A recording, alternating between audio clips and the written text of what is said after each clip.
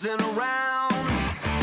Calling all you freaks and nerds. You're just missing what you want. My brother's going down the drain. My sister's living the dream. But everybody's singing along. It's okay, we'll all soon be gone.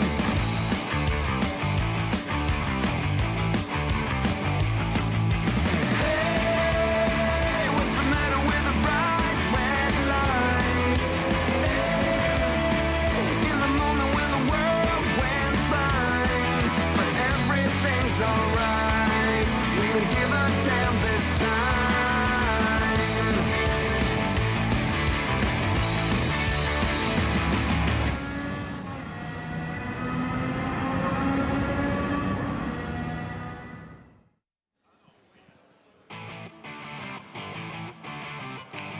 Hello everyone, and here we are coming from the Honda Plaza in Aoyama, downtown Tokyo, right next to the Imperial Palace. My name is Peter Lyon. And I am Robbie Nishida. Thank you for joining us here in beautiful autumn morning.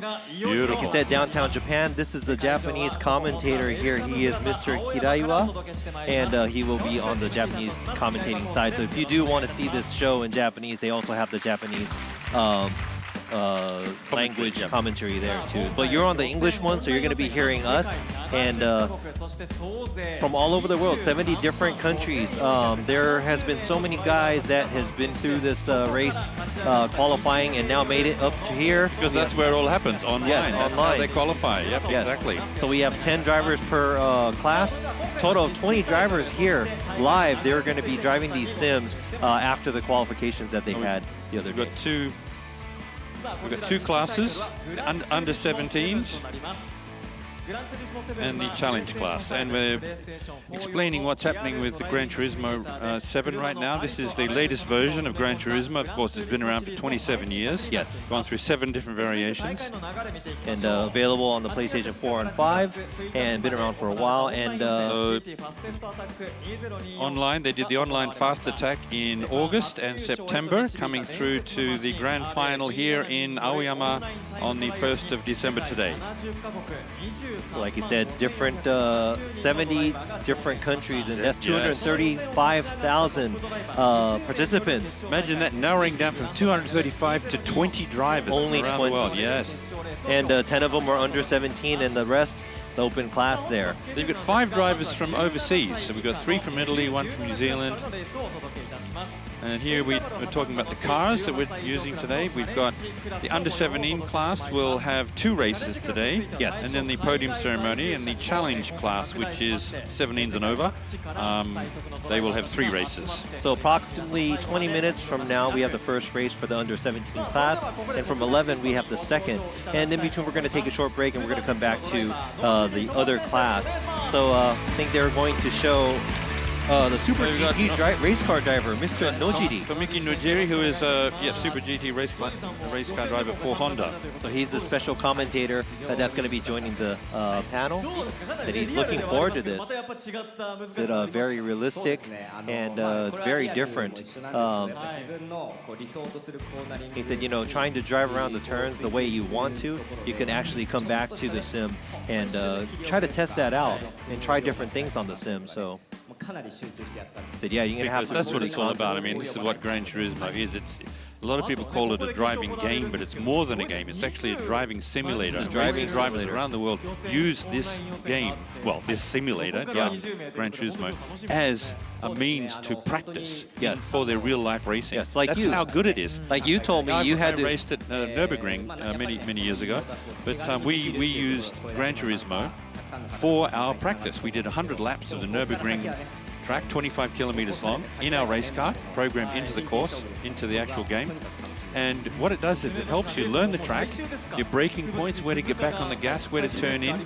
It really helps you. What you cannot feel is the G-forces. Yes. That's probably the only thing you can't feel. Other than that, it's a brilliant, you know, it makes you able to drive at about 95% on the very first lap that you do in the real world. Yeah, I mean, that's how good it is. The visual is very, very important, and just like what Nojiri said, you know, a lot of the real world race car drivers also are on the sim getting practice, and he's going to be getting ready for other races in the future as well. But he will be one of the commentators here. And let's go ahead and introduce more people here. Here you go. This is Dominic Duce. He is, when they had the Suzuka Circuit F1 back in '87, he was, Honda offered him to come out, and he was one of the chefs, the head chef, to have the meals all ready for all the drivers and for their entire team. So he knows what it is, and I think you're able to eat that here. It's very important for racing drivers to eat the right food so that you are pumped up. You're not too heavy in your stomach. Oh yeah, definitely. You know, you've got to have a lot of like pasta, bread, those sort of things is what racing drivers have before they're racing. Yeah, and another introduction here is the Honda Racing eMS ambassador. This is Inugami Korone. This is a character online, a virtual YouTuber with 2.1 million followers here, supporting one of the vehicles in one of the races here. So their car is here on display, and they're also the ambassador for this eMS event. So well, Japan is the leader in manga, animation, anime, around the world, cosplay. Yes, I mean we're in the epicenter of of Japanese. And we've seen previous characters on race cars too. But then if you do if you tag them, follow them, and tag them at Honda Racing _EMS, the lucky 5 winners randomly will be chosen. You're going to be getting nice gifts, so maybe try that out later on your social media. All right, so let's go ahead and get this kicked off. The under 17 森山壮太です。昨年はポイント差でチャンピオンを逃してしまいましたので、今年はチャンピオンに頑張ります。林祐介です。昨年に引き続き優勝できるよう頑張ります。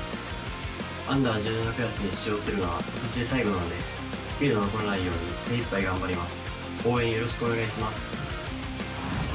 こんにちは、加藤薫です。昨年はオンライン予選を通過できませんでしたが、今年は通過できたので、しっかり勝てるように頑張ります。よろしくお願いします。西野幸喜です。優勝を目指して頑張りますので、応援よろしくお願いいたします。秋田県木城本の14歳、優勝するぞ。金子壮太です。初めての U17 クラスで厳しい戦いになると思いますが、最後まで一生懸命走るのでよろしくお願いします。中川隼人です。最後のアンダー17の大会なので勝たせるように精一杯頑張ります。吉岡航です。少しでもいい順位でゴールできるよう頑張りますので、応援よろしくお願いします。大村あゆみです。初めての参加です。上位を目指します。梅津和志です。今回の大会でアンダー17は最後になるので、絶対優勝できるように準備してきました。気合いで頑張るので応援よろしくお願いします。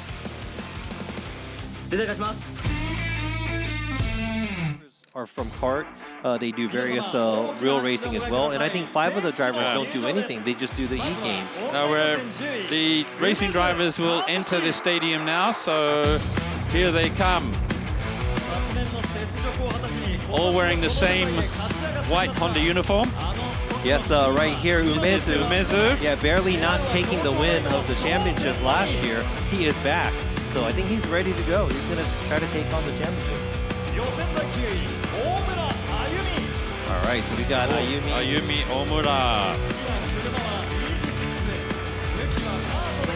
All right, so yeah,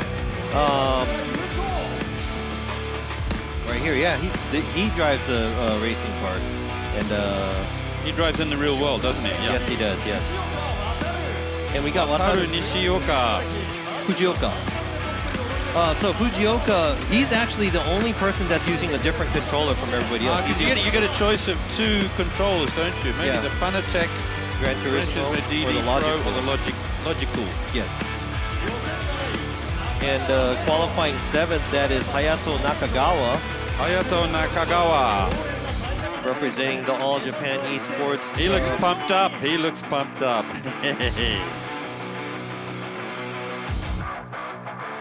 Yeah, so he was 5th in the Kanto area. Number 6 in the qualifying was Kaneko. Sota Kaneko in the 2023 Bridgestone GT time trial under 17 winner. 5th in the qualifying was Kijima Yutaro.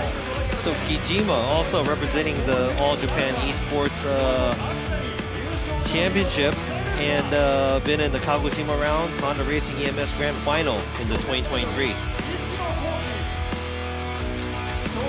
Ichino. All right, so in the under 17s, because another thing we have to remember is these guys are all under 17, so they're all teenagers. They're all still going. They to don't even school. have a driver's license in Exactly. Japan. But what's great about this race is that their parents are here. A lot of their parents are here today to even perform. Yes, they have the support of So their they're getting the support of their parents, which is something that probably we wouldn't have had 20 years ago. Of course not. There you go. That's Kaoru Kato, actually just in it.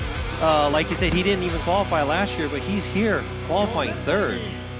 And 2nd, just missed out on the pole position, is Hayashi. So Hayashi, under 17 class winner. He is back for it. He's representing the Asia TGR GT Cup for the 2024. And here you go, last year's, I think, runner-up, right? Sota Moriyama. He is back. He beat last year's champion in the qualifying, got on top, representing the Esports All Japan 2023 Kagoshima under 18, and won the event in, I think this is 18 I think we're looking at a champion of the future here. Yep, yes, for sure. Yes, we are. Look at all, well, 10 champions right here. Any of them could take the win here today. Yeah. Oh, yeah. I wouldn't be surprised who's going to be on top. So round of applause to these young drivers. And like, you know, in Japan, you get your license, car license when you're 18. So obviously these guys don't even have a car license, but they're experts on They'll be ready for their track. license in a couple of years, for sure. Yes, and he said, you know, you're back. It's been a year. How do you feel right now? So losing or not getting the top by 1 point last year is like really sucks. So he's back for it. He's gonna want to try to go for it. And he got first by 0.003 seconds. Yeah, in the just missed out. Yeah.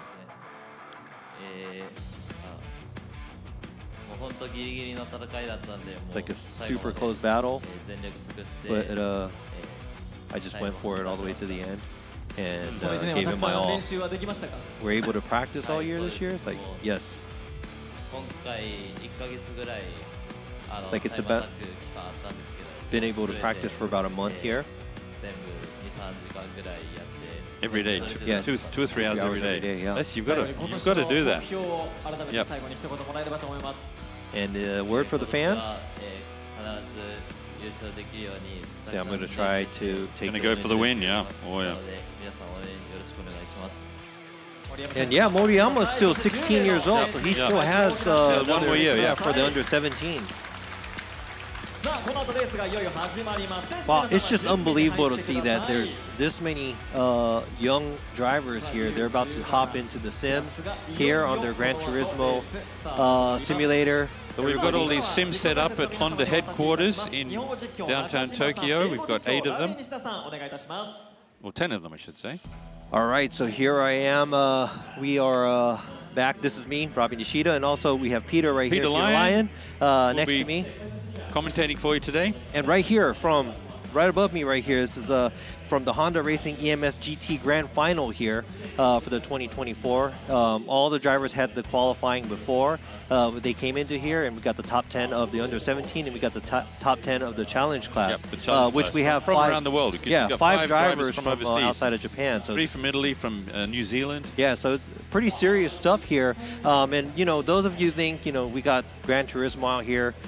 It's not Plus, just of course, a game. we have Igor Fraga, who is an original champion from the World Final several years ago. Yes, exactly. So from we Brazil. we got some serious drivers out here. So we're looking forward to some hot battles online. And right now on the Japanese live stream side, they're introducing the commentators, and also we have a great panel of guys out there for the people that are here for live. We're here just for you guys for the English live stream, and hopefully I can catch some comments. If you have any comments to drop below while you're watching this, please let us know some what do you feel about the event. And also, if have you tried this out, and were you one of the guys that try to compete and get into the qualify? Because what is it, 250,000? 230,000, yeah. 230,000 from people around out the there. world, yeah. Narrowed down to this 10 drivers, so it's some serious racing going on out here. Yep, so if you have a moment, let us know what you think about e-racing, e-sports, and Gran Turismo, and Honda, of course.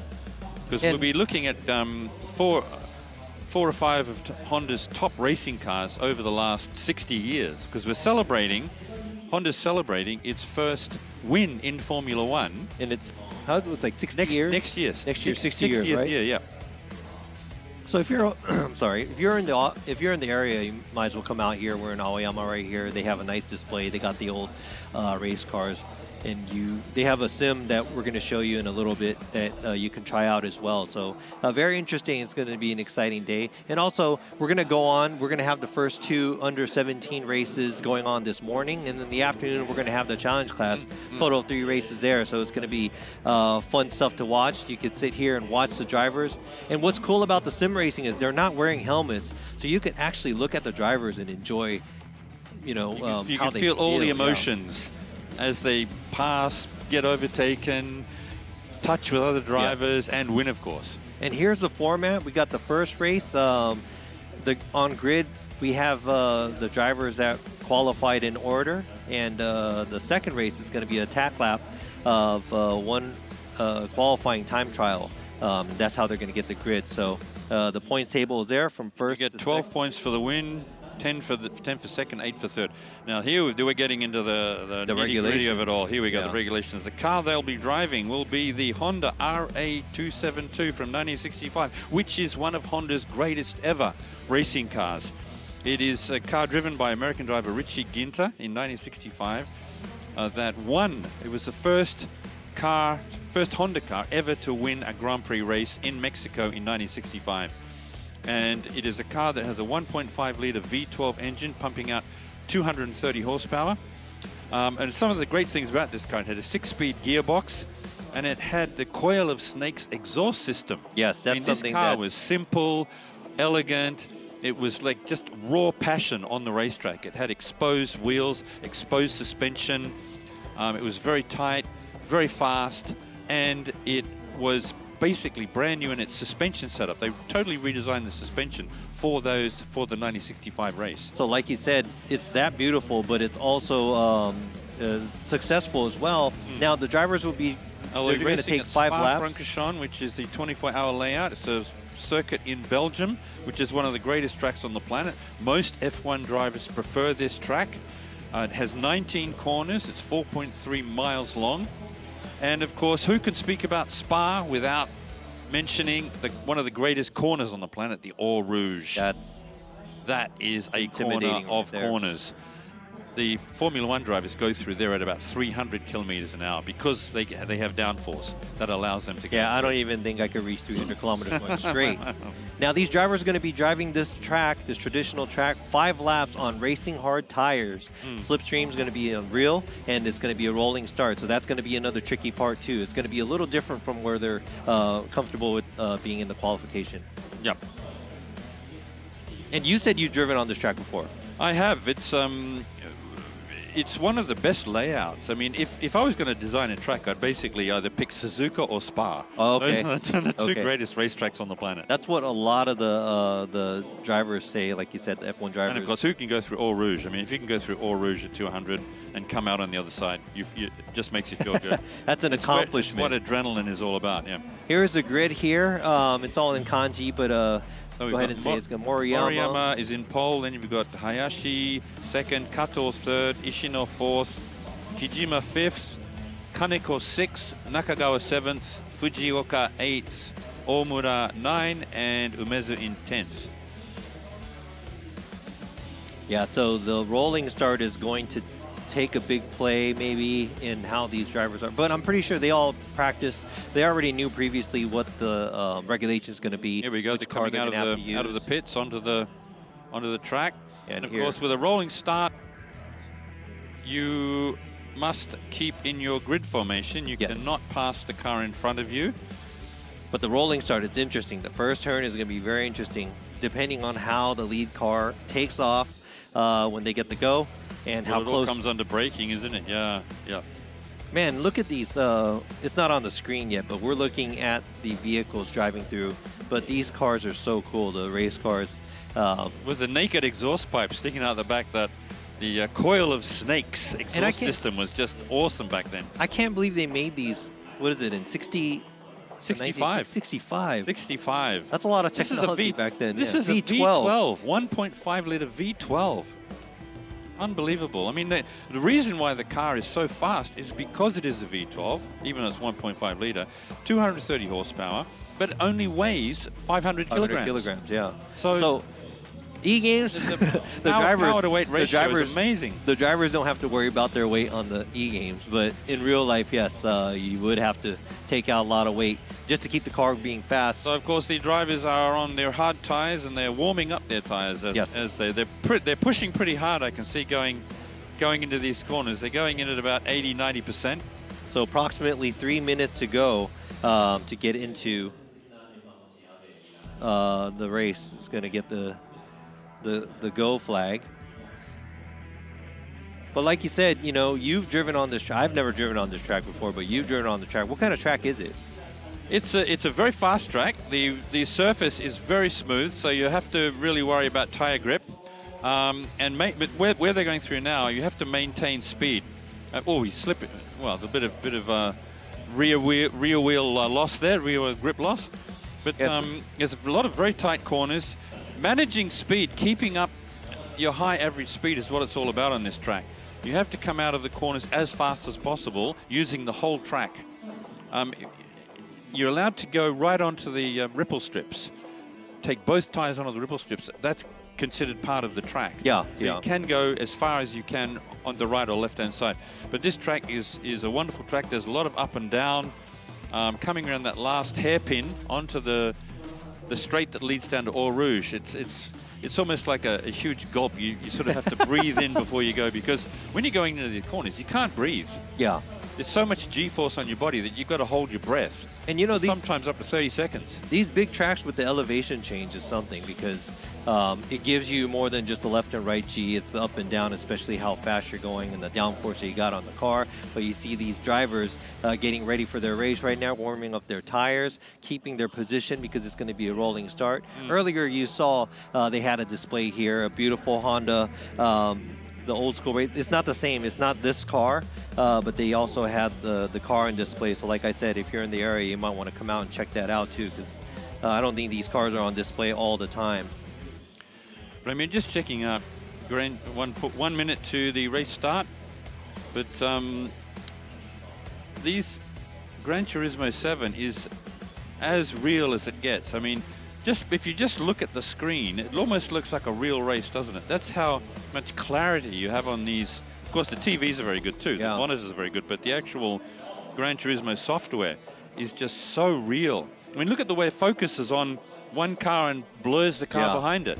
So I mean, it's just so well done. The beauty about the sim racing too is, you know, these drivers, obviously they don't have to wear their helmets to be in the cars, to be racing. And you can actually see, like you were seeing, the drivers' concentration in their eyes and everything. We're coming up to the start. Yeah, the rolling start is about to go. The hairpin. All right, so the GT Grand Final, the Honda Racing eMS is about to get kicked off here. The under 17 class, the first race about to kick off.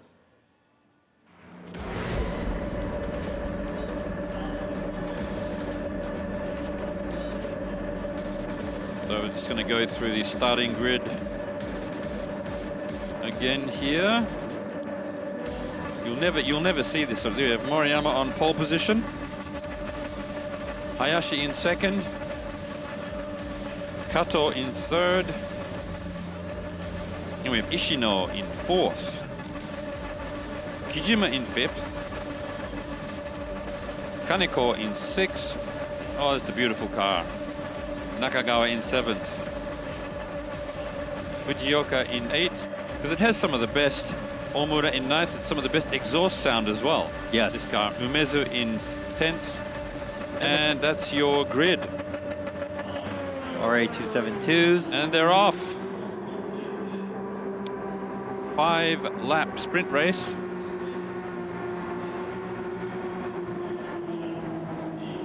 Right, so they're going they'll do one lap, formation lap.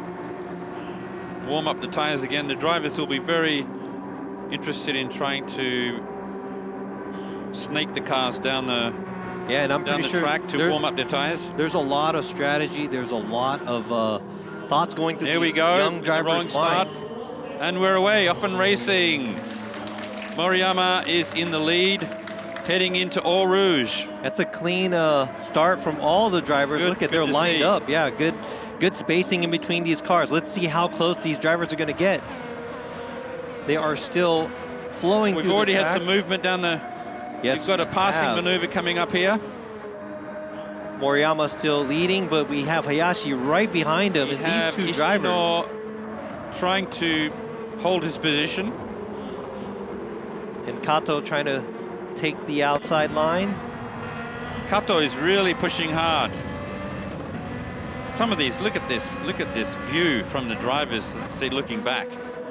And the concentration because you get views on this that you'll never get in a real race. Oh yeah, because you just don't have the camera positions. And the inside look at this cockpit. yeah. Look at these cockpit shots. And the as real as it gets. Realistic, how realistic it is. It's like, I'm getting kind of excited already. We're not even through with the first lap. What these guys are trying to do is get into the slipstream so they can generate a few extra kilometers an hour to pass the guy in front of them. Yeah, and you know, downforce, air, slipstream, that's really, really important in real life because I don't know if you've ever tried it. If you're driving, maybe not good idea, but you put your hand out the window. Depending on how fast you're going, you know, your hand gets pushed back because of that air. And just imagine how much air is going through these cars. Getting close to the car in front of you, staying in the slipstream is very important. And one of the things about this race is that there are many rules that the drivers have to obey, of course. And one of the big rules is something called bump drafting. You're not allowed to, you can stay right behind the guy to get in the slipstream, but you cannot actually bump him and push him off the track. Then you'll be penalized and you'll lose a lot of time. Plus, of course, you would have knocked out one of your competitors. Yes. He will be very upset about that. Yes. So there's a bit of movement going on here. I think we have a Ishino. Kato. Can Kato get past Ishino? He's really pushed all day. It's a bit of tire tapping going on there. All right, so yeah, Kato was able to hold his. Or actually, Kato moved up in third, and Kaneko is in fourth. No, well, I think there's a battle. There's a real battle going on here between Kato and Kaneko for the. This is actually for the podium, isn't it? When you think about it. Yeah, and Ishino dropped to fifth, sixth. Kijima and Ishino is battling for the fifth and sixth right now. Moriyama still in the lead. Hayashi, a little bit of a gap in between there, but I think Kato, Kaneko, Kijima. This is one of the major overtaking. Now that the guys have their tires warm, they're getting into the groove of it. They know the track. This straight here is where a lot of overtaking will be happening. If they can get in the slipstream. Umezu moved up from 10th to 9. Looks like Omura dropped. But the top 5-6 drivers have been the same. And look at the lineup here. We got Kaneko, Ishino, and Kijima and Ishino battling for 5th and 6th. And Moriyama is holding the lead by 1.2 seconds from Hayashi. And then Kato only 0.9 of a second behind. All right, so looking at this, it looks like Moriyama has a little bit of a gap in between his opponents and in between Hayashi and Kato. Yeah, looks like they are gapping each other, but 4, 5, 6 is very exciting here. Actually, 3, 4, 5, 6. Kato, Kaneko, Ishino, Kijima, they're all really close. We saw them all lined up through a turn earlier, 4 cars, but now we have Hayashi in second place, just cruising along. Because of course you have to remember, one thing that we drive cars these days, we drive them with ABS, with traction control and all those sort of things. These cars had none of that. It's raw. The drivers, that's absolutely raw. The car, as raw as the car looks, is as raw as the car drives. So it's got a 6-speed manual gearbox.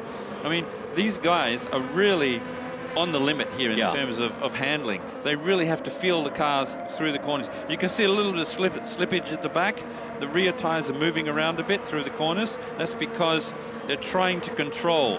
Because the car is very rear heavy. Yes. This huge V10 at the back. Sorry, V12 engine at the back.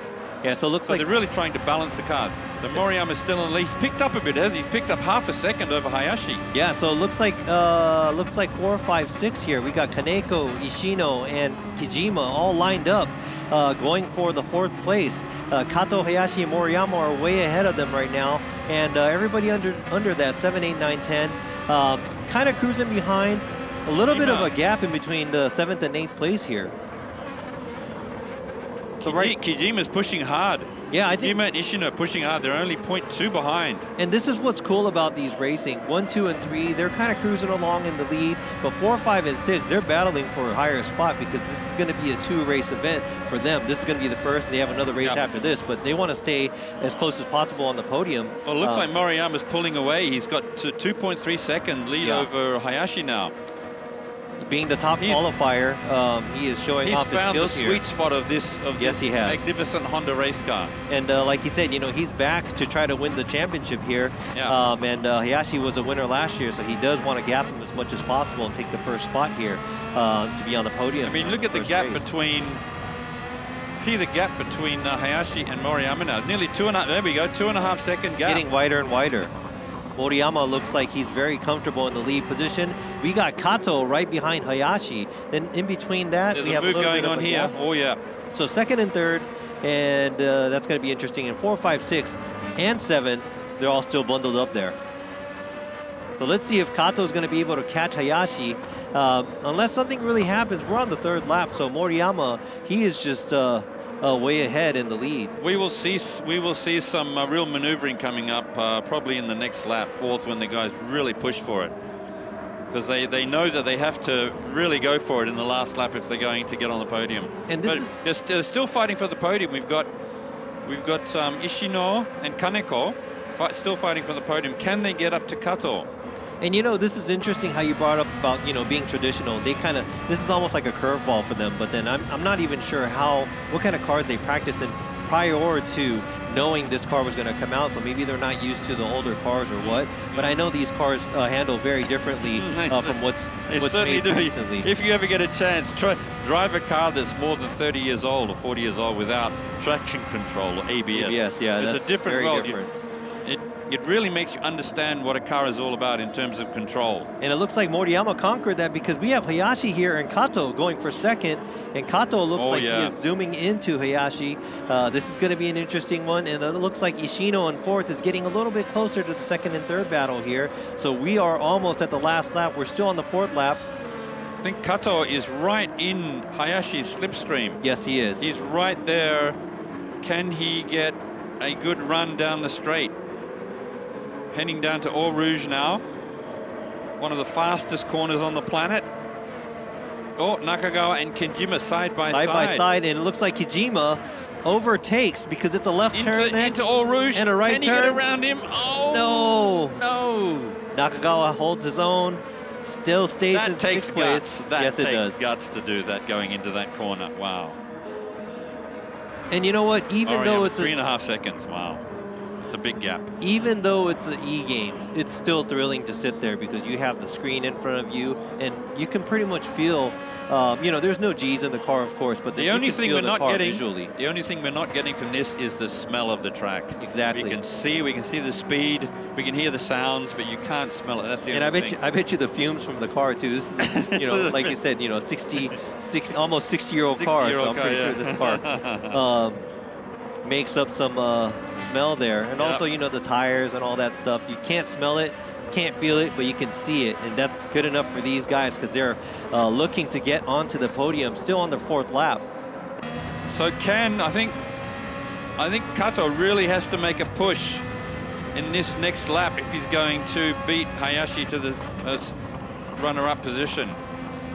Yeah, like he's only half a second behind. He's in the slipstream. Can he get a good run through a corner, hold higher speed, a higher corner speed than Hayashi? And man, Moriyama is way ahead, 3.5 seconds ahead. And that's a sizable gap from first and second. That's a winning gap. That's a winning gap. There's no way. And unless he does something untoward. And especially with 1.5 more laps left on this track, I don't know. But, Hayashi, Kato getting right closer to Hayashi. But you can see how high these cars rev. I mean, we're up.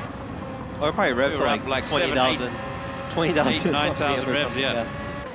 Yeah, it's like 12,000, yeah. All right, so here we go. We barely just saw Moriyama's rear end of the car coming into the shot, but we got Hayashi in second, Kato in third, Ishino right behind, and a little behind there is Kaneko. So after fifth place, it looks like they were able to shake the drivers. Nakagawa, Kojima way behind, and 8, 9, 10 way behind. Got a great battle for fifth going on here with Kaneko and Nakagawa. Nakagawa's only 0.2 of a second behind. And it takes one turn. Can he find? Yes, he needs a corner and a straight to pass Kaneko. All right, here we go. Can Kato pull a rabbit out of the hat here? Can he pass Hayashi? He's only 0.3 behind. And, wait a minute, what happened here? Moriyama. Moriyama's gone off. Moriyama is off. Moriyama, slow down. As I said, he needs... What happened there? What just happened? Moriyama has fallen down. What happened there? He dropped to fifth. Even the Japanese commentator doesn't know what happened there. Yeah, we missed it because he was way ahead of everybody. What happened? That was out of camera view there. What happened? We're getting a replay. And that's a replay Moriyama there. pushed hard. He was pushing hard. Oh, he was here. And he went off. He crashed. See, that's not what you want to do. Saishu, yeah, the last lap, he pushed hard through Eau Rouge. Oh, man, he went in a little hot. The car understeered. He went off and just tapped the barriers. And you know what? That would really wreck up the steering. Oh, yeah. And the car is probably not. Oh, dear, dear, dear. Yeah, Moriyama's down to fifth. What a shame. And you know what? I would have to say Moriyama didn't even have to push it that hard through there. He didn't. Because he had a sizable He should have just gap. held it. He was pushing at 101%. He should have held it back at about 97. Hey, but you know what? He's only 16 years old, and he's probably like, you know what? Pedal to the metal, going forward. But you know what? I like that hustle by Moriyama. Still in fifth. Now Hayashi in first, and now Kato in second. And now it's a different story because it was third going to second, but now Kato's trying to go to first. Yeah. See now we don't know. We're on the last lap. Can Hayashi hold his 0.2 second lead over Kato? And of course you have Ishino coming up hot as well behind. These top three cars, there's only half a second separating these three cars leading into the last lap. Now this is zero mistakes zone here because we are on the last lap, the final lap. Driving. Yes, and these drivers are trying to do everything in their power to get in front. Coming up beside Kato. What's happening here? Moriyama's back up in the fourth. Oh, Ishino! Ishino moves up. Yes, well done. Wow, right at the last turn, Ishino moves up and gets into second. Ishino, great job. Wow, Kato right there gets past at the last turn. And that's man, racing, isn't it? That's what it's all about. And Moriyama dropped done, all the way to Hayashi. fifth, but he moved back up to fourth. Barely missing the podium here, but the winner here, Ryutaro Hayashi. Hayashi Ryutaro gets the win. Poor Moriyama. Moriyama was really pushing hard. Going into that last corner, the Eau Rouge corner. See, this is what I was talking about. It's managing your tire grip, managing your speed, knowing the track. He just pushed a little bit hard going into that corner. Understeer, went off, crashed. Well, you know, he lost 5 positions. Well, Moriyama coming into this comfortably, qualifying first, going after the champion here. Hayashi defending his champion, or trying to defend his championship from last year, here takes the win. And Moriyama, man, he is probably just kicking himself right now I'll tell you for what, the mistake. he would have learned a lot about this. He will never do that again. Yes, if he won't. you're 3.5 seconds in the lead, it means that you're driving well. So just maintain that speed. Because the tire grip would have still been quite high then, I think. He wouldn't have lost that much. He would have maybe lost 20-30%, but not much. So we have Hayashi in first, Ishino in second, and Kato third. They're your podium winners. Yes, so Moriyama, I'm going to read it off from fourth. Moriyama, Kaneko, Kojima, Nakagawa, Omura, Fujioka, and then Umezu. So we got the 10 drivers here. There's the final lineup there for this first race that we had. So we had the regulations with the vehicle and the tires. We're going to move on to the next race, which is going to be very different from this. Oh, yeah. It's going to be a change in car, change in regulations, and it's going to be change in track as well. So that's going to be something interesting to see. But like we said, Hayashi right now, the defending champ, is currently took the first place here in this race. And the number one qualifier, Moriyama, we thought it was going to be an easy breezy for him in the first place. Easy breezy, it should have been easy breezy for him. He should have. But hey, you know what? You even brought that up. That was a very hard corner. That is a very hard corner. All right, so let's go ahead and see what Hayashi has to say for his win here. We've got the winner interview. Congratulations for his first place win. And how was your first race? You did it. He's like, man, I was going for second. He just thought he'd get second. Yeah, he wasn't expecting the win. He said there was 2 cars chasing him down too. So after the pass, he's like, man, my hands were shaking the whole time. I can imagine through the last half lap, he was really trying to hold the lead position because the other 2 cars were hot behind him. Yeah, and I mean, we didn't know who was going to win to the last turn. He's like, you know what? He was able to defend himself, take it all the way to the goal. So how did you? What were you thinking going through your head? He's like, you know what? If I could stay in within third, I would have been happy enough. Being second, it would have been great as well. But see, this is what these guys are learning about. They're learning what racing is all about. You never know what's going to happen until the last lap. You just don't know. And this is what we saw in the last lap, the leader, 3.5 seconds. And like he said, you know, he said the second race is one of his favorite cars. I'm pretty sure these guys all, you know, drive on the sim with their favorite cars all the time. And this one was probably a curveball that was thrown from Honda with all the tradition going on. So guys, what did you think of that race? Yeah. The Honda RA272, one of Honda's greatest ever race cars, around one of the greatest tracks on the planet, Spa.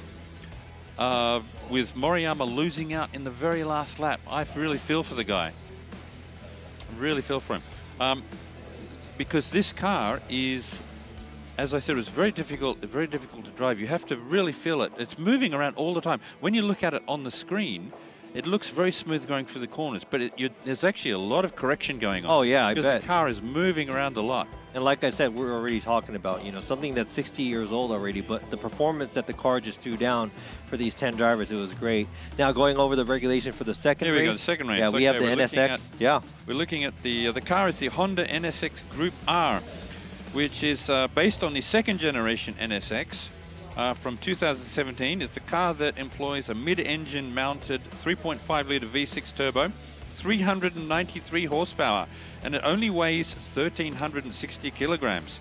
It's actually a Gran Turismo original Group 4 race car. Has been converted to rear-wheel drive, of course, because the NSX is four-wheel drive, and they've taken out the hybrid powertrain and the 3 electric motors. They'll be using they get a choice of 3 different tires: racing, hard, medium, and soft. So they have they have to pit in to change tires, and they have to use at least 2 of the tires, That's right. 2 different tires, and they have to pit in 2 times at the least. Each pit in is going to cost them 21 seconds, but they have to do that. All the drivers have to do that. And the track we're racing on is the Nürburgring Grand Prix course, 13 laps. So it's going to be a little different from the sprint race that we had because there we go. So this track is. Oh, here we go. So after this is the lineup, how many points that we have from the first race here. Oh yeah, point ranking here. Hayashi being in first, Ishino in 12. Second.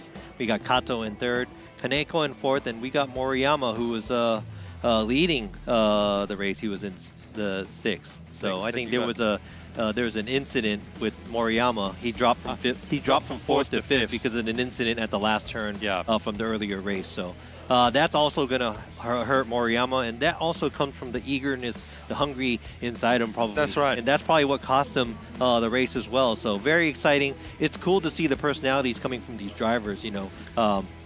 Let's introduce the racetrack. It's a track that's the Nürburgring Grand Prix course is located in Western Germany in the Eifel Mountains. Of course, you've got the GP course, which is 5 kilometers long and 12 corners. It's connected to the Nordschleife, which is a track that was built more than 90 years ago. It's about 20 kilometers long, but the actual track that the drivers will be racing on is the Formula One, the Grand Prix course, only 5 kilometers long. And the difference about this course is that it is very flat, very wide, and the the tarmac is very new, so it has high grip level. So it's not the area where there's elevation the dippy divey one with the narrow tracks and I was about very to say, very little off areas. I was about to say they're going to do 13 laps. If they're going to do 13 laps on the Nürburgring, we'll be here all night. No, that's right. So.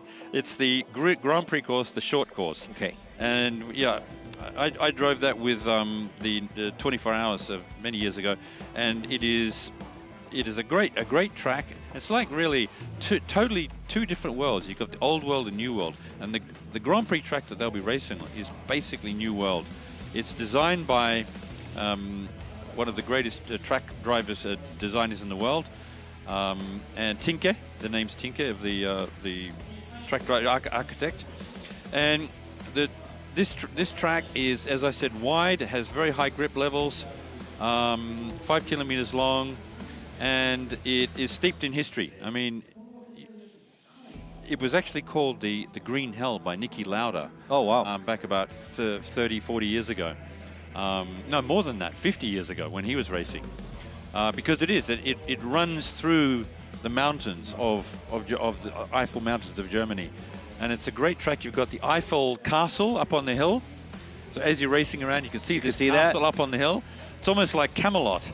You know, Camelot meets racing. it's wonderful. It's a wonderful track. So we have about maybe like a minute left. They're going to start to qualify for this round, for this race, and they're going to be They're all going to be on the racing softs, just for the qualify. And like we said, for the race, you're going to have to select your tires and do 2 tire changes. And also, there's no settings done except brake balancing. So. Different regulation from what we had earlier, different car, different track. So this is a whole new race. So let's kind of take everything out of our head, what we saw earlier. These drivers are probably in a different mental mode going for the attack here in Nürburgring. Because we've got a car this time that is as new as it gets. I mean, it's only, what, six years old, based on a production car. But they've taken out the 4-wheel drive powertrain, so it's rear-wheel drive.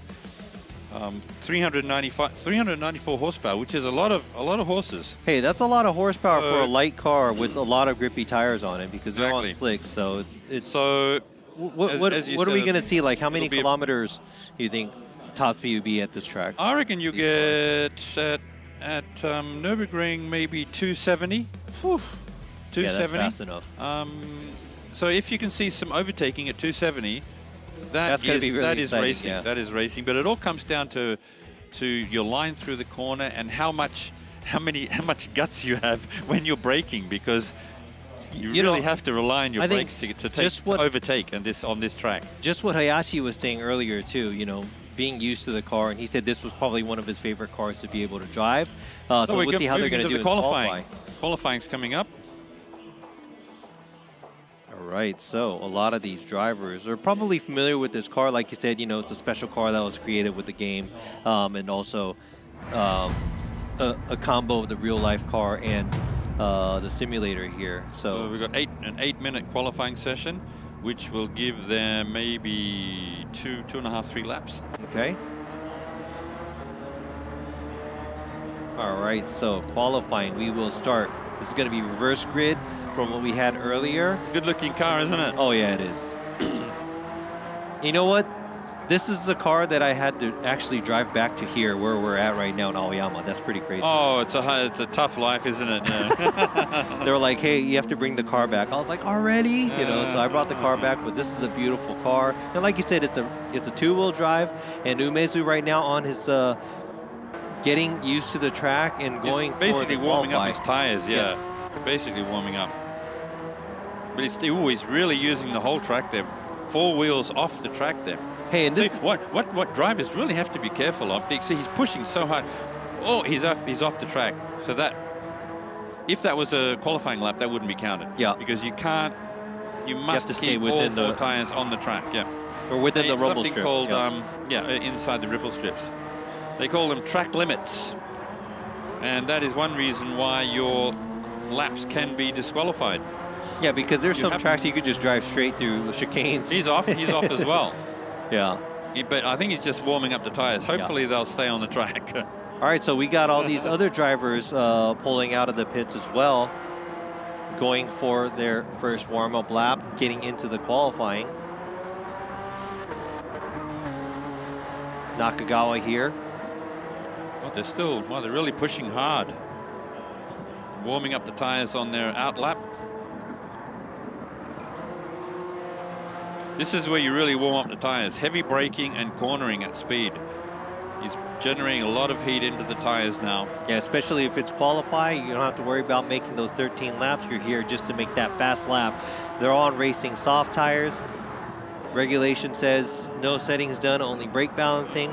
And qualifying is a little different because we are here right now, and you guys don't see, the drivers and what we're seeing right now here in Aoyama, but it's kind of silent and it's kind of quiet out here, and the drivers have to concentrate. So it's almost like all eyes are on you for qualifying. Yeah, for sure. It's probably, probably gets to your nerves as well. What's great is that now the feedback from the sims is so real that you're actually feeling the ripple strips through the steering. Come on, guys, stay on the track. I know Nürburgring very well. Stay on the track. If you're going to qualify, you have to stay inside the white lines and the ripple strips. Yeah, so I think a lot of the drivers... You can use the whole track, but stay inside it. Come on. So here you go. You got the in-car now for the attack of Umezu. Ooh, man, it's like... Nice braking. Good braking. Sitting here watching this, it kind of makes me want to step... when you get to the turn, it's almost like passenger seat driver. You want to actually put your foot down. Brake. See, cornering in 180, you really have to know you'll be on the right line. You can't mess up your line going into a corner. And like you said, that's right good, now, nice and wide. Just tapping the inside ripple strip, going a little bit wide, then turning into the right-hander here, going wide, taking it as wide as possible, but staying on the track, yes. And this is where you're really accelerating through the gears here. 190, 200, 210, 220, and then from here 150, 100 meter braking mark, brake, going in tight left-handed, tight right. Ooh, there you go. And so you have to stay on the track. Oh, well done. So looking at this, he was 10th earlier, and he is qualifying right now first. But you have to think about it, thinking about the 230,000 drivers that went for the qualification to be in this race. Being in the top 10th here, that's pretty impressive. And he gets a 2 minute. 2 minute 2, which is good. It's a good start.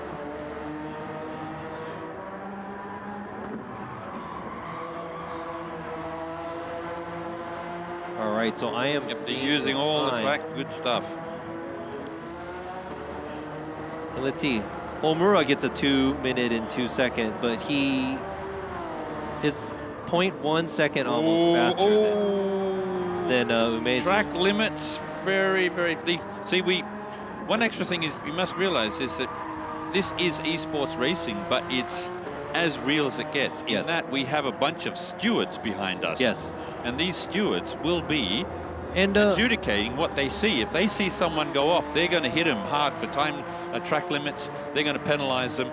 So these drivers have to keep that in mind all the time. And like you said, or we were talking about earlier, after the first race, we had Moriyama getting penalized for the turn. I don't know if it was a contact or a legal overtake. I'm not sure. But then he was dropped from 4th to 5th. Yeah. So it's as serious as it gets. And right here, we just see on the... So you have to be a gentleman. Yes, you have to be a gentleman when you're racing. You can't just be aggressive. So these are racing drivers, but they're gentleman racing drivers. Well, that's what it's all about. They're kind of gentlemen. They're still teenagers. So yes, I gentlemen see. in the making. There you go. Yeah. There you go. Yeah. So I think I get the feeling you want to come in first, and you want to. Oh man, you see the hand slap right now. Oh. Right now, what happened? Ooh, Kaneko. Not happy with his time. But hey, he got 2 minutes 2. 2 minutes 2. Flat. That's a good time. As flat as it can get. It's 3 zeros right there. Now we see Kojima's car driving through. Oh, and maybe holding it through that tight S corner is really quite difficult because the car gets very unbalanced. So you have to wait for the 4 tires to get back on the tarmac again and then turn again. If you turn when the car's in the air, you're not going to go anywhere. And looks like it's the qualifying order almost from what we saw going into the first race, because I remember Umezu was he qualified 10th. Omura qualified 9th. So there's a little bit of a mix-up there. But then who is going to be the first one to get into the 1 second, 1 point something second here? Is it going to be? We see Moriyama on the track right now. Moriyama's Kojima. Moriyama's quick. Do we have split times here? We have. How are we going here?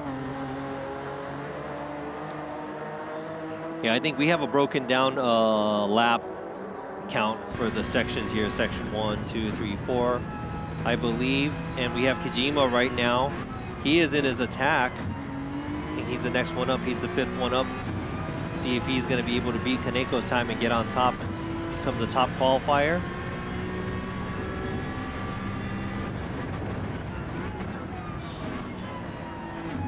Kaneko is very quick for the first section.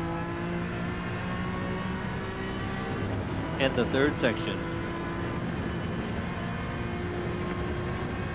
All right, so very smooth, nice, very smooth. And see right here, right, Kojima. 100-meter braking marker, turning in nicely. Just caught the apex there. Very well done. He likes the You've got to no get those gloves. apexes. Yeah, you've got to get those apexes. There you go. Good, well done. He kept half the car on the track, which actually is good. Helps tire grip there. This is where they're accelerating hard through the gears. 210, 220, 100-meter braking mark. Brake. Turn in left, and then a quick right. I think he little bit of momentum. He would have lost. Yeah, he penalized. I thought there would have penalty there because he went a little track too limits. deep. Track limits. Yeah, he went off. So that's +5 right there. See what I mean about it? Upsets the car going through. He lost stability going into the S curve there. That's sad because that's a big to lose that time. Yeah, so we very got tough. Ishino right now on the screen, and Ishino. Oh, there you go. He made it into the 2 minute, 1 second, well 5.84. Great job by job. Ishino. We saw his reaction right when he went through the finish line. He just did the yes, feeling. But like I was saying earlier, we see some of these drivers, some of these guys do a bare hand, some of these guys do it with the racing gloves. That's what's interesting to see because some guys prefer, the raw hands or no Well, gloves. I mean, I'll tell you what, if you've been racing on this, you get so hot and there's so much adrenaline pumping, your hands start to sweat very quickly. Yeah. And you become so heated and so hot. And to have gloves, it really does help with the controller thing of the steering wheel. Yeah, then Hayashi. How's he going? Hayashi, winner of the earlier race, but then he's also the no glove. No glove. The no glove crew. Yeah, so we got these drivers. Oh, Hayashi coming in 4th. He got a 2 minute, 2 second. 104 or 107, I'm sorry. So now we have Moriyama. Moriyama, how's he going? Moriyama also 286. He came in 6th. Okay, 6th, yeah. Wow, so it looks like Ishino could be the pole sitter. Yes. Well done. I wonder where he picked up that extra half a second. Hey, it's favorite cars. He did that. Favorite cars, favorite tracks. I mean, there's probably a lot of likes and dislikes. Getting the right line through those tight corners is where you pick up half a second. Yeah. So it's not about just going fast. You have to through slow down where you have to slow down to go fast. It's not about just going fast. Even though it's e-games, you have to have the right strategy to attack the track. Maybe he's a lot used to this track more than the other drivers and the car as well. So well done by Ishino. He's the only driver that broke the 2 minutes, 2 seconds. 2 minutes, without any penalties. But basically half a second difference to Kaneko, which is huge in the world of racing. Yes, it is. Half a second difference. I mean. And here you go. We got the lineup.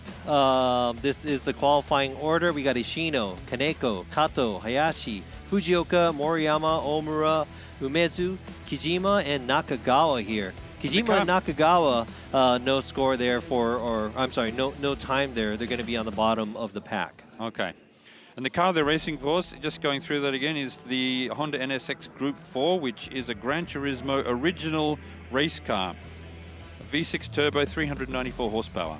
So it's 2-wheel drive. Rear wheel drive. Rear-wheel drive, yeah. Which is what a racing car should be. Come on. Well, That's what racing's all about. Anyone that likes driving or racing loves rear-wheel drive. I like drifting, so rear-wheel drive. As a drifter, an ex-drifter, you know what rear-wheel drive's all about. But any cars, 4 tires on it. I don't care if it has a 50cc motor in it. I don't care if it has 1,000 horsepower motor. It can go sideways. No, it's just fun. Fun to drive. Yeah. All right, so it looks like, yeah, the favoritism of cars and track maybe was there, but let's go ahead and see what he has. Ishino. Ishino qualifying first. We're going to have a few words with him. はい、タイムアタック見事なタイムでポールポジションを獲得となりました。 Congratulations to on the pole. Ishino. ありがとうございます。 Thank you very much. You did it. 相当決まったラップでどのセクターもすごく He's every section. Every sector he did. Yeah, he was able He to did very good in every sector. いやもうすっきりしました。Yeah, he got the best time in three of the sector 2 and sectors. sector 3. Yeah. I'm sorry, yeah, two. So yeah, he said it feels really good. Well, the last sector is where you've got the tight S curve, so that's where he picked up a lot of time. And he said, you know, going for the win. Yeah, he's going to try to run away with the win here after on the second race after this Well, if he can hold that time through those corners, oh yeah, he will have a very good chance of winning. But he has to be cool. He has to keep cool. But it's different because we have tire changes. Yeah. We also have the tire selection Strategy, when to come in, when to change tires. So you can't use just all soft. That's it has right. to be Exactly. Either medium, hard. You need and it's going to be a strategy. How many laps you're going to make with which tire. So here you go. Let's go ahead and go over the regulations again. Here's the Honda. So here we go. Let's just four. repeat the regulations again because I love talking about these cars and these tracks. So we've got a 13-lap race. We've got a choice of 2 tires. Three tires. 3 tires, Yep. the hard, medium, and soft, but the drivers have to choose between them. Yes. The car is, as I said, the NSX Group 4, which is a Gran Turismo original car. Rear-wheel drive. Then this track is the Nürburgring Grand Prix course, which is 5.1 kilometers long. Wow, so we have 13 laps, and it says slipstream is real. 3 times the amount of fuel is going to be used this time, and tire wear, 7 times tire more. wear. Wow! So you really have to strategize and how course, you're going to be changing tires. Yeah, exactly. So these guys have they were told what cars and what tracks they'll be driving a couple of months ago, so they've all had time to work I out think a they good have strategy. About a month or so. Yeah, about a month. Yeah, so to work out their strategy, and I'll tell you what, these guys really go deeply into the strategy. You know, what's the tire wear like? They really practice. They work like out what you ran a team, so you know. But racing teams has everybody thinking for you. But you're out here driving by yourself, so you have to actually come up with a game plan. But what if it doesn't go as your game plan was? Like, let's say, what if you use your tire a little bit too much on the first 2 laps, and you have to be ready. You have to make it up as you go along. Basically, Yeah. that's what it's all about. It comes from experience. Yeah. Yeah, I think if That's you right, go yeah. by the books, this is going to hurt you because it's not about just that. You know, if you're battling somebody, you're pushing a little too much, and you're wearing more tires. Because tire wear 7 times. That's pretty hard. tough. Yeah. You really have to be aware. And what that means is that after about the 3rd or 4th lap, you're already starting to feel the difference. Yes. So you're having to brake a little bit earlier, turn in a little bit quicker to get the corner. So here's an approximate racing soft. Racing medium is approximately 0.8 seconds more slower around the lap, and racing hard is approximately 1.8 seconds slower than the natural lap for the racing soft. Now These are some possible strategies. Yes. So it's like, do you want to stay with the medium? Maybe do a little bit of racing soft, so you don't have to change the tires so much, because every driver has to change their tires at least twice. So that means they're going to go into the pits twice. That's 42 seconds on top of their total time at the end. Do you do medium, hard, soft, or do you do hard, medium, medium, or do you do hard, soft, soft? What would you do? What do you think? What would you do? I would lead towards, I'd like to use the soft somewhere along the line. I think I'd go for the top one, the medium, hard, and soft, because you're getting some good grip from your soft tires and the medium, and hards you're not getting as much grip, but it lasts longer. Yeah, then I think I hear I'd want more grip. I hear Yamanaka. He's an E-Games racer, a pro. I heard him. He said he's going to start with the soft and so on and so on. So I think that strategy might be working, and maybe a lot of these drivers will be using that. So here you go. This is going to be the second race, and the points you will get in the order from the 1st to 10th is on to the right. And right now the lineup: Hayashi, Ishino, and then Kato. Those are the top 3 with 12 points, 10 points, and 8 points. Who is going to add some points to what they have? Anything can happen at this point.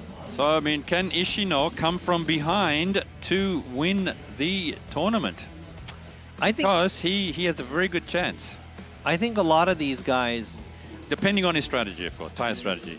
It really does come down to that. It really does. hey, and it's different from qualifying because it's not about just your time. It's about how well the higher ranked drivers do in the race as well. Managing your lap times and your tire wear. That's what it's all about.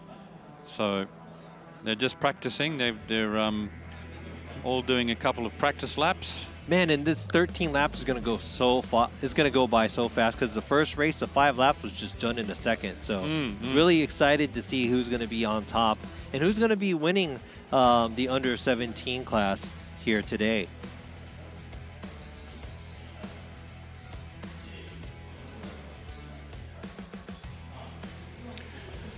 Of course, one thing they have to be careful about, the stewards are watching very carefully. Oh, okay, we got have Hayashi's father. Father is here watching, so we've got a father interview. Yes. this is a whole new world, isn't it? To bring the parents in, to talk to the parents about their sons driving in esports. Yeah, so here you go. Hayashi's father, congratulations, and he did a great job at the beginning, the first race. He said it was a tricky car, but he said, you know, he's able to take on the first race. He's really happy. How does it feel to see your son out there? He's like, man, he looked like he was enjoying Looks like he's really enjoying himself, yeah, as he should be. Yeah. And, you know, that's probably what the parents want to see most out of their child, you know, enjoying themselves out there. So, yeah, he started racing when he was very young, probably around 4 or 5 years old, so he's been doing it for more than 10 years. Yeah, so this is influenced by his father, too. And he's like, yeah, boy that loves race cars, yeah. In my image. Okay, so if you were introduced to racing when you were a child, who would not like it? He was really looking forward to this event, yeah. And he's surprised that his son has come so far. Yeah. Become a Japanese champion. All right, so this is pretty much going to be the finals for him, so anything for his son. Well, of course, all the drivers around him are very quick drivers, so he's got to really keep up with them, manage his tires, manage his tire wear. Yep. He said, you know, go all the way to the top. Father interview. It's a changing world, isn't it? To yeah, I mean, bring your father into this. That's a proud father community moment, is great. I really like that. Well, I mean, because there's a couple of, apparently we have some mothers here as well. We have fathers and mothers, which is great to see. Yeah, I mean, that's a proud father moment to be here. And pretty much, you know, this is as real as it gets because this is a, you know, category called esports. And, you know, he is one of the top drivers here and has a possibility to win it again this year. Oh, yep. So it's going to be very interesting to see how he's going to place here. As we're speaking, the drivers are warming up. And I think we are going to get into the second race here in about... Oh, we're about to start, like right now. Second race starting very soon. So here we go. It's the GT Grand Final. Rolling start. 2024 U under 17 class, all in NSXs. Doesn't this look good? See 10 NSXs on the starting grid. Wow. All different colors as well, different liveries. And just imagine what's going through the minds of these young drivers. Ishino in pole position with 2 minutes 1 second. Kaneko 2:02. Kato 2:02 flat. Beautiful car. Hayashi 2:02.1. Fujioka 2:02.2. Moriyama who unfortunately messed up in the last race. Then we have Omura. And Umezu, 2:02.3, and we have Kijima, who didn't qualify. We have Nakagawa at the end of the track, yeah. So both of these drivers at the end, they still able to participate in the race. Ishino on medium tires, Kaneko on hard, Kato on medium, and Hayashi on soft. Ooh, maybe he was listening to what what Yamanaka was saying over there, yeah. But these drivers are going to warm up their tires. It's going to be a rolling start.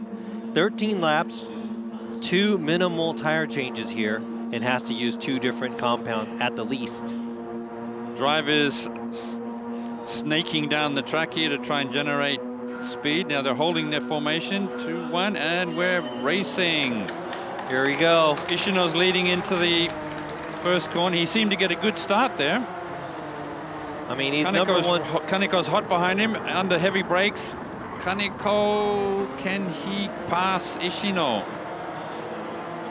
All right, so it looks like there's no changes after the first turn. Everybody driving gentleman-like. Oh, they're pushing, yes, pushing hard. Using the full width of the track there. Just saw Hayashi moves up to third already. Good heavens. Very aggressive Umezu's here. moved, Kijima's moved. Ooh, looks like Moriyama, who was leading the earlier race, fallen back. He's all the way down to 9th. Now you see Hayashi to the right there. Oh, he is nose to tail. Hayashi is all over Kaneko. Well, this is the soft tire that he's the only one that's on soft. Kaneko's on hards. There we go. He's using using his. A little bit of a bump. Hayashi. That's a racing accident, so that should be okay. All right, so we got Hayashi, and as he was stuck behind Kaneko, looks like Ishino's kind of moving away, and Kato all over Kaneko. Now, using the hard tire on the first lap, I don't know if that was a good strategy for Kaneko. Oh, exactly. Very good point. I was just going to say the same thing. Hayashi was able to get past Kaneko because he has that extra grip. It means a lot. Even 0.2 of a second around a track, you'll pick up a spot. Yeah, because these we saw soft tires mean a lot on a track like this. With when they were showing the regulations earlier, it said 1.8 seconds slower for the lap. With the soft nearly and the hard. 3 wide down the track there. Ooh, under heavy braking coming into this tight Kato, left and right-hander. Kato and he's going to be on the right side. I don't know about that. Did Kato get away with that maneuver through the corner there? Or will he be penalized? Oh, Kaneko. If someone coming into the pits already. Ooh, Kaneko's into the pits already, changing tires. Ooh, he's going to get, I think he's going to go hard, soft, maybe?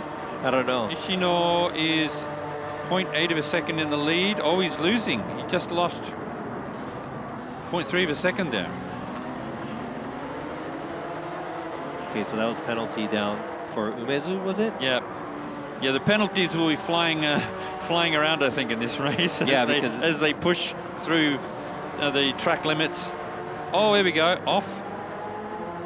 Ooh, so we got Kaneko from hard to medium. So I wonder what kind of strategy he has behind this.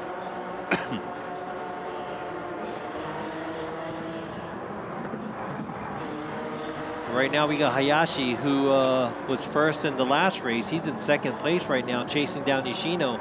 Ishino currently leading. There's already a big gap between Hayashi and Kato, a 3.5 second gap. And I'm not going to speak too soon, though, because earlier we thought that Moriyama was going to run away with it, and he didn't on the last lap. So we still got approximately 11 laps to go. Hayashi coming up hard on Ishino. We need soft tires. He may take the lead here. I have a feeling we're going to see a maneuver. Yeah, it's almost maybe like coming around this next corner. He's right on him. If he can get a good exit from this corner. He's accelerating hard from this dog leg going down towards the tight S curve. There we go. He's coming in the inside. He should be able to get through. Yep, yeah, because you have more tire grip. So under heavy braking, you're going to have more tire grip anyway. And now Hayashi is leading. He has nobody in front of him. Let's see how... Cut the corner there a bit. Hope he doesn't get penalized. Yeah, so let's see how far Hayashi is going to get lead ahead, because now he has nobody in front of him. That's going to be holding him back. Yeah. But we know Ishino is very fast on his qualifying.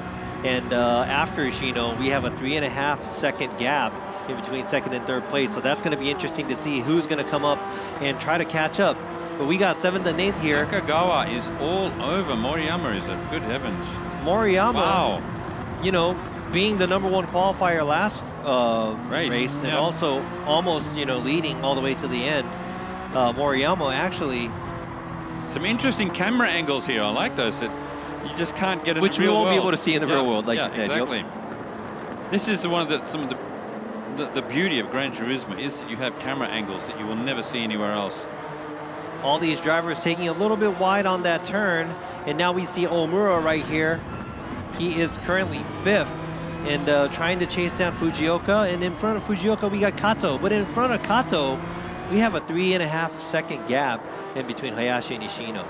So I think we're going to see some tire changes coming up very soon. Yes. As the That's going to mix it all up. strategy comes into play, because I think a couple of guys will be switching to soft to try and pick up some more time. So I think Hayashi is very fast right now, but it's interesting to see that Ishino right now currently second. Yeah, he's only I thought 0.2 Hayashi seconds. would pull away. I thought he would pull away to at least a 1 or 2 second lead, but yeah, and Ishino's on mediums. really keeping up.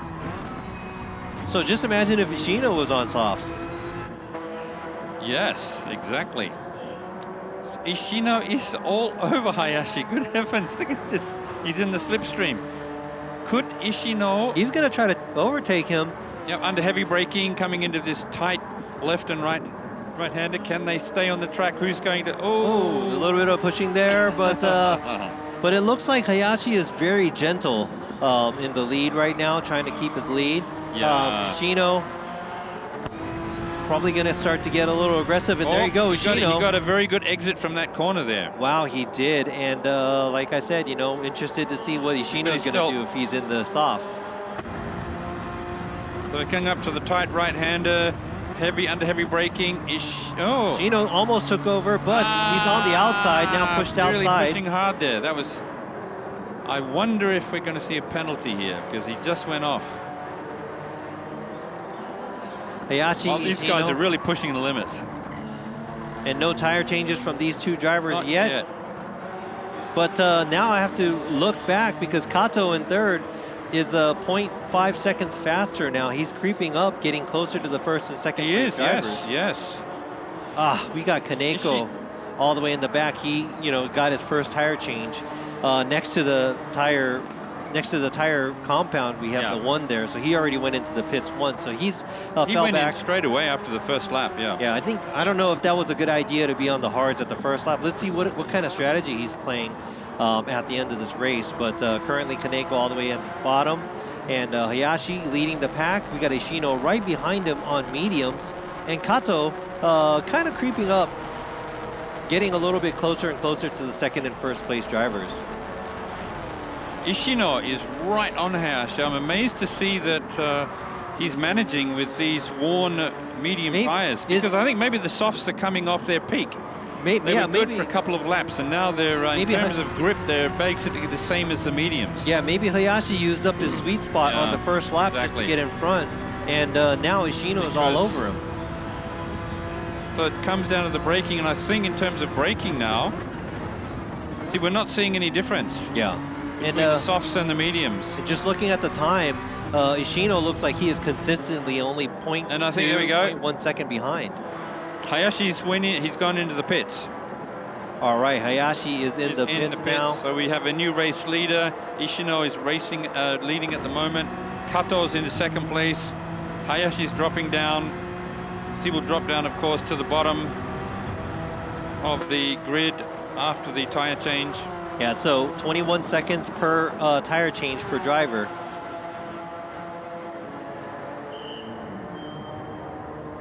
But look at the graphics here. Oh man! I mean, we're in the pits right now. Well, we just saw the race. We're in his car now. Yeah, this is brilliant. The clarity and the All right, colors now and the lighting is just so brilliant.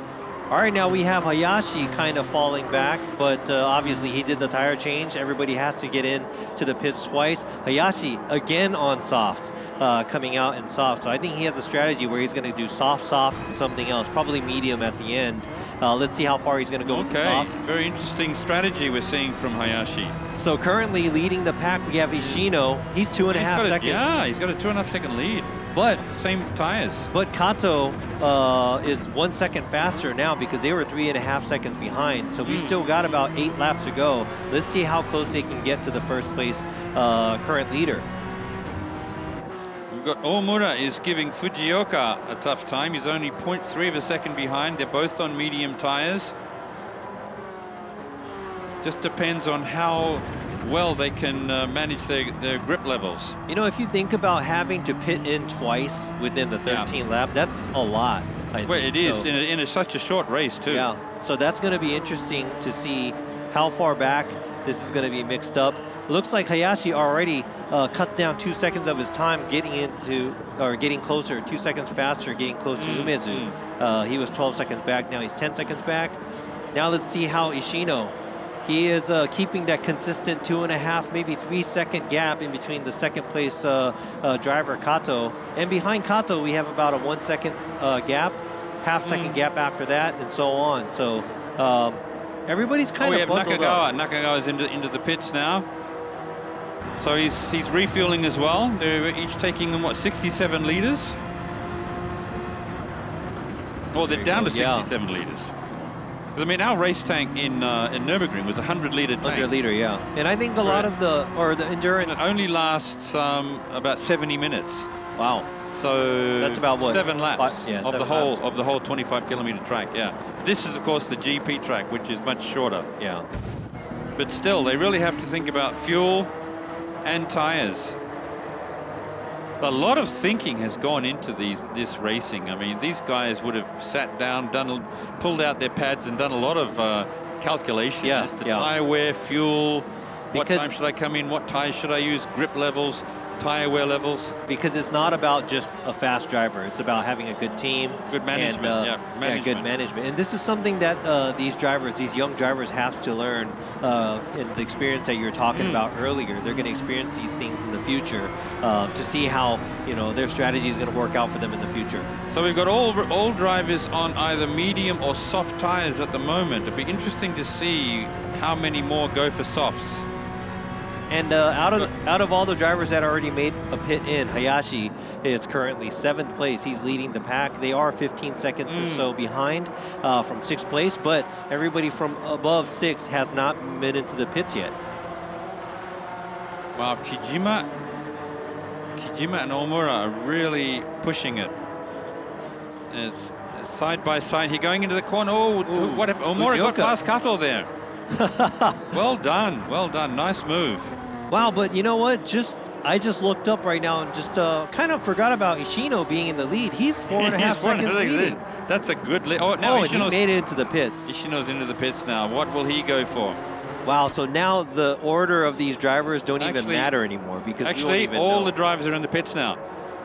which is good and bad, because of course they have to change their tires, but if you have a bunch of drivers coming into the pits at the same time, you're getting a lot of traffic in the pit area. Yes, you are. And it can be difficult getting back out onto the track when you want to get out. So you can lose 1 or 2 seconds just being in the pits. Just trying to get out onto the track, getting stuck behind someone. And Ishino, just tire and go.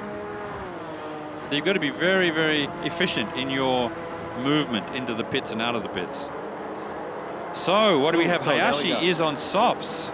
Hey, but now looking at it, Hayashi overtook Ishino, because earlier Hayashi and Ishino were, not side by side, but tail to nose. And now we see Ishino 3 seconds back, and both of the drivers made their first pit. And looking at the tire selection too. So, how is Ishino going compared to Hayashi to take the win? I mean, because Ishino started in pole. Does he look like he has what it takes to go for the win? He seems to be doing quite well, but can he catch up? Yeah, I think he can, but also this tire selection where Hayashi's on the second set of softs and made his... But they weren't, they're good for a couple of laps. You will pick up a little bit of time, but overall, maybe 3. Yeah. So I think he's going to go with about mediums. 3, the grip levels will start to die on the softs, and you'll be basically the same as the mediums in terms of timing. Yeah. So looking at this, Hayashi might be making his pit pretty soon, because this is the 7th lap for the drivers. And he's probably going to pit in and get his mediums on and try to take the lead, because he has a 3-second lead right now with Ishino. So interesting, we have half the drivers on mediums and half on softs right now. So this... We got 2 on hards too. This could be... Oh, 2 on hards. You're right. Man, so it's really hard to tell because, I mean, like Moriyama, we saw dominating most of the race last race. He's way down in 9th.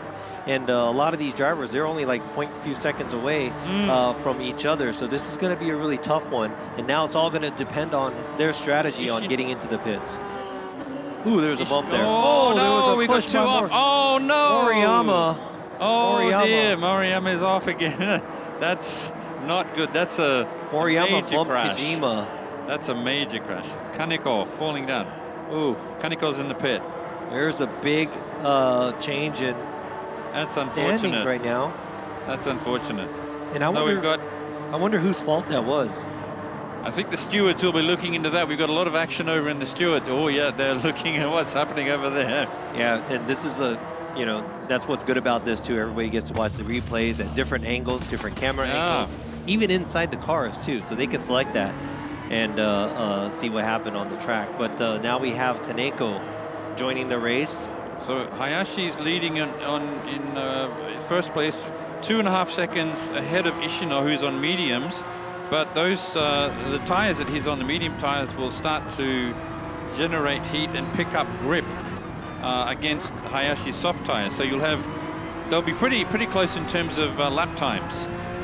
All right, I wonder what kind of strategy Hayashi has, because he's going to have to probably get into the pits as soon as possible.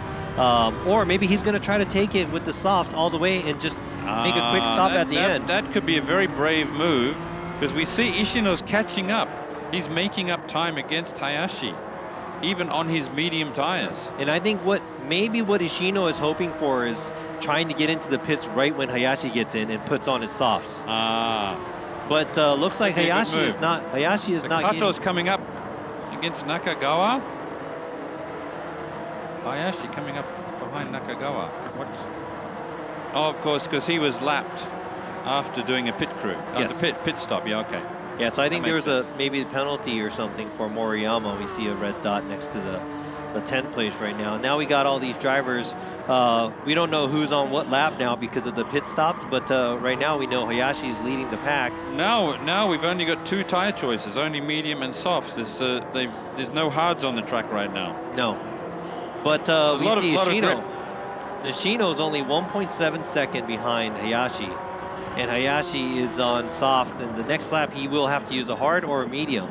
Tire. Okay, tire front to rear. Looks like Fujioka and also Moriyama's. There's a penalty going on, I think, at Fujioka. Fujioka looks like he's got a penalty. Yeah, there's a red light against him. The stewards are looking into it, I think. Not quite sure what happened with that. Yeah, we'll probably have a clear explanation later, maybe after the race. But currently, Ishino on the mediums, Hayashi on the softs. See how much Ishino is catching up to. He's already picked up over a second on Hayashi's. He will be all over Hayashi very soon. And maybe some of these drivers are, you know how it is when there's a leader. It's easier to chase the leader than being the leader. Trying to make a fast lap. Yes. And maybe that's what Ishino's doing, because he's only 1.2 seconds away from the leader, Hayashi. Oh, under a second now. He's catching him quickly. Ooh, this is going to be a good one. I think Hayashi's his softs are going off. Yeah. He's losing grip levels. He's going to have to pit in, and man, like I said, if I was Ishino, I will get into the pits as soon as Hayashi does and put on Hayashi my softs. needs to get in as quickly as possible. He's losing time against Ishino. Because Ishino knows Hayashi cannot use a soft in the next. Yeah, exactly. Stop. He's catching. Look how fast he's catching him. Ishino is catching Hayashi very quickly. He's picked up 1.5 seconds in the last lap. He's only 0.6 seconds away, and Ishino is doing a fabulous job on the mediums. And like you said, this may be his favorite track. This may be his favorite car, and he's right now. there. There we go. And he is on the left side. He's on the inside, and it looks like Hayashi making a pit stop. Now he's going to have to. He's going to have to change tires. He really needed to. So he's going to softs again. Oh, he can't. You have to use 2 Oh, different. he was. Hang on, wait a minute. What's he going for? He's down to 41 liters of gas. So Ishino, we have a new race leader, Ishino. Pretty sure he's going to go with medium. He has a 5-second gap over Omura. So what is Hayashi going for? Hayashi's going on hards. Hayashi's going on hards. Wow, that's a brave move. Oh, so he wants his tires to last the next 4 laps for sure. Well, mediums would last 4 laps. And medium would last 4 laps. I think Hayashi is probably not going for the first place. It seems like he is okay to be in the top 3 here. Oh, okay. Because that will still give him the win, because he was first place on the last race. Okay, that makes sense. So he's actually looking at the big picture more than just race. and not, you know, getting overheated like how Moriyama did on the first race. But if I was Ishino right now, I would pit in next, put on the softs, and finish off the track, and he definitely... Let's just see how Ishino is going against Omura. He seems to be holding his gap there, doesn't he? Six and a bit seconds. Yeah, that's 6 over Omura. Then of course you have Nakagawa 3 seconds behind again. Yeah, Omura, Nakagawa, Kato, Kato and is Fujioka. all over Nakagawa. Or we could have 3 wide coming down the. Oh, coming into the corner 2 wide. Now all these drivers are going to have to make a pit stop one of these times. Oh, soon. this is where it really gets heated. There you go. You saw the 3 wide. There you go. Yeah. All right, so Nakagawa. So what? Look at this. Ishino is picking up time over Omura. Fujioka on the medium tires. Swerving. Nakagawa on the left, but right after this, Kato's going to be on the right side. Oh dear. And all cars lined up. Good heavens. Well done. All right. And now we have Omura's coming in, okay. But Ishino was gaining time over Omura. So I think Omura realized he was losing time on his soft tires. Yes. So what do you think? He'll be moving to mediums? Maybe, but I think tire strategy-wise, maybe Ishino had, or I think Ishino's style is probably probably has the advantage. I think this is one of his favorite tracks and favorite cars, because he just all around he seems to be doing better. He seems to be managing his tires better, and he's driving better. He's picking up. And he was also picking up time. He was also the only driver that made it within 2 seconds here on the track. So Ishino and Kato, 1 and 2, are both on mediums, but Ishino is picking up time. He's gaining time over Kato. He's going to be 12 seconds ahead very soon. So I think Ishino's going to have to make a pit stop real soon, because they are down to 2.5 laps after this lap. So Hayashi in 4th. 13 seconds, but look at Hayashi. I don't even know how. How close is Hayashi going to get after these guys going into the pits? So we got 90% left on the tires. Yeah. Ishino needs to get. He needs to get in. Yeah, he needs to pit. I don't know about leaving the pit. Your tire change till the last 2 laps. That's very brave. Yeah, that's kind of brave. That's pushing luck. Or maybe, oh, you know what? But maybe Ishino wants to do his last 2 laps on softs and go really hard. You know, that's another But even strategy. so, he would only pick up maybe 1 or 2 seconds. So tough choice. Yeah. So but you know what? Does Ishino have enough? Hey, but I was just looking at the stats. Ishino's 14 years old, and I would see him do that. He probably wants to go hard. You know how we saw Moriyama mess it up, and we got the 17-year-olds and 14-year-olds, and the mental state of these drivers. When you're younger, you're just kind of like, you know what, I'm just gonna go for it. Yeah. So that's what we might see here in extra Ishino. 3 years, some more cool heads, you think? Yeah? Yes, and Hayashi is, I think Hayashi is currently 17 years old, so he probably has more of the strategy in his head. Okay, we're going to see a very busy time in the next lap, as 3 cars come into the pits, and the 3 leading cars come into the pits. So we're going to see a change of lead very soon. I hope they didn't forget about the second tire change. Come on, guys. Yeah. We're waiting with bated breath here. Come on. Oh, there's some track limits there. Good heavens, the stewards must be deliberating over that one. And now, as having raced, you really have to worry about track limits, because you can get penalized so quickly. And that's what we have. We have the stewards here, and I'm pretty sure they're looking at the replays real closely. But currently, we still have Ishino. Hey, come on! On his 12th lap. I think at the end of this lap, we're going to see a lot of very quick tire changes. Oh man! So we won't even know who's going to be the leader until he gets out of the pits, because it's going to be all mixed up. We're not going to know. Interestingly, looking at the breakup here, going down the grid, there's no real heated heated racing going on. We've got like 2 to 5 seconds separating everyone. And I think the huge separation we have. I don't know that we're going to see some major changes here. And we see Ishino. Here we go. Ishino's finally in. I knew he'd come in. He had to come in now. And right here we have number 5, Kaneko. Kato will come in, and Fujioka will come in for the last tire change. So those three, like let's say, they're coming in now. They're clean in the away. pits. Now I want to see how long they're going to be in the pits and how close Hayashi's going to get, because Hayashi already did his 2 changes and he is on his last 2 laps here. They're going to drop down. Ishino already coming out of the pits. Did he manage to hold the lead? Did he hold the lead? Yeah. Really? Yes, he did. He did by a 3-second lead. Well done. Wow, and he's on to hards. You predicted hards. Well done. Wow, Ishino. He did. I'm amazed he held the lead. Well done. Good heavens. Yeah, now they're just saying, hey, you know what? I just want to be comfortable. Nothing crazy. Just hold your lap and don't pull the Moriyama that we saw in the first race. Although Hayashi is picking up a little bit of time, I think, to Ishino.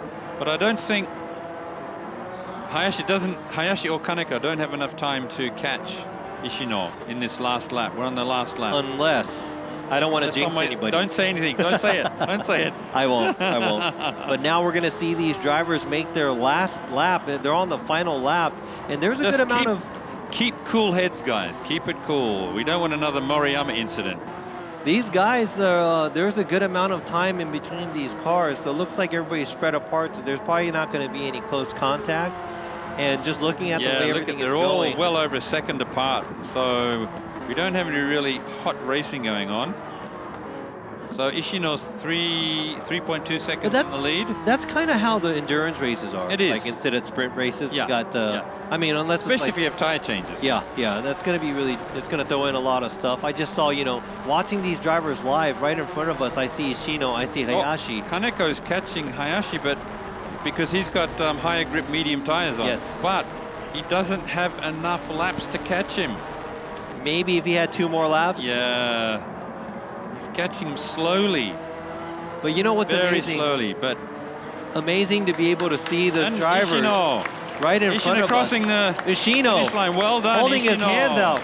Yes. Congratulations to Ishino. Champion. 3.2 second to Hayashi, and Kaneko in 3rd, Omura 4th, Kato 5th, Fujioka 6th, Nakagawa 7, Kijima 8, Umezu 9, and Moriyama in 10th. So I think it was Moriyama that went off and crashed, didn't he, again? Was that Moriyama or was that someone else? Well, I think Moriyama had contact with Kijima. Who went into the wall? I think Kijima did. Yeah.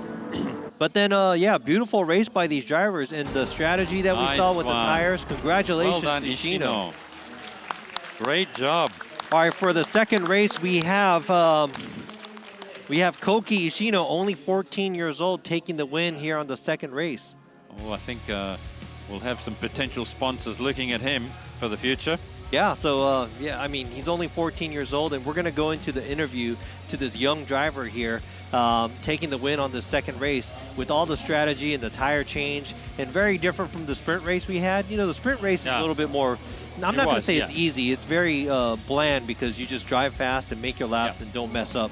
But having to pit in and change 2 tires and having the rules and the regulations. Strategy. I have a feeling there was a bit of strategy movement going on. The guys had it worked out, but then as the race developed, they sort of said, "Oh, but leaving tire changes to the last lap, that's very brave, I think." I want to know. You want to try and have some leeway either way, I want to know if any of these guys changed their strategy as they were driving. I think at least a third of them. Yeah, so I think Ishino wanting to get the win, as we saw his interview earlier today, coming in and taking the win. Congratulations to him, young driver, making it in, taking over Hayashi. And here's a second race result for the GT Grand Final 2024 Under 17 race. Ishino first, Hayashi second, Kaneko third, and from there it's Omura, Kato, Fujioka, Nakagawa, Kijima, Umezu, and Moriyama. Yes. Yeah. Wow, that's great job by Kijima there. Sorry, great job by Ishino to to take the win. I think his tire choice was excellent, and his pit strategy was second to none. Brilliantly done. But I mean, Hayashi on softs and Ishino being able to chase him down that much on on mediums. Yeah. That I just have to say that's a lot of skill there for this young driver. So we have the winner interview, I think, now, don't we?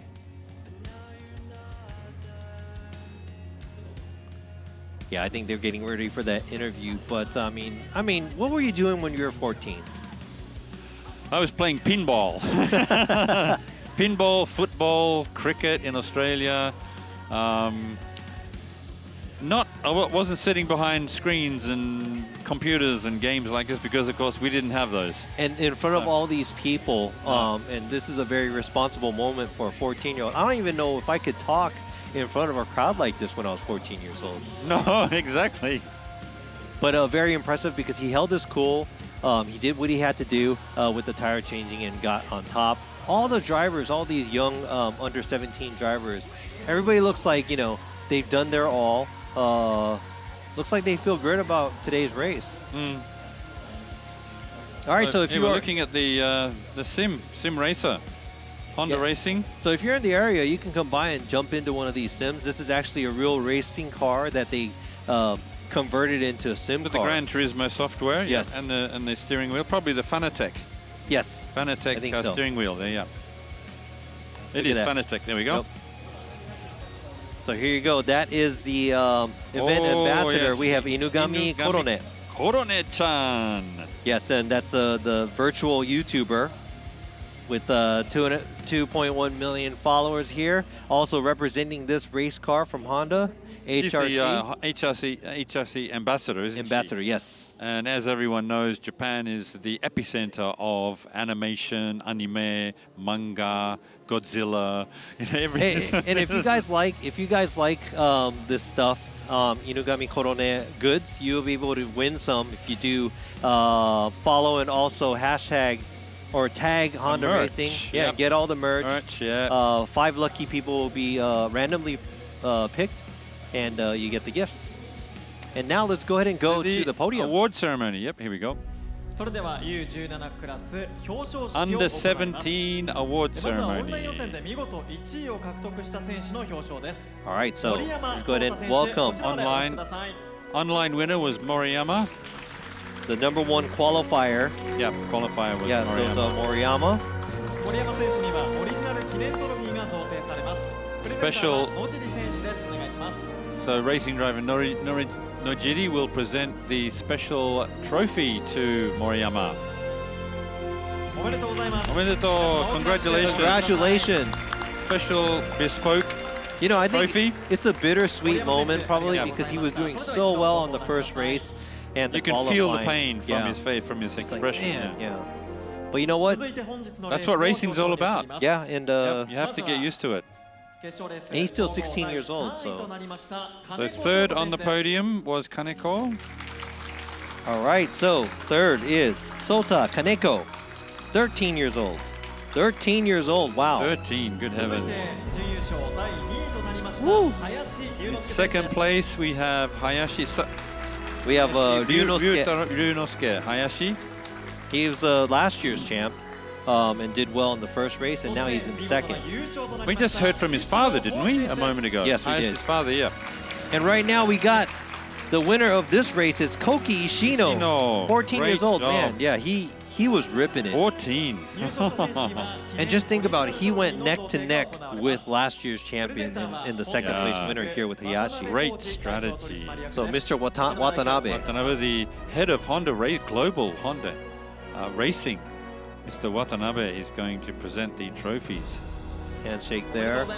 Congratulations to the young drivers.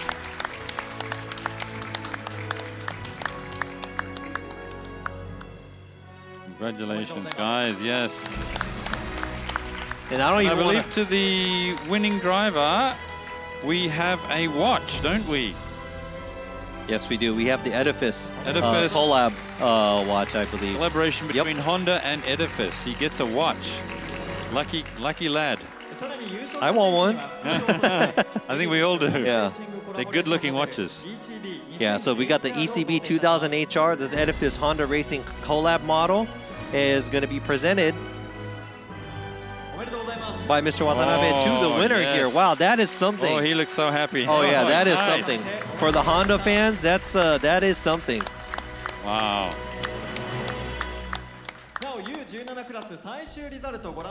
All right, that's the final result for the Under second 17s, race. yeah. Yep. So here we go. Ishino ended up with 34 points. Hayashi 32. He just pipped him at the post. There you go. Oh, wow. That was close.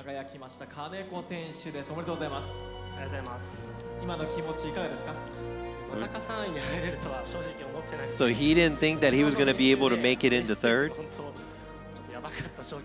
He's like, you know, he didn't feel safe through the races.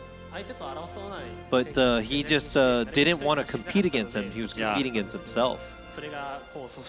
And that actually came out really well for him and was able to make it up here. How old are you? 13 years old. He can stay in the under 17 for like 4 more years. His goals? So next year, He wants to win next year. I think he's come this far, I think, yeah. He wants to be able to battle against the higher ranked drivers next year, and I think he will. Yep. Miss Kaneko, 13-year-old Kaneko in third place. Ryunosuke Hayashi in second place. And of course, we heard from his father a moment ago. So I think his father will be very proud. Yes, and looking at, you know, the stats of these drivers, Hayashi taking the win last year, no racing background, doesn't really, you know. And, you know, he said, you know, it was very hard for the tire management in the last race. Oh, he used a strategy that he'd never used before for this race, so that was good. So he is a risk taker. Yeah. He is.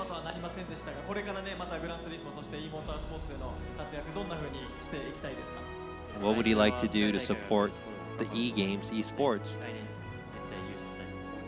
Well, they're all heading for they all want the win next year. It's good to hear that they're all so passionate about racing and winning. Yeah, that's what these competitions all about. Fair play, hard practice, great skills. Driving. Yeah, great skills. Great skills, yeah. Here we go, Ishino. We have the winner here, Koki Ishino.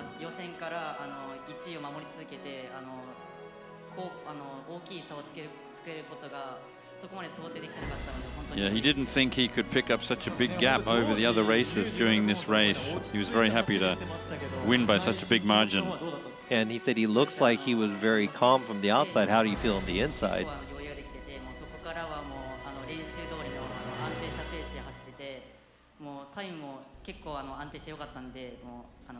Well, I guess not much nerves, or some nerves at first, but probably got comfortable real quick after that.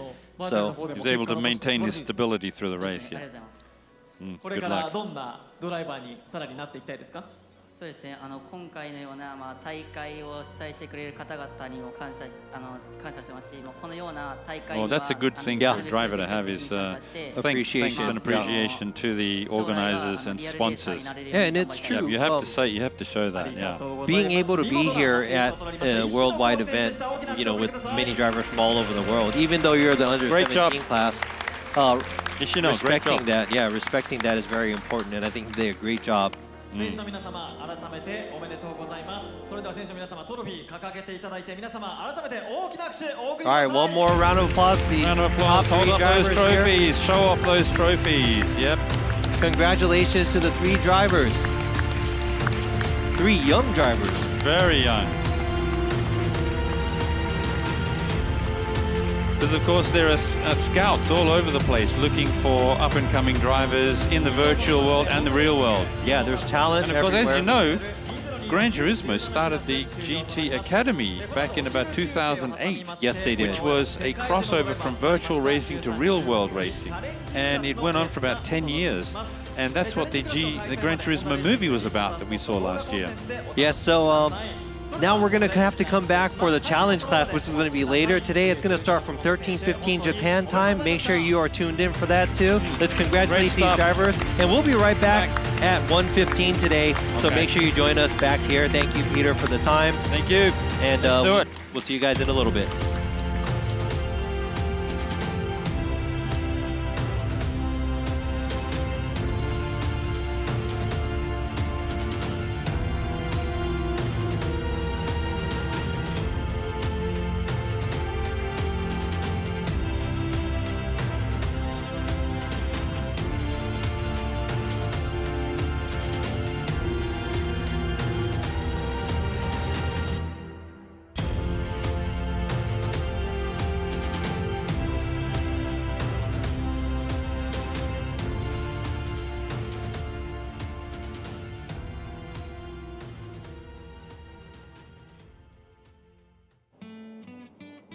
おはよう。モビリティリゾート。おはよう。モビリティリゾートモテギに今日は来ております。ちょっと人がいるので小声チックなんですけど、なんとですね、明日行われるモテギスーパー耐久5アワーズレースをですね、観戦できるということでやってきました。イエーイ。今夜はですね、ホンダレーシング eMS のアンバサダーをちょっとやらせていただいてまして、そのご縁でですね、今回はホンダレーシングさんにご招待いただきまして、レース前日の様子を見学させていただけることになりました。コーネのステッカーが貼ってあるシビックも見れるということで、楽しみなんですけど、もういいのかなこれ。もういける？オープニングもういいですか？行こう！いや、ここがレースの裏側らしいんですけど、わ、めちゃめちゃテンション上がる。普通見れないところだよね、ここね、多分ね。あ、ここあれじゃない？ホンダレーシングさんのピットみたいです。ちょっと行ってみましょうか。今、ピットインしてる、ピットインしてる。ピットインしてるよね、多分ね。かっこいい。かっこいいね。フロントガラスに書いてある数字何なんだろう。271って書いてある。なんだろう。なんか、匂いもね、なんか工場みたいな匂いがする。あ、見て、飲み物もこうやって消費されてるんだ。なんかめちゃめちゃね、車の中暑いって聞いたからね、めちゃめちゃ飲み物も飲んでるんだ。これいつ飲むんだろうね、飲み物。中で飲むのかな。あ、すごい、ボテ書いた、ボテ書いた。うわー、すげー。内臓です、皆さん。これ一つでもさ、部品がなくなったらさ、走れないよね、きっとね。うわー、これ男好きでしょ、こういうの。女も好きだよね、こんなん。かっこいいね。多分さ、これさ、車の中にさ、冷たい風送ってんのかな？ミミズみたいなやつで。送ってるよね、これね。何これ、何これ。あ、タイヤ交換かな、タイヤ交換。うわ、かっけー。もう何していいかわかんないけど、かっけーよ。あ、そろそろじゃない？そろそろじゃないか？押さなきゃいけないんだ。すごーい。うわっ、うわっ。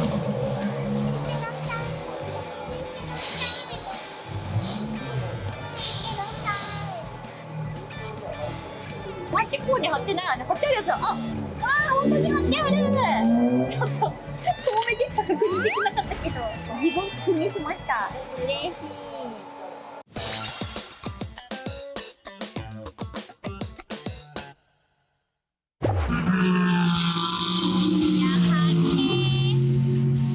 やっぱこれ車高を低くしないと速く走れないのか。そうですね。あ、やっぱそうなんだ。なんでかっていうと、車がヨロヨロしちゃうんです。曲がるときに。ああ。地面使うのがあんまりヨロヨロしないんで。なるほど。スーパーでよく見るやつ。改造したレースカーはスーパー行けないんですか？行けない。そうか、もうここだけなんだ。そうか。サーキット専用です。はい。じゃあ少し違う角度行ってみます。はい。もう少し前の方。はい。あ、すごい。あ、なんかすごい速いです。すごい。ベンツ。欲越した越した。すげえ。おお。すごいすごい楽しい。やっぱなんか追い越すのか追い越さないのかみたいなところ楽しいですね、やっぱり。なんかこうね、ゲームだとこのカーブが苦手で、絶対まっすぐ行っちゃうんですよね。だからすごいなと思って比べるもんじゃないけど、あ、来た来た来た来た。おーい、頑張れー。わ、早い早い、すごい可愛かった。やっぱ一番可愛い。こいこい、コロちゃんごこい。早っ、目が足りないよ。あ、来た来た来た来た。うわー、やっぱさ、シビック形がちょうどいいよね。なんかさ、分厚すぎないしさ、ペラペラすぎないしさ、ペラペラの車なんてないんだけど、いいわ、シビックいいわ。ほんとさ、たまにさ、そこらの道路でよく見る車が通るのおもろい。コールちゃんが来ないね。大丈夫かな。あ、違う。あ、来た来た来た来た。頑張れー。いや、見えるね、こっからでもコーネのステッカー見えねえけど、こっちだよ。まだかな。あー、大事だ。おかえり。すごいな、みんなで引っ張るんだ。おかえりなさい。今から何するのかな。あれ、あ、そうか、連れてかれんのかと思った。あ、何何してるんだろう今、何してるんだろう。もう全部一斉にやるんだね。こうね、シングルタスクだから無理だよ、これ。アトラクションみたい。待って、全部一斉にやってるよ。意味プーさんなんだけど。ガソリン入れて、うわー、何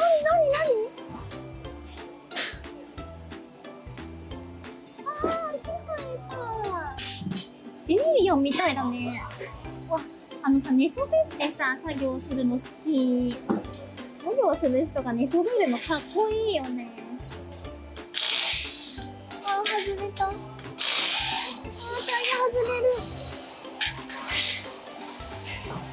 おー、すげ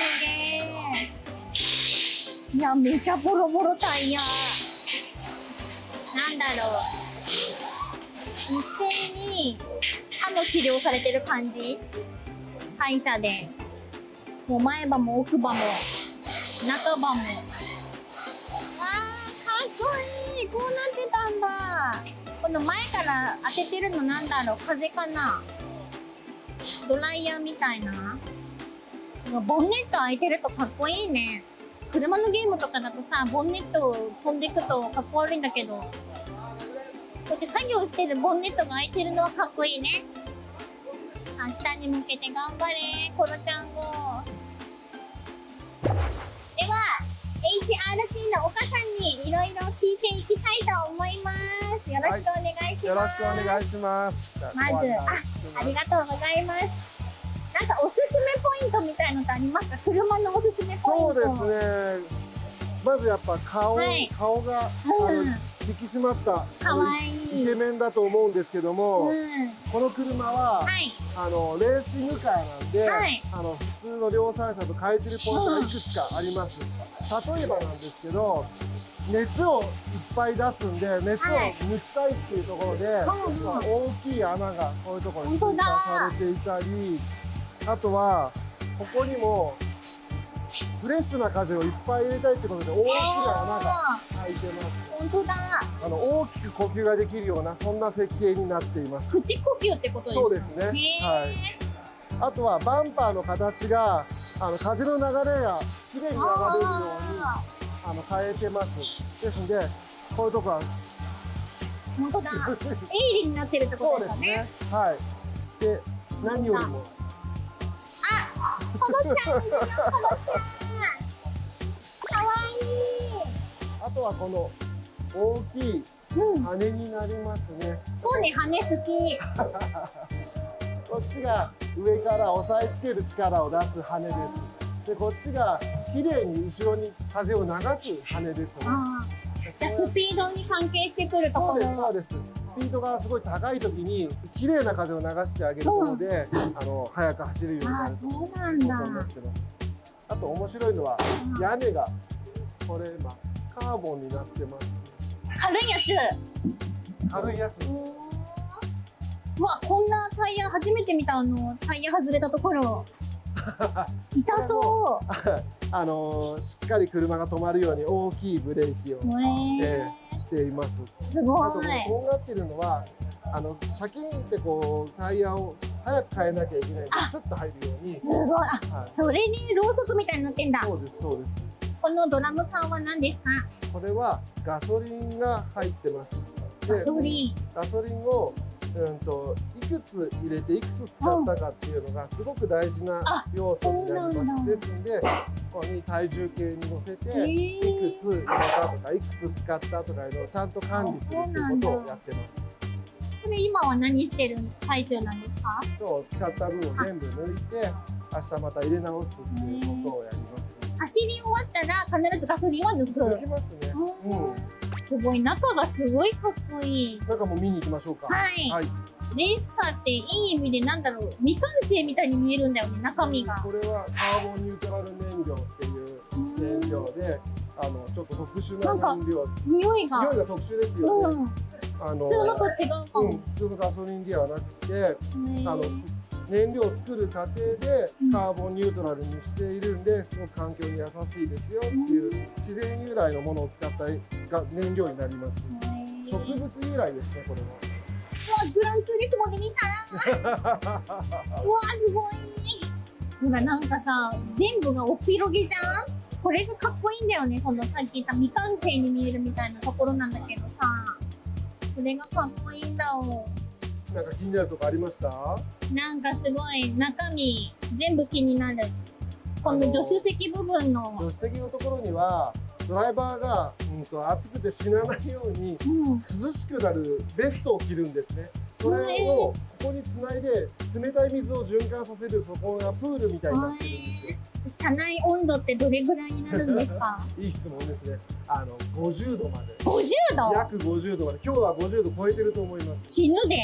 なんでドライバーさんが辛くならないように涼しくなるベストを着てもらって、ドライバーさん少しでも楽してもらえるようにやってます。でその機械がこれです。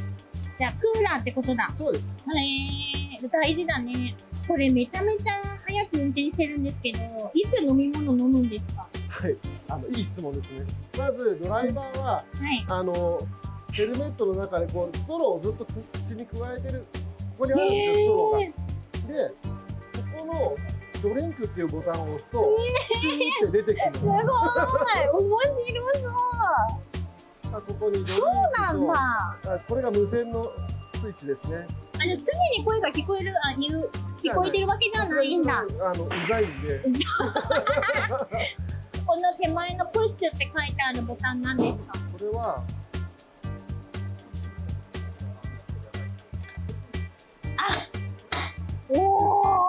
これもしもクラッシュとかした時に人が飛び入れないようになってる網なんですよ。かっこよ。でこれがドライバーさん降りる時にはこれでかっこよ。かっこよ。もう全部に意味がある。当たり前だけど。ちょっとこの画面を映してほしいんですよ。ちょっとサプライズがあります。なんだ？何？なんか音だ今。一瞬何？すごい！わ、画面に映る。すごいよ。そんなこんなでチームホンダレーシングさんにお邪魔してきました。いや楽しかったね。ためになる話もいっぱい聞けた。ということで明日行われるスーパー耐久、通称 S 耐なんですけれども、簡単に書かれた概要を読みます。スーパー耐久シリーズとは、市販車を改造した車両によって行われ、複数のドライバーが組んで争う耐久レースだそうです。だからあれだよね、一人じゃないってことだよね。排気量や車両規定によって9つのクラスに区分された。めちゃめちゃ多いんだね。チームホンダレーシングさんはカーボンニュートラル燃料を使用するメーカー開発車両等が参戦する ST 級クラスってことだね。S 帯ではですね、車の速さだけでなく求められるのは壊さない走り。だから本当にさ、壊さないように走らなきゃいけないし、でも速く走らなきゃいけないし、もう集中力がやばいと思う。だから頑張ってほしい。コロちゃん号に乗ってドライバーさん頑張ってください。楽しそうだね。この概要を読んだだけで結構理解できたので、明日は楽しみたいと思います。では明日、はい、おはようございます。ということでレース当日になりました。結構もうみんな準備段階に入ってて、これからレース始まるんだなって感じがしてます。楽しみです。でですね、レース出走前の車をなんと間近で見れるそうなので、ちょっとこの後見てみたいと思います。わー、見てください。コロちゃんいるよ、コロちゃん。わー、見える？みんなちっちゃいけどね、いるんだよ。めちゃめちゃいるよ。かわいい。これがね、今日いっぱいいっぱい走るのでね、みんな応援してください。かわいい。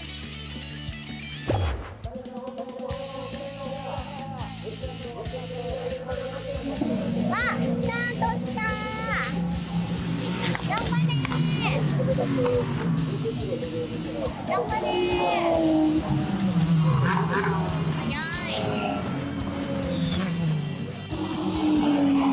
黄色い車が可愛い。なんて呼ばれてんだっけな、聞いたんだけどな、忘れちゃった。なんか病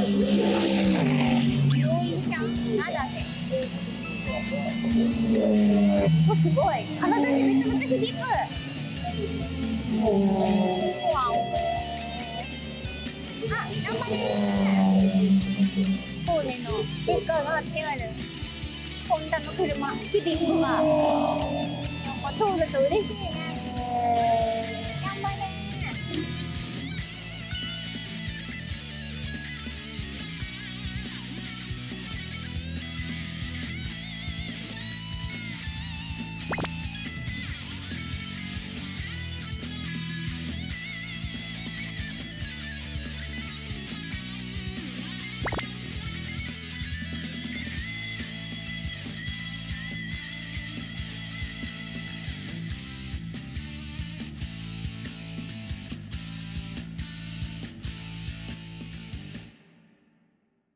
茂木スーパー耐久5 hours レース終了しました。イエーイ。やっぱりね、生で見ると体にさ、そのエンジン音が響くからさ、すごい最後まで気持ちよかったね。あとね、岡さんがいろいろレースとか車について教えてくれたので、すごい楽しく詳しくなれたと思います。この知識を生かしてこれからもアンバサダー活動頑張っていきたいと思います。楽しかったー。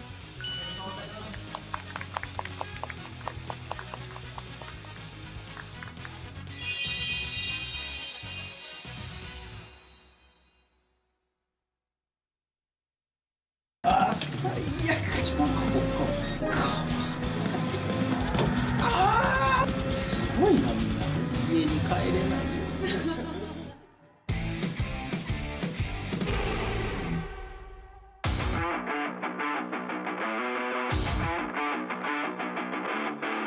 ゲームは普段あんまりやらないですけども、今日頑張ってみます。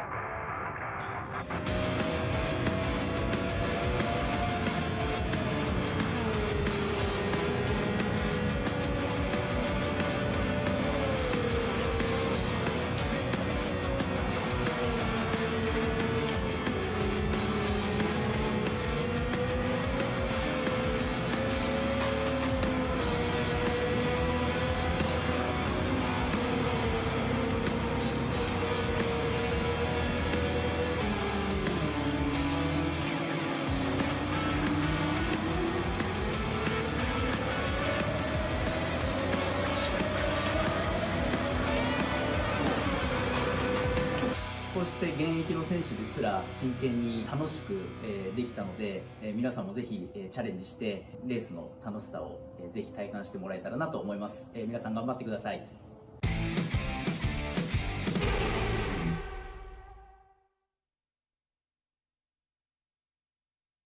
上手くなってきてる。うわー、あと何分ぐらいやっていいもんなんでしょうか。よーし、こうなっちゃうともうちょっといける気がする。どん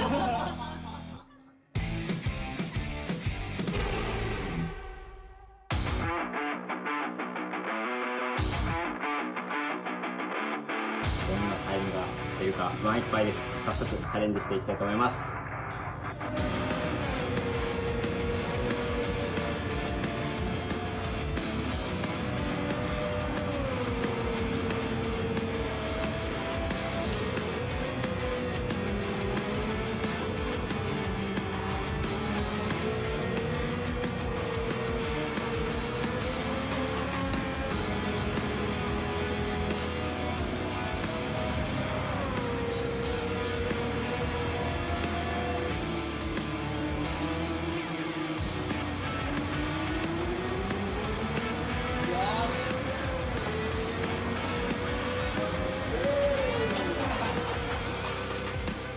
もう本当競争なんで、普段僕らがやってることと本当全く一緒で、悔しいですけどすごい楽しいですけど、やっぱ悔しいなみたいな楽しかったです。ありがとうございました。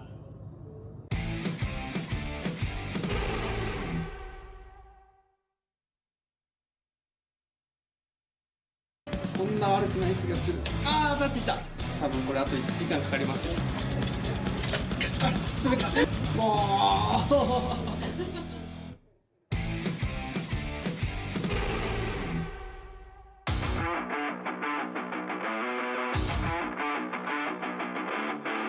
走れるかなっていう不安もあるんですけど、頑張りたいと思います。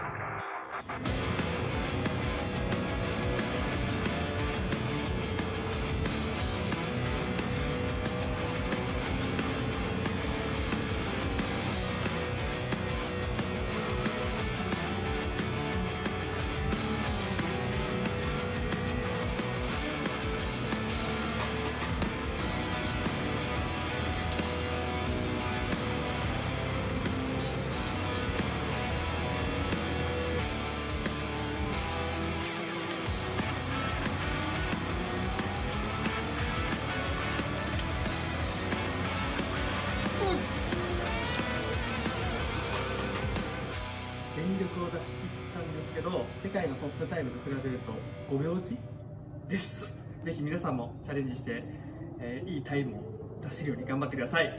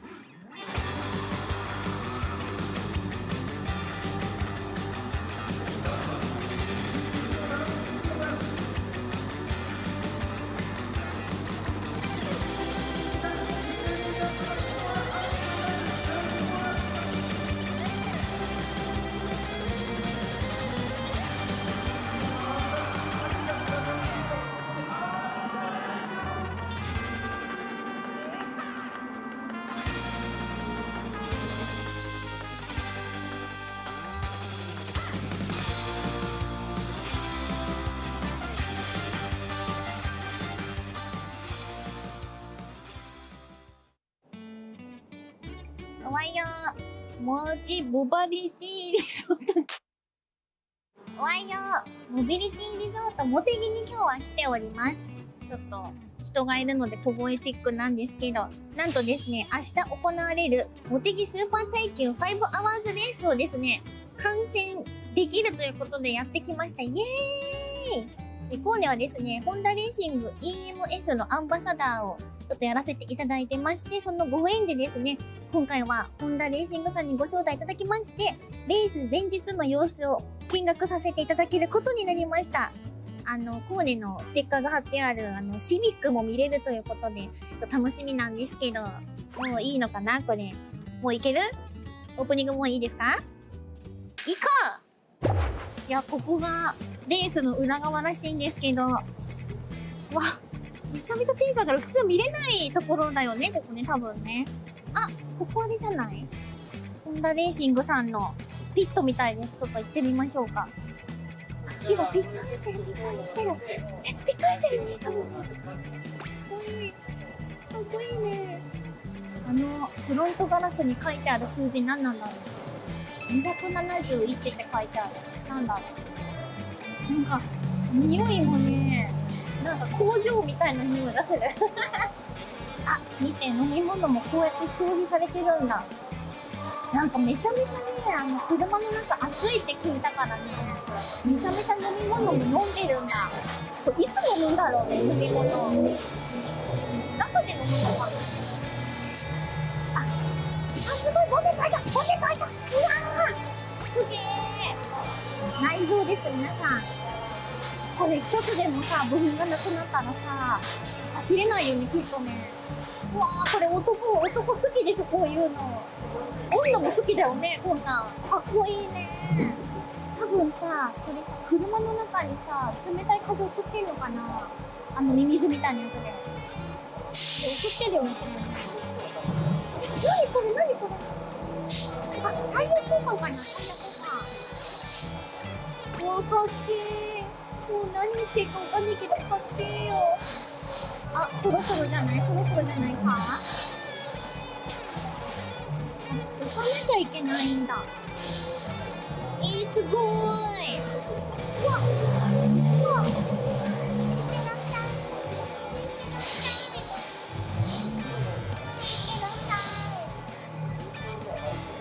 待って、こうに貼ってないよね。貼ってあるやつ。あ、わー、本当に貼ってある。ちょっと遠目でしか確認できなかったけど、自分確認しました。嬉しい。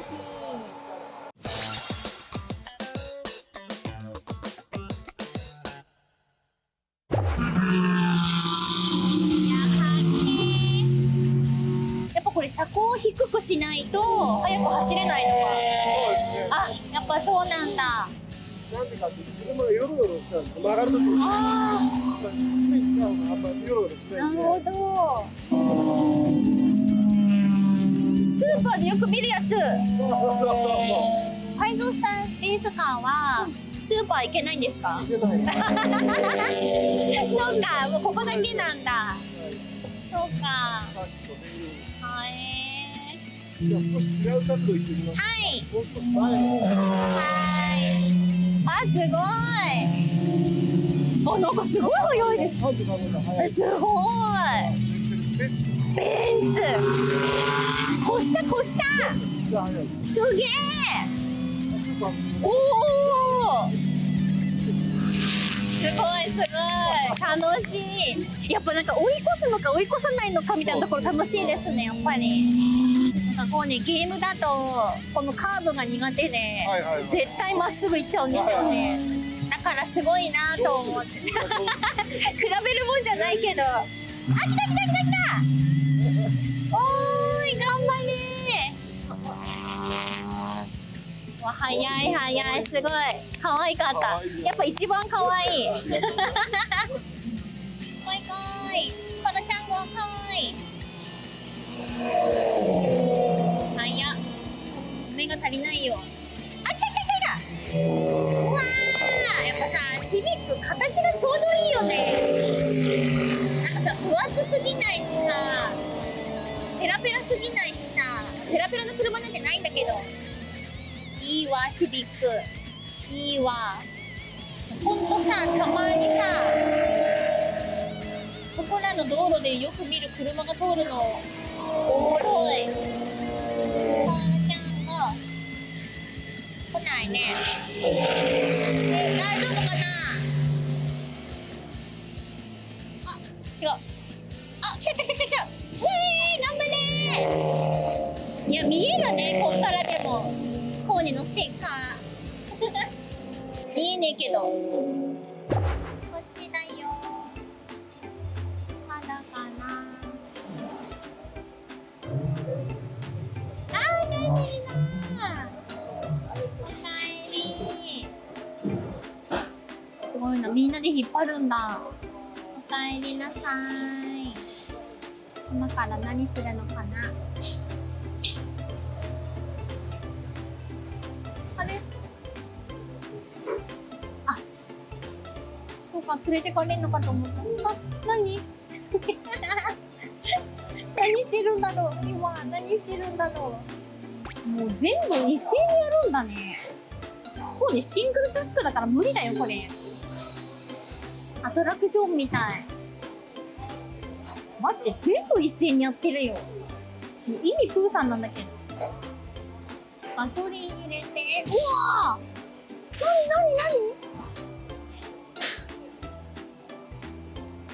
あー、支配か。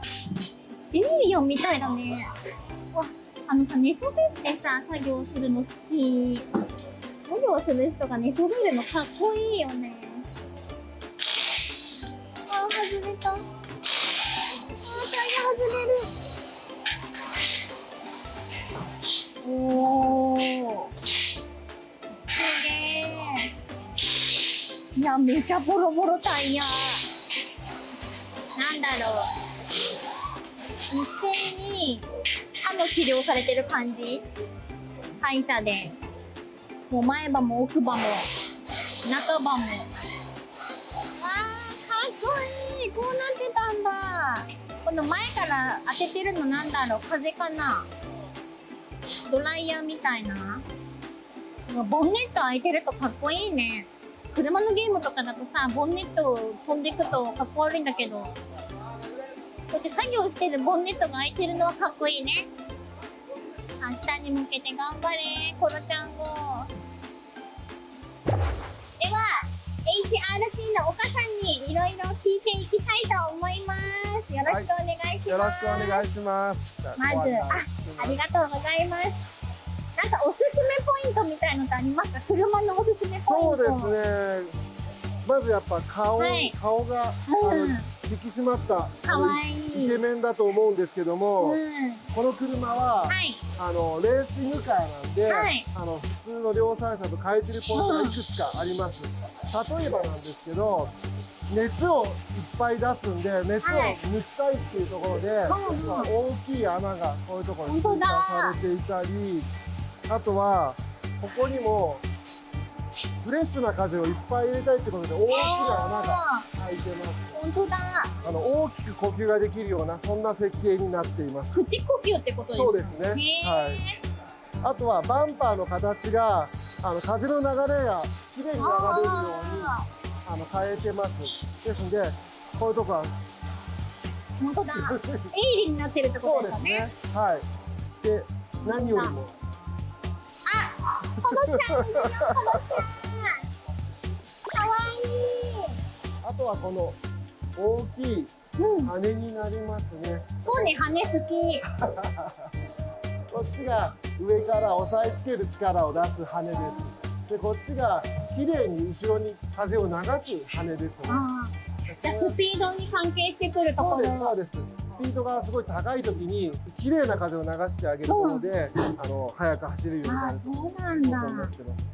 あと面白いのは屋根がこれ今カーボンになってます。軽いやつ。軽いやつ。うわ、こんなタイヤ初めて見た。タイヤ外れたところ痛そう。しっかり車が止まるように大きいブレーキを、しています。すごい。あとこうなってるのはシャキンってこうタイヤを早く変えなきゃいけないんでスッと入るように。すごい。それにろうそくみたいになってんだ。そうですそうです。このドラム缶は何ですか？これはガソリンが入ってます。でガソリン。ガソリンをいくつ入れていくつ使ったかっていうのがすごく大事な要素になります。ですので、ここに体重計に乗せて、いくつ入れたとかいくつ使ったとかいうのをちゃんと管理するっていうことをやってます。これ今は何してる最中なんですか？そう使った分を全部抜いて、明日また入れ直すっていうことをやります。走り終わったら必ずガソリンは抜く。抜きますね。すごい、中がすごいかっこいい。中も見に行きましょうか。はい。レースカーっていい意味でなんだろう、未完成みたいに見えるんだよね、中身が。これはカーボンニュートラル燃料っていう燃料で、ちょっと特殊な燃料。匂いが特殊ですよね。普通のと違うかも。普通のガソリンではなくて、燃料を作る過程でカーボンニュートラルにしているんで、すごく環境に優しいですよっていう自然由来のものを使った燃料になります。植物由来ですね、これは。うわ、グランツーリスモで見たらうわ、すごい。ほら、なんかさ、全部がお広げじゃん。これがかっこいいんだよね。そのさっき言った未完成に見えるみたいなところなんだけどさ、これがかっこいいんだよ。なんか気になるとこありました？なんかすごい中身全部気になる。この助手席部分の助手席のところにはドライバーが、暑くて死なないように、涼しくなるベストを着るんですね。それをここにつないで冷たい水を循環させる、そこがプールみたいになってるんですよ。車内温度ってどれぐらいになるんですか？いい質問ですね。50度まで。50度？約50度まで。今日は50度超えてると思います。死ぬで？なんでドライバーさんが辛くならないように涼しくなるベストを着てもらって、ドライバーさん少しでも楽してもらえるようにやってます。でその機械がこれです。じゃあクーラーってことだ。そうです。大事だね。これめちゃめちゃ早く運転してるんですけど、いつ飲み物飲むんですか？はい、いい質問ですね。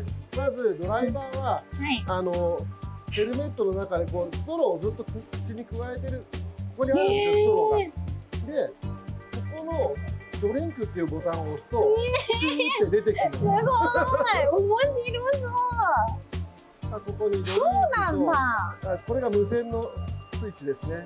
常に声が聞こえる、聞こえてるわけじゃないんだ。うざいんで。この手前のプッシュって書いてあるボタンなんですか？これは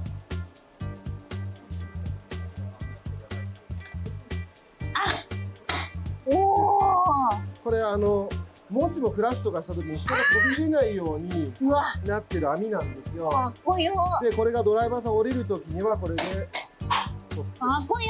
かっこよ。もう全部に意味がある。当たり前だけど。ちょっとこの画面を映してほしいんですよ。ちょっとサプライズがあります。なんだ？何？なんか音だ今。一瞬。何？すごい。わ、画面に映る。すごいよ。そんなこんなでチームホンダレーシングさんにお邪魔してきました。いや楽しかったね。ためになる話もいっぱい聞けた。ということで明日行われるスーパー耐久、通称 S 耐なんですけれども、簡単に書かれた概要を読みます。スーパー耐久シリーズとは、市販車を改造した車両によって行われ、複数のドライバーが組んで争う耐久レースだそうです。だからあれだよね、一人じゃないってことだよね。排気量や車両規定によって9つのクラスに区分するのがめちゃめちゃ多いんだね。チームホンダレーシングさんはカーボンニュートラル燃料を使用するメーカー開発車両等が参戦する ST 級クラスってことだね。S 帯ではですね、車の速さだけでなく求められるのは壊さない走り。だから本当にさ、壊さないように走らなきゃいけないし、でも速く走らなきゃいけないし、もう集中力がやばいと思う。だから頑張ってほしい。コロちゃん号に乗ってドライバーさん頑張ってください。楽しそうだね。この概要を読んだだけで結構理解できたので、明日は楽しみたいと思います。では明日、はい、おはようございます。ということでレース当日になりました。結構もうみんな準備段階に入ってて、これからレース始まるんだなって感じがしてます。楽しみです。でですね、レース出走前の車をなんと間近で見れるそうなので、ちょっとこの後見てみたいと思います。わー、見てください。コロちゃんいるよ、コロちゃん。うわー、見える？みんなちっちゃいけどいるんだよ。めちゃめちゃいるよ。かわいい。これがね、今日いっぱいいっぱい走るのでね、みんな応援してください。かわいい。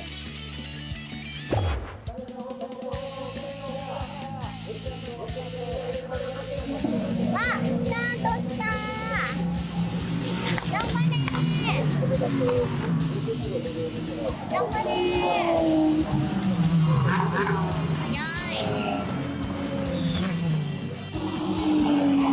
黄色い車が可愛い。なんて呼ばれてるんだっけ？なんか聞いたんだけどな。忘れちゃった。なんか病院ちゃん？なんだっけ？すごい。体にめちゃめちゃ響く。わお。あ、頑張れー。コーネのステッカーが貼ってある。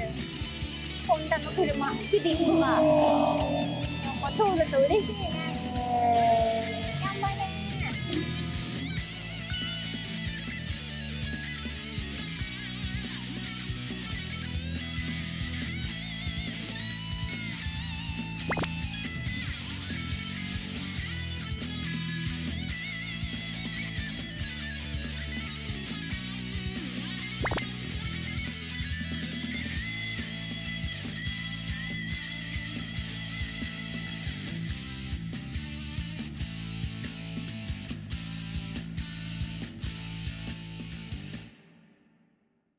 茂木スーパー耐久5 hours レース終了しました。イエーイ。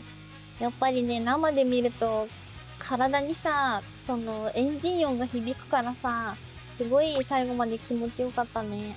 あとね、岡さんがいろいろレースとか車について教えてくれたので、すごい楽しく詳しくなれたと思います。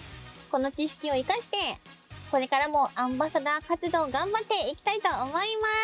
楽しかっ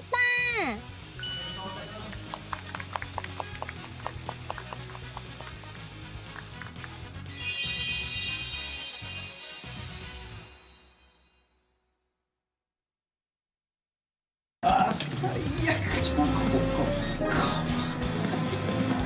あー、すごいな、みんな。家に帰れないよ。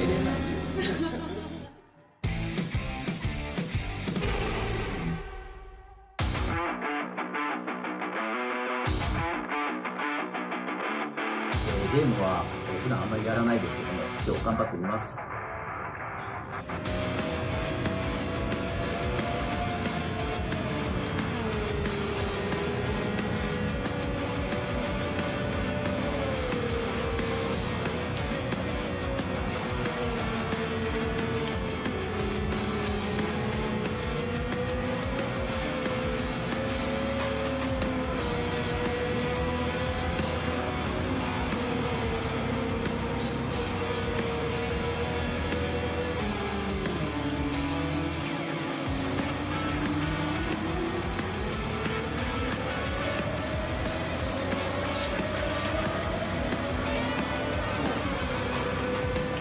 こうして現役の選手ですら真剣に楽しくできたので、皆さんもぜひチャレンジしてレースの楽しさをぜひ体感してもらえたらなと思います。皆さん頑張ってください。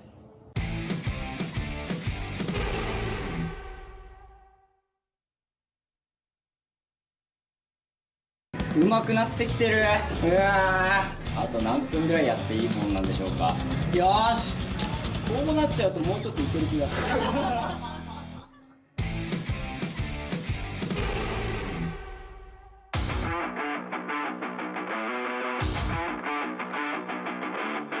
んなタイムがというか不安いっぱいです。早速チャレンジしていきたいと思います。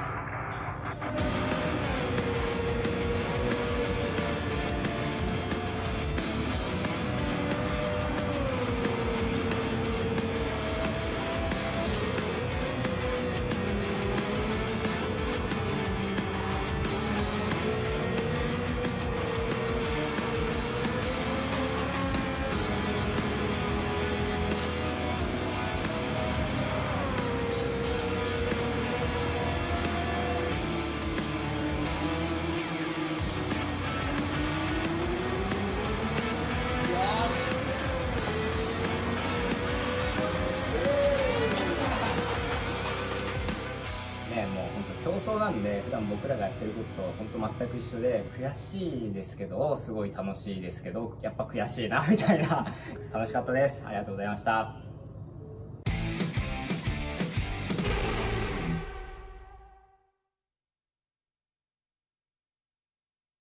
そんな悪くない気がする。あータッチした。多分これあと1時間かかりますよ。滑ったもう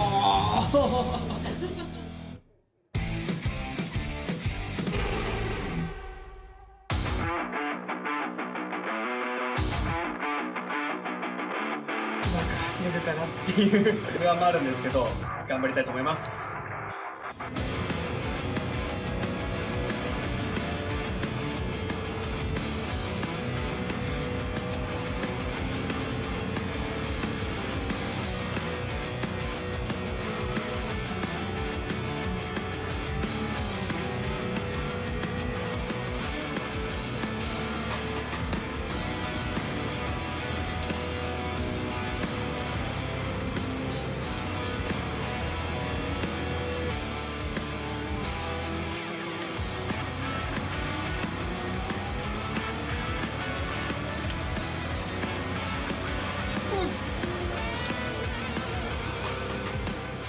全力を出し切ったんですけど、世界のトップタイムと比べると5秒落ちです。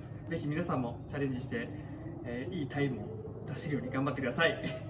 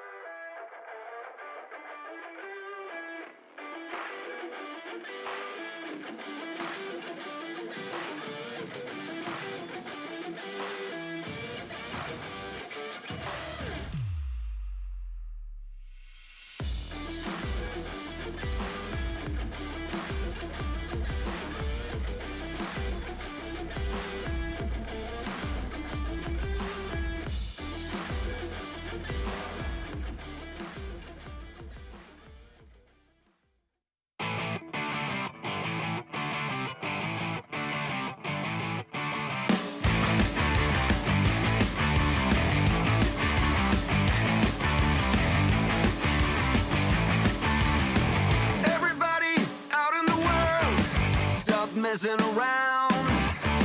Calling all you freaks and nerds. You're just missing what you want. My brother's going down the drain. My sister's living the dream. But everybody's singing along. It's okay, we'll all soon be gone.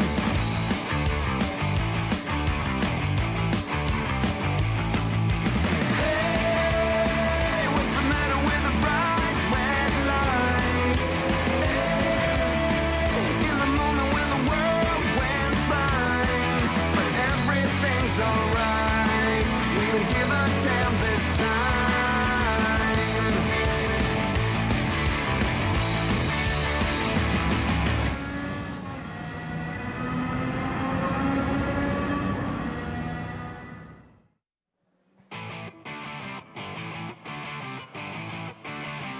Hello everyone and welcome to Honda headquarters here in Aoyama, just next to the Imperial Palace. I'm Peter Lyon. I am Robbie Nishida. We are here at the Honda Welcome Plaza and here for the 2024 Honda Racing eMS GT Grand Final.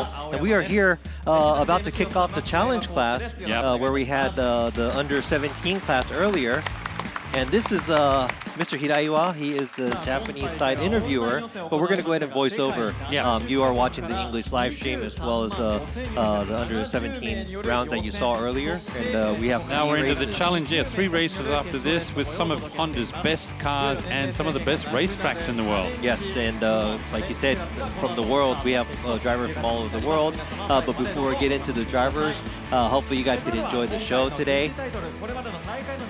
And let's go ahead and talk about... Just going to talk about what's happening today. First of all, we'll have introduction to Gran Turismo 7, which is, of course, what the challengers will be racing today.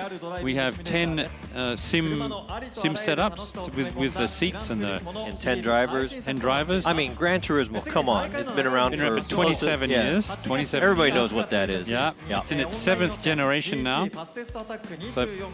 So what happened to get to this point? We have the fastest attack, which was taking place between August and September. That was online. We had, 230,000 entrants from around the world. 70 countries from around the world. That's a lot of people. 70 countries. We're down to the top 10 in the world. And that wouldn't be possible if it wasn't on e-games, because that would have been hard to get 250,000 people out. Exactly. All right, so for the challenge class from 1350, we got the first race. 1415, we got the second race. And the third race of the day for the challenge class is going to be 1440. And at the end of the day, 1530, which is 3:30 this afternoon. And we've got some of the, as I said, some of the greatest tracks in the world and some of the best cars from Honda. We have the original. If you want to see the under 17 class, you can go back on the live stream and check that out. So it's going to be cool. Here's an introduction of Mr. Nojiri. He is a professional race car driver here in Japan. Currently racing for Honda. Yes, he is racing for Honda. And Tomoki Nojiri is here. He is one of the commentators for the Japanese live stream Super site. GT racer. And talking about, young drivers being on the podium. Earlier, we saw podium drivers that are 13 years old. Yeah, when I saw those drivers at 13 and 14 years old, I thought, wow, these guys must have been playing Gran Turismo from as soon as they could walk. Yeah, so we've been around a little bit longer than Gran Turismo, but yes, like you have experience on, real world 27, racing, but 27 years, but I was a little bit older, so. And now the current driver right here for Honda, Nojiri, is going to be watching these young drivers on the sims, and he'll be commentating and putting in his words. I'll try to give you guys, a translation of what he's saying as we go. And, we're also going to be looking closely on the live stream comments, too. So we see people saying, hey, good luck to everybody. And thank you for tuning in for this afternoon. I wasn't able to keep my eyes on it earlier today, but I will try to do my best this afternoon. All right, so the project, pretty much the man behind this from Honda Racing. So yep, we'll be getting some more explanations about what's happening. よろしくお願いいたします。岡さん U17 から熱い And レー this ス is でしたね Yoshitomo Oka from Honda Racing, who's the project leader. And I remember he was telling us about, not wanting to do this just to get people to get to race real world. They want to kind of keep it within the e-games, the e-motorsports, and Honda would love to, be supporting this. And this is the big event that they're having here, I think. They had one last year. We had a champion there last year. And this time they have other drivers. Well, I think it's very necessary to get to the next stage. You have to really get the younger generation interested in cars and racing, and one of the best ways to do it is through esports. Yeah, and thank you. Because it's so high profile. Yeah, and just want to ask all you guys out there, who goes out and plays these? Are you guys part of this? If any of you try for the qualification on this? This is interesting to see how many people are just watching now. But like you said, there's 230,000, I'm sorry, drivers that tried out. So like what he is saying right now, they said they're looking forward to supporting the young drivers that are up and coming and getting into the motorsports, even if they're not getting into the real world driving. Because, of course, the guy that won, Ishino, that won the Under-17s championship early on today, he's 13 years old. He won't be driving for another 5 years in Japan. I mean, he won't have his actual physical driving license. Yeah. And I think Oka-san was saying that he's the project manager pretty much for this, and he has a lot of, how can I say, a lot of people were probably like, oh, is this going to be good or what? But then he said he sees the light at the end of this where there's a lot of possibilities behind this. So I think, we have to salute him for giving it a go and having Honda get involved into this. Oh, this is a very interesting topic they're talking about now. Dominic Doucet, who's a well-known chef. He made the... Yeah, when they had the F1 Japan Formula Grand One Prix in 87, 1987 in Suzuka, he was responsible for making the cuisine for the races and the teams back then. Hey, and we had the little lunch for him lunch today, and it was wonderful. Very well made. It was if we're not chic. If we're not talking loud enough, it's probably because we're mellow. And all right, of course, we have to introduce Inugami Korone. Inugami Korone-san from Honda Racing eMS is an ambassador. They are on one of the vehicles. She's a virtual YouTuber, isn't she? Yeah, and this is something that you guys all know. I saw some of your comments saying, looking forward to seeing her being here. But online virtual YouTuber here with 2.1 Of course, this is so Japanese, followers. isn't it? Japan is, as I say, the epicenter of anime, animation, manga, Godzilla, all of these sort of things. And you've got some merchandise here. Yeah, then so if you're interested in this sort of thing. Yeah, the lucky 5 of you, if you tag at Honda Racing _EMS by the end of today, and maybe post a picture or two or something on whatever social media platform. If you're lucky enough, you'll be one of the 5 people to get any of the merchandise they will be randomly picking. So just tag a lot of stuff. Just spread the word. Come and watch this live stream. We got it in English and in Japanese. And she'll be appearing a little later. She'll be giving us a little update here and there along the day. Yes, throughout the day. Yeah. So look forward to that.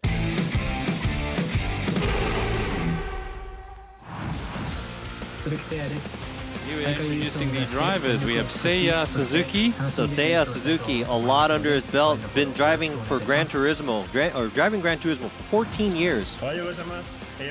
Oh, we have Gallo. He was an ex-Gran Turismo world champion. One of the best drivers in the world. Yeah, an Olympic Virtual Series champion from 2021. Started playing Gran Turismo 2 at 3 years old. It's a long time. We have Daniel Aluni. So he's from Italy. Yeah, we have 3 drivers here from Italy today. Yeah, no accomplishments in the e-games world, but coming in 3rd in the qualifying, very impressive. Competing GT Sport with the Logitech G29. Gillian Drummond. He was the Gran Turismo world champion for 2022 and an Olympic champion last year. That's pretty impressive. Yep, and from Gran Turismo Sport. Igor Fraga, he's the man. He was the original champion, Nations Cup champion back in 2018. All right, so we got Brazil, by the way. Fraga's from Brazil. We got Ryota Kokubun, Yep. also a world finalist from GTWS. One of Japan's best drivers. Then we have Sasaki. Takuma Sasaki. Yep. Also, well, he's got a huge record. Under 18 champion, Porsche Cup champion. We have Yuki Kodaka. Yuki Kodaka, this is Gran Turismo World Series 22, 23, Manufacturers Cup entrant, over 10 years of Gran Turismo. Giorgio Mangano, who has been around for a long time. He's a 2018 champion as well. G'day, I'm Adam Wilk from Sydney, Australia. I'm so thrilled to be live. Adam Wilk is from New Zealand. He's been around for a while. He's a world champion back in 2018. Wow, so that's a lot of championships and champions from all over the world now. Like we said, 70 different countries, and we have a couple countries here. So let's go ahead and give it up to Adam Wilk from Australia. He's from Australia. Yeah. Sorry, it wasn't New Zealand. Sorry, it was Australia. There you go. All right, he said he started playing the original Gran Turismo title back in '99 and have been a loyal fan of the Gran Turismo franchise. All right, so we got Giorgio Mangano. He started playing GT5 and aiming the GT Academy, and he was still underage by then, so he just kept going. So, and they're not under 17, but they're all like early 20s, mid 20s. Yeah. All right, so we got Yuki Kodaka. Over 10 years of Gran Turismo, and said he's been playing since Gran Turismo 6. Yeah, favorite car is NSX. Said he'll try his best. Why aren't we surprised? All right, so 7th in the qualify, that is Takuma Sasaki from Japan. He's been around. He's done this many times before. Yeah, he has a lot of titles. Under 18 world champion. Well, that's a lot, and yeah. 19 years old. It even has his favorite food is ramen. All right, we got Kokubun. He was a 2023 world finalist, and he's actually been competing for at least 5 years now. Well, I love it. Like I would love to share all their information. Now we go to Igor Fraga, who has done a lot of racing in the real world as well. And over 20 years. He's racing years. in Japan now. He's a world champion from 2018 Nations Cup Gran Turismo, world champion. He's also racing in some Super GT in Japan. Wow, over 20 years of Gran Turismo too. All right, now we got, this is Kylian Drummond. Kylian Drummond. He's from France. He's the driver from France, and he's also a 2022 world champion and a 2023 Olympic champion. Wow. Impressive. And now we are down to the top 3 of the qualify. Aluni. Yeah. No, sorry. This is not. No, they messed that up. That's not Gallo. That's Daniel Aluni. Aluni has nothing under his belt, but he is here. He qualified 3rd, so that's going to be a threat to all the other drivers. Sure. Here we go, Valerio Gallo. He was a Nations Cup World Champion in 2021. And an Olympic Virtual Series champion as well. Woo. So we got a lot of champions down there, I'll tell you what. Yo, the lineup we got today is no joke because these drivers all know how to drive. This is world-class stuff we have here. Well, like I said, 230,000 entrants. Yeah. And the top 10 we're looking at the best of the best, so we can expect some really heated racing today. And finally we have wow, by 0.9 seconds, Seiya Suzuki gets on top, qualifies first here, 14 years of experience on Gran Turismo and various titles under his belt. Various titles, yeah. All world final. He was a Nations Cup runner-up. Nations Cup 2023. World final as well, and the showdown. Look at this international lineup. This is your top 10 here for the qualify that we had in between August and September. These are your drivers that will be competing to get on the top spot here. 3 races, this さあ afternoon. それではまずオンライン予選1位通過でした鈴木選手にお話を伺っていき All たい right, と思います interview with Seiya Pole Suzuki. sitter, yep, who got the fastest time online. さあいよいよ決勝大会始まりますけど今の気持ちいかがです All か right, so how does it feel to be in the こ finals? こまで来たって感じで本当にレベルの高い選手ばかりなので He feels the pressure from the world-class championships around standing around him now. Yeah. I can't imagine he wouldn't feel that. Yeah. There's a lot of pressure. 結構時間もかけましたけどその分本当に He's done a lot of practicing as well, a lot of rehearsal, a lot of practicing. 練習していたので非常に満 Couple of times, couple of hours a day. 前回チャンピオンのねイゴール・フラガ選手もここ来ましたけども今日どんなレースが Oh, でき so れ the ば last champion was Igor Fraga. Yes.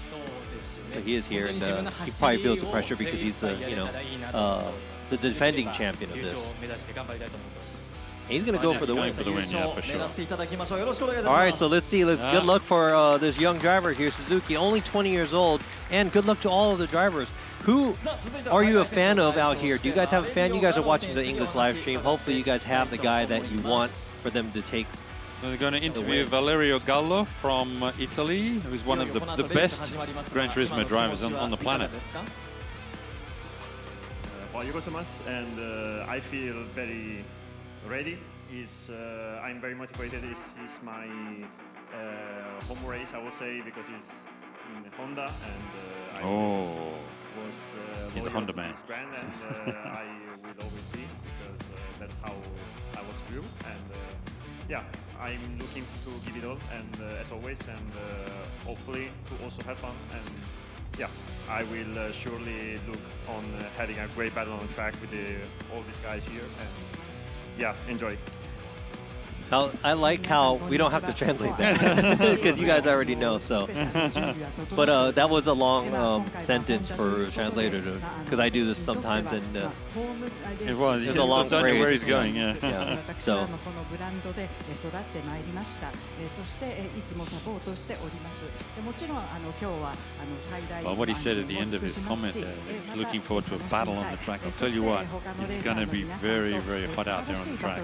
Yes, it is. We saw the under-17 battles that we had earlier this morning, and there already we heard that there was some, overtakes and some bumping and things that the steward had to look closely into. And of course, I was just imagine what's going to happen because these guys have more experience. Love for the Honda NSX, as you probably know already, and I've been always fashioned by the looks of it, of course, and for the history of it, the roaring sound. It's a very loud sound, but at the same time it's very lovely. I always get fashioned by the engine noise, and I think historically it's a really cool brand, and I always loved it. And even with my friends, I share the passion for Honda, and I also have friends that love the brand. And yeah, I'm here, and I'm always honored to be here and to represent it. I'm going to go and give my Honda ambassador badge to Gallo right now. Tell you what, that's a great speech for Honda. But what he talked about was the sound, and man, everybody always talk about, man, when the VTEC kicks in, boom, it's a different sound and it's a different kick for these cars. What we get today, we get a great selection of Honda's greatest cars. We get the 60-year-old Formula One car, the RA272, which has a V12 sound all of its own. Then we have the NSX with that great sound. Plus we get the Civic Type R. That's right. We have 3 races on this one, so we have one more. Great cars. Yeah, we have one more than the under 17. So they said good luck. Looking forward to this. And that was the second place qualifier. That was Valerio Gallo. Oh, and this is the defending champion. This is Igor Fraga from Brazil. It's like, how do you feel? Yes, I am nervous. It's before the race. And there's, foreign drivers. Levels really high. It was very difficult in the qualifying. He didn't really get where he wanted to be. He just got through in 5th place. It's going to be a very tough race. He knows it's going to be. He's being very surrounded, very diplomatic. Being very subtle about it. Yeah, but then he's like, there's like three world champions here. So. Well, he's an original world champion. Yeah. So yeah, he knows.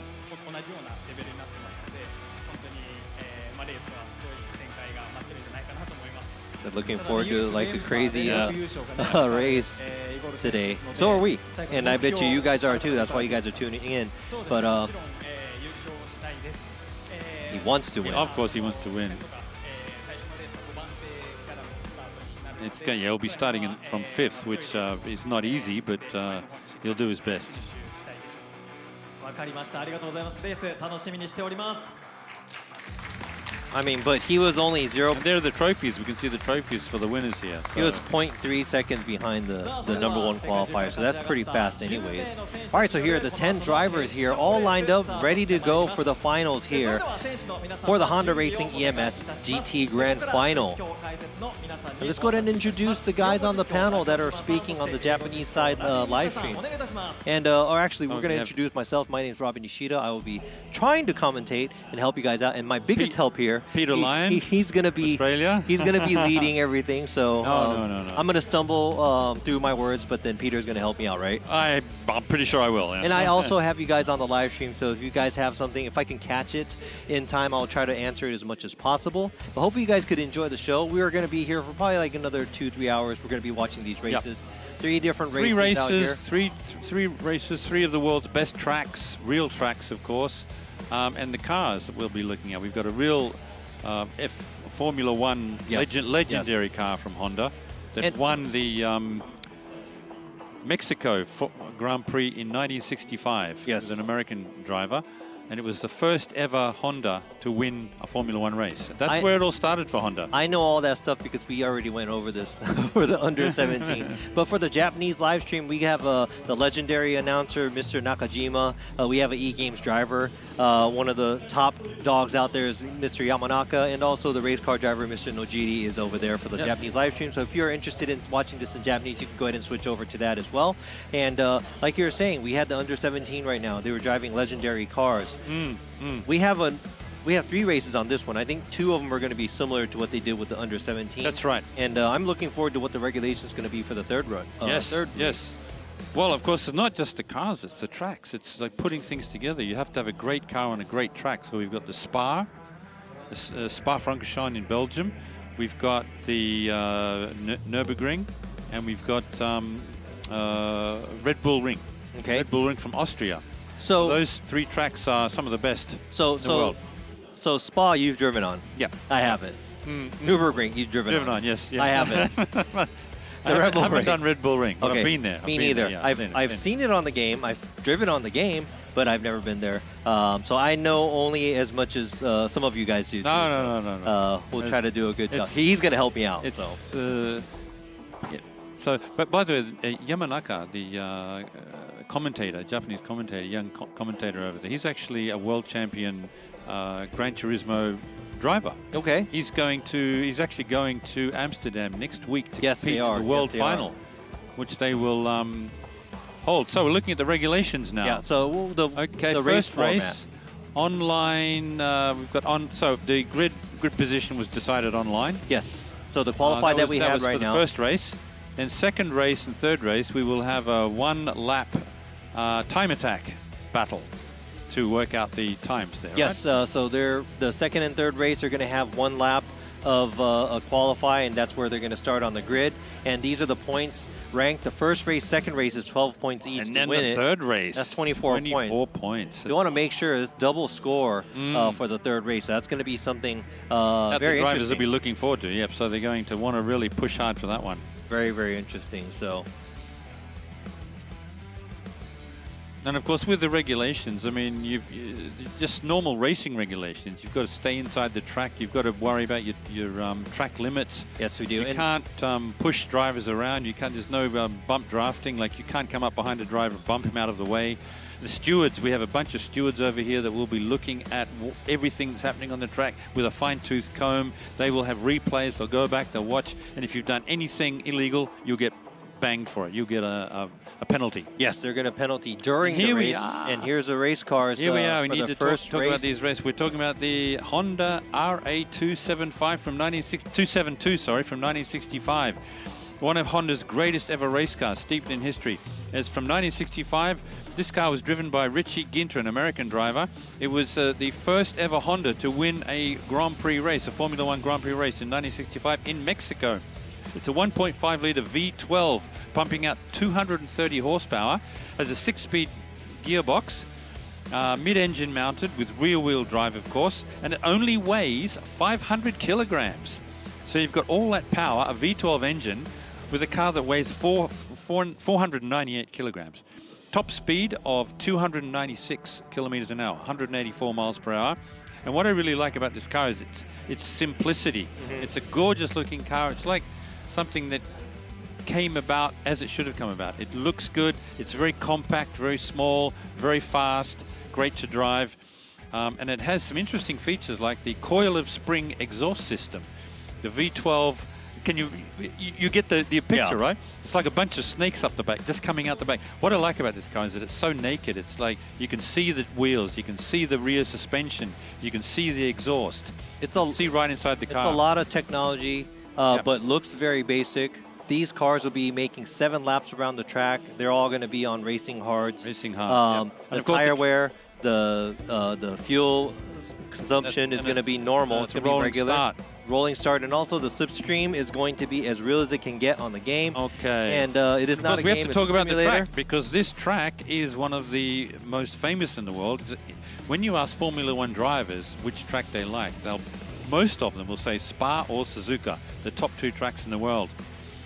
This track is located in Belgium, of course. Spa-Francorchamps. It has 19 corners, 4.3 miles long, 7 kilometers. Boasting arguably the greatest high-speed corner on the planet, Eau Rouge.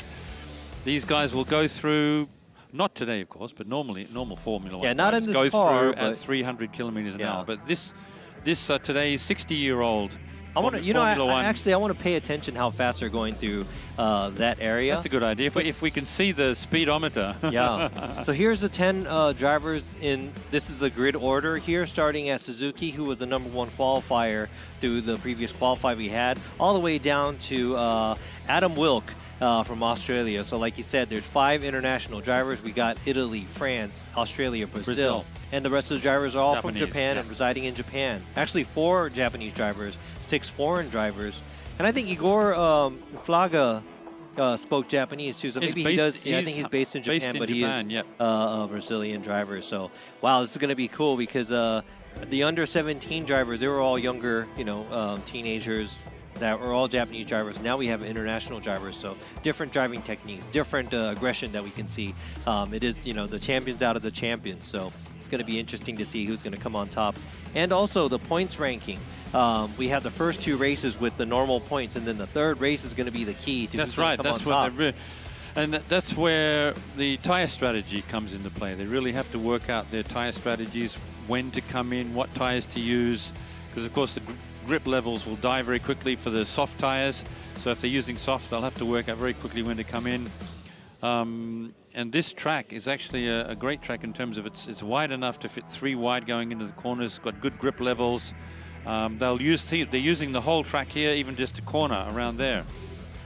So this is one of the best tracks in the world. Yeah, so the under-17 track, we had things happening that was really interesting at the last lap, but we are about to kick off the first race of this is not the challenge class. This is actually not not Spa-Francorchamps.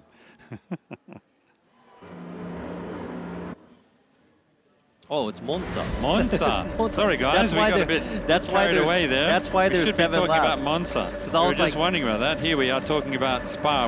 Monza, of course, is 5.7 kilometers long. All right. Hey, sorry about that, guys. Hey, the Spa was... That comes up soon. Yeah, that's going to come up later. So let's talk about Monza. This track is actually 100 years old. And of course, it's got one of the great corners in the world, the Parabolica. Is a very well-known track around the world. Here's a grid in the faces of the drivers. We are down. This is the defending champion right here. And we got Kokubun in 6th. Sasaki in 7th. Kodaka in 8th. Yes, there you go. Yeah, 5 drivers living in Japan. Mangano in 9th and Wilk in 10th. And just to recap, guys, we're not at Spa. We are at Monza in Italy. Yes, major mistake. Sorry about that, guys. Sorry about that, guys. So we're going for the formation, well, partly formation lap. They'll be leading into the start. It'll be rolling start.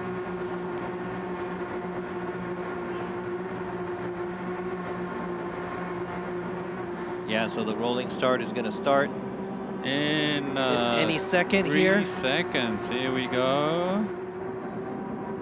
Ooh, it's getting exciting. 3, 2, 1. They're holding their positions, of course, because you have to hold your group positions before the start. They're All away, right. racing. Suzuki's in the lead ahead of Gallo. Gallo will be making some very, very tight approach very soon.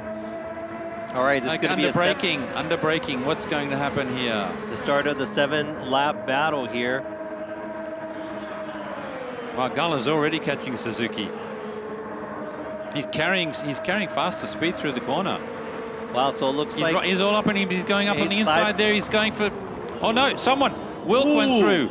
Wilk went through too fast. He's come off. We got back carried on the away. track. We got carried away watching Suzuki and Gallo. No. Looney came in. Oh, but he is actually. That was Aluni. Something happened. Yeah, I think he came in, took first for a split second. Now he's down to 5th place. I think he was penalized for the maneuver that he made right now. Now we got Suzuki and Gallo in 1st and 2nd. And right behind that, 0.3 seconds. I mean, this is a close battle already, going all the way down to 7th and 8th place. Or actually, Gallo all the way is to very 9th good place. under braking. Gallo will really give Suzuki a hard time. It's all over him. Ooh. Okay, so gap in between 4 and 5. Of course, Fraga is already up into 4th. I think it's going to come down to Suzuki, Gallo, Drummond, and Fraga. Now we're on board with Fraga. He's right behind Drummond. Oh, looks like looking for the slipstream. Coming under braking. Looking for the inside run. No, he can't quite get inside Drummond. Fraga looks very They're comfortable. all at the limit of the tires. What I like about this is you can actually see the driver's cockpit. Yeah, and you see him changing gears and turning in. And also, you know, when we have the camera towards the... Oh, we have Drummond right behind Gallo. This looks like they're pretty much maxed out even right now, unless he's going to get back into behind the car. Oh, and right Suzuki there, got through past Gallo Drummond. passed Well done. Suzuki.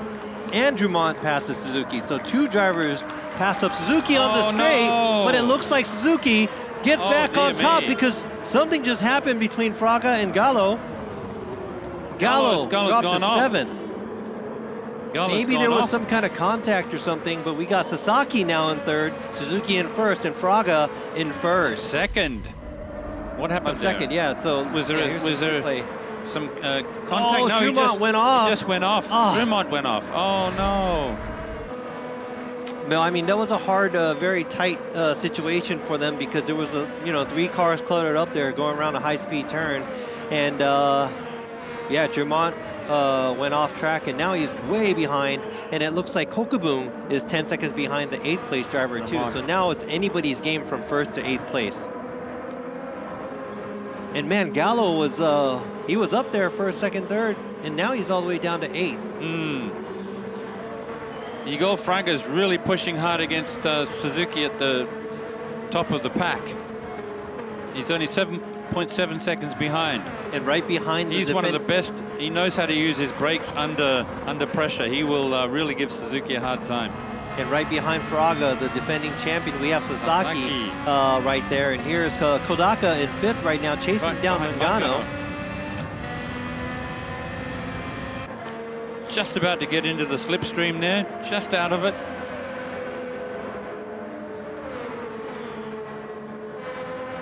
Because, of course, these cars are not as aerodynamically efficient as current Formula One, right? They are not. Cars. So we're going to see a lot of movement. The rear of the car is moving around a lot, so you can't actually see it, but the drivers are actually having to correct quite a lot. We can see it from here. The drivers are actually steering into the corners, but they're correcting a lot. And I think there's favoritism to the car and the track as well. I'm not sure how, if this track is favored to any of these drivers, but I'm pretty sure that not a lot of drivers drive these older cars all the time around the track. They probably drive their favorite cars and race those. So all the drivers has gotten the regulations about a month ago or so. So they did have time to figure out the cars and figure out the track and their settings. And their tire strategies for the next races as well. Yes, yes. So I think some of the drivers aren't, maybe some of them are, or they're not big fans of these older cars, and I'm pretty sure that the drivability of these cars are a little different from the newer vehicles, but looks like some of these drivers are holding their own, and it looks like Suzuki is still leading the pack. Yeah, he's doing very well, actually. I'm surprised because he's got some world champions behind him, including Fraga, who's pushing very hard. He's looking to get into the slipstream. So we have two battles going on. We got Suzuki, Fraga, and Sasaki. Then after that, we got Kodaka, then we got Mangano, and Aluni is there. So we have two packs made, and both of them are being led by Japanese drivers, and they're blocking their way through because they don't want the other drivers to get in front of them. Of course. So we're on board with Mangano, who is right behind Kodaka. Right on him, he's on him, he's in the slipstream, he's on the slipstream. Yes, passes him up. He'll just get inside. Under braking, he's going to take him on the corner. And now it's going to be a right turn coming up, and it looks like side by side. Mangano's got him. Well done. Made it up to fourth. Into the long right-hander. And now moved up to fourth. Sasaki a little behind from Fraga. Fraga 0.5 seconds behind the leader, Suzuki. Yep, Fraga's catching up on Suzuki. And so is Sasaki. So this is interesting because we have two pairs of three drivers going for the higher position. And look at the concentration by these drivers. I love it, being able to see the drivers without their helmets. Yeah, and, it's good, how isn't they it? look. Yeah. Plus, you can also see them the actual steering action. Yeah, and this is cool because we're sitting right in front of the drivers right now, the 10 displays and the drivers here on their sims, and we get to see all the drivers how they're using their footwork and also their steering direction as they go into the corners. And we're also, what's wonderful about Gran Turismo is you get camera angles that you won't see on any other form of racing in the world. Yeah. So like where we are here, we're right above Kodaka as he's driving along, chasing Mangano. Yeah, we just saw Sasaki right now. That was the third place driver. And Kodaka, now we have... he's making a challenge on Mangano. Yeah, because Mangano actually overtook... Parabolica. Took Kodaka out earlier at the main straight. And now he's going to try to redeem himself to get back into fourth position. We're going to see a move from Fraga. He's almost in Suzuki's slipstream. He's just out of it. He needs another. Oh, he could be in it. Just think of the things that are going through Suzuki's mind right now because, you know, the defending champ is right there behind him, breathing down his neck. See, they took a quite different line through the corner there. So that's interesting to see them how they manage their lines, their driving, their tires, grip levels. Wow, so the cool and calm Fraga is pretty much 2-3 car lengths behind Suzuki, so he's just waiting to get into that slipstream. He's almost in it. And almost in it. He's only got two steer there, two but laps left. See? That's actually a good amount of laps left. Two more laps, and that's just where either the lead car could lose concentration, which we saw at the under 17 round, where the last lap the lead driver got overtaken because he took himself out pretty much. So got to make sure that Suzuki has his head on top of his shoulders and see how well Fraga could pressure him. Paul said it. He's doing very well. He's holding off a world champion and last year's defending champion. So what is Fraga going to do? I know that Igor will want to be making a move very soon. He doesn't want Suzuki to feel too comfortable. He wants to put pressure on him. Yeah, of course, as you know, being behind the lead driver, you want to pressure him. He's under 0.4 of a second behind now. He's in the could he be in the slipstream? He's nearly in it. Now we're on board with Gallo, who's looking to get past Aluni. Because of course Gallo was up in the top 3 and he fell down. Yeah, the first 2-3 laps very quickly. Up in the top 3. Unfortunate incident. Now we still have the same order in the grid right now. We have Suzuki leading. We have Fraga in second. Fraga is all over him. Come on, what's going to happen here? Oh, look at them using the whole track. Fraga's trying to work out where's the best place to pass him. Where is the best place to pass him? Who's got a penalty? Oh, Sasaki's got a penalty, and Wilk has a penalty. A 1 second penalty. Wow, that's going to hurt the drivers here.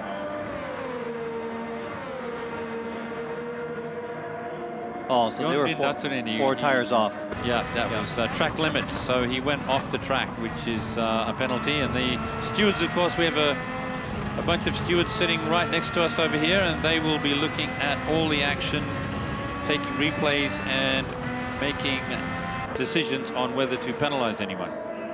So Sasaki and Wilk have just got a penalty, 1 second each for track limit violation.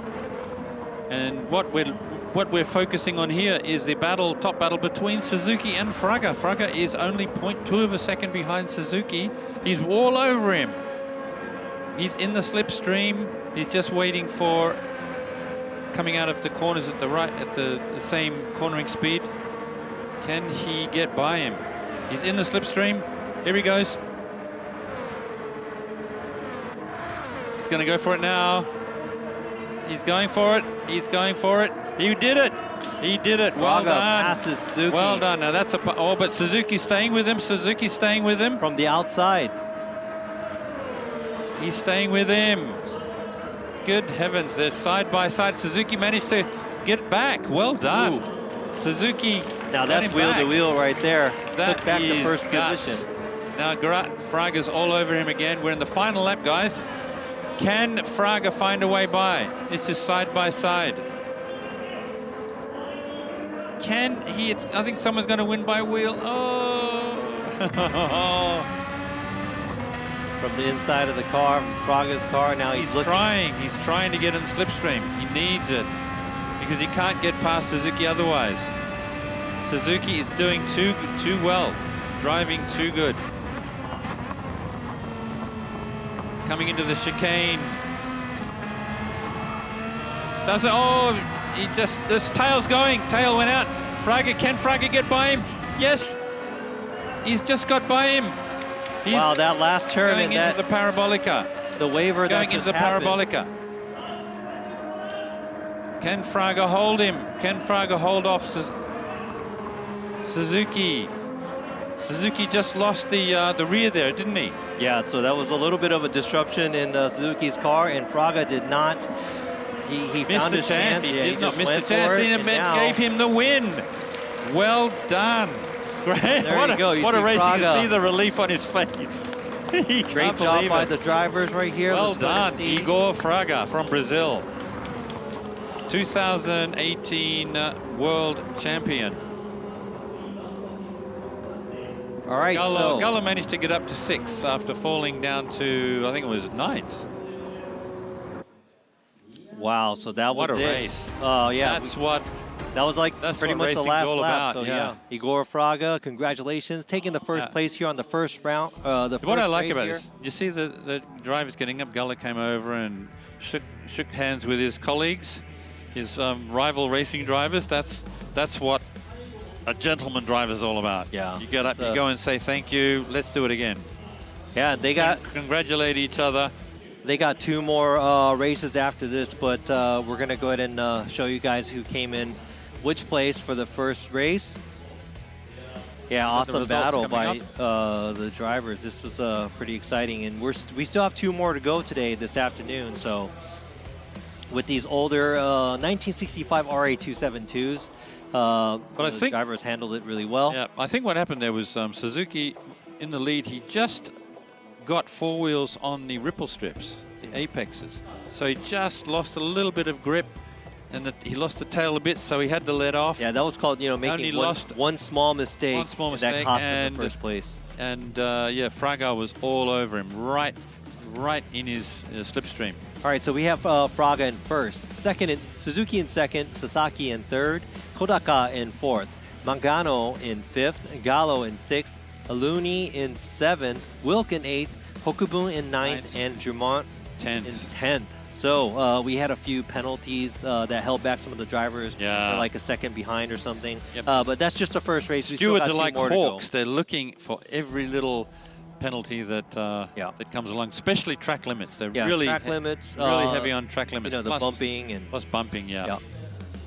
All right, so I think they are going to get ready for the second race soon. But before we get into that interview of P1 right here, we have winning interview.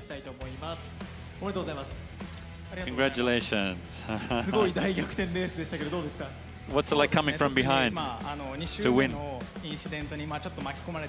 He was caught in an incident earlier on in the race, but managed to get through it okay. He was really looking for the slipstream from Sasaki, who was ahead of him in first. He was just looking for just the right point to get by him. And he just managed to get past him and finish in first, and that was a great race. We're looking what time we.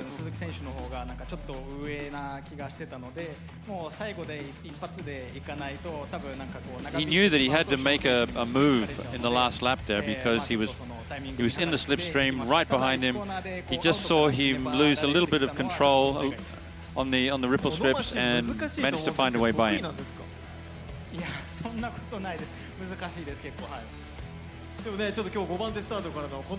But starting from fifth to get to first place is quite a good drive. Yes, excellent drive. They said, you know, they thought it was going to be more easier for him, but he's like, no, it's not. It's not easy at all. You know, coming from fifth to coming to the win. So for the next race, he's also going to try and finish in the top three. Igor Fraga from Brazil. That's what you expect from a world champion driver.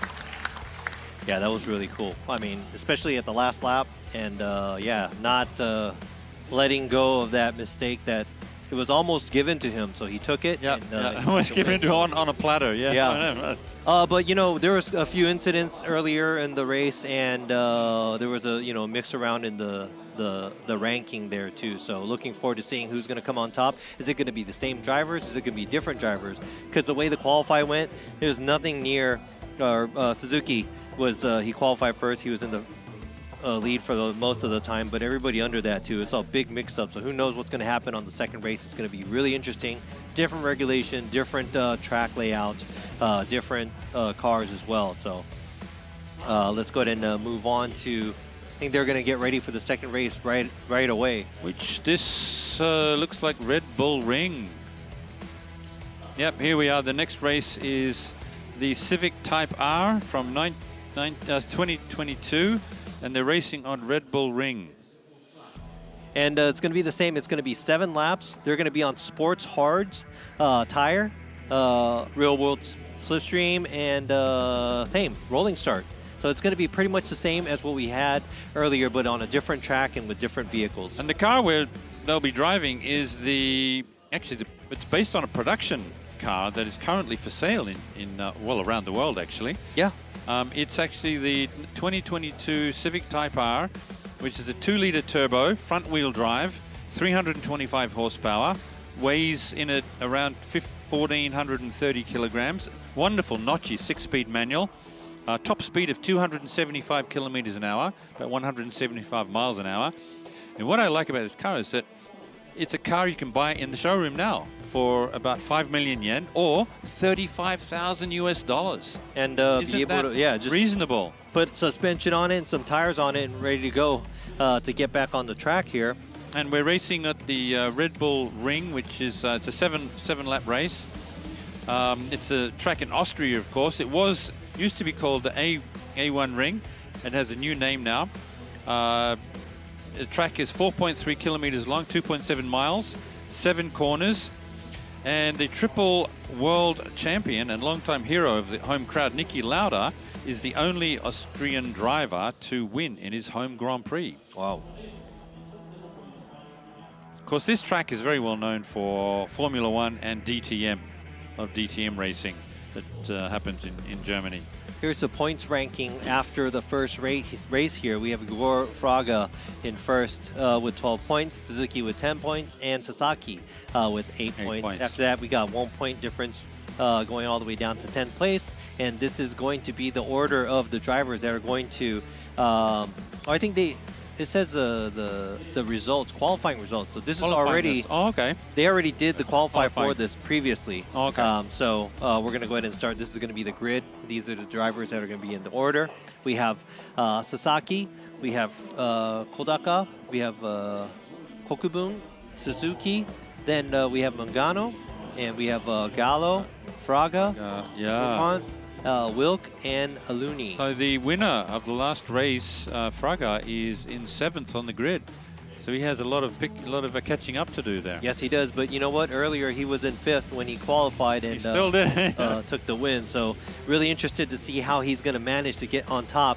But also looking at the drivers, the top 4 drivers are all the Japanese drivers here. So I'm not sure if there's like favorites or not in the tracks. But they're able to put down a time. It could have a lot to do with the car itself. It's a legendary Japanese car, and the difference is the previous race was the RA272 rear-wheel drive. This is your Type R, which is front-wheel drive. So it's a different style of driving. You really have to capture the understeer that the car wants to go straight. There we go, starting.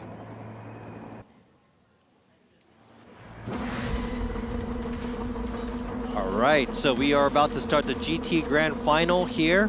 This is the Red Bull Ring and the second race, and we have the drivers lined up here. And let's go ahead and Sasaki in. So you can match the face to the driver. There you go. Kodaka in 2nd, Kokubun in 3rd on the grid, and Suzuki in 4th. So we've got the Japanese drivers in the top 4 positions. Then we have Mangano from Italy, Gallo from Italy, Fraga from Brazil, Drummond from France, Wilt from Australia, Aluni from Italy. All right, now it's going to be a rolling start as well, 7 laps. Yep.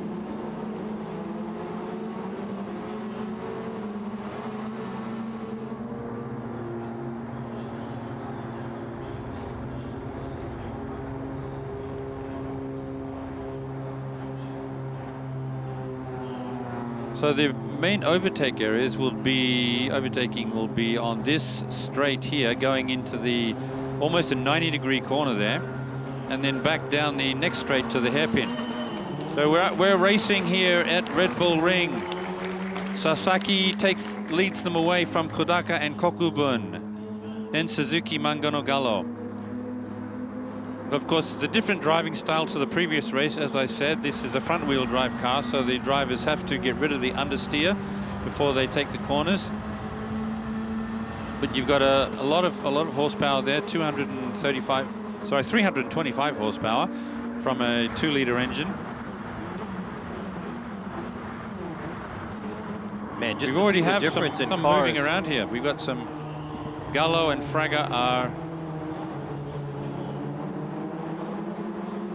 having a bit of a battle back there. You've got Kodaka is 0.4 of a second behind Sasaki, and then Kokubun is 0.6 again behind him. Very tight racing here. I think Kodaka is almost in the slipstream of Sasaki already. He's just looking for a straight. It's just managing the understeer. Using the whole track. See, they're using the track, the whole track, taking all 4 wheels nearly off the track there. So once we take the next right-hander and next two right-handers, then we will see some racing as they really push hard for the slipstream and coming into the 90-degree corner under braking. This is a very clean line of cars here. Yes. A good gap in between the cars, so it's really hard to see who's going to be coming up and winning this race. We still got very tight 6 more laps to go, and we still have pretty much, after those few turns that we already had, not a whole big movement between these vehicles. We may see some changes here coming into this next corner as under heavy braking, because they'll have a lot of acceleration going on down here, so you'll have some slipstream, some drafting hopefully. Oh, look at that cockpit shot. Wow. This is another... See him changing gears there? That's the way to go, isn't it? We're back down to third. Cross lines there. Fraga right on Gallo there. Sasaki picking up a bit of time over Kodaka, pulling away a little bit. Wait a minute, who's and it passing? Looks like yeah. Gallo. Gallo just passed. No, he just went on the inside. Okay. All right, so the cars lined up right here. A good amount of space in between. We have three separate packs almost now. Yeah.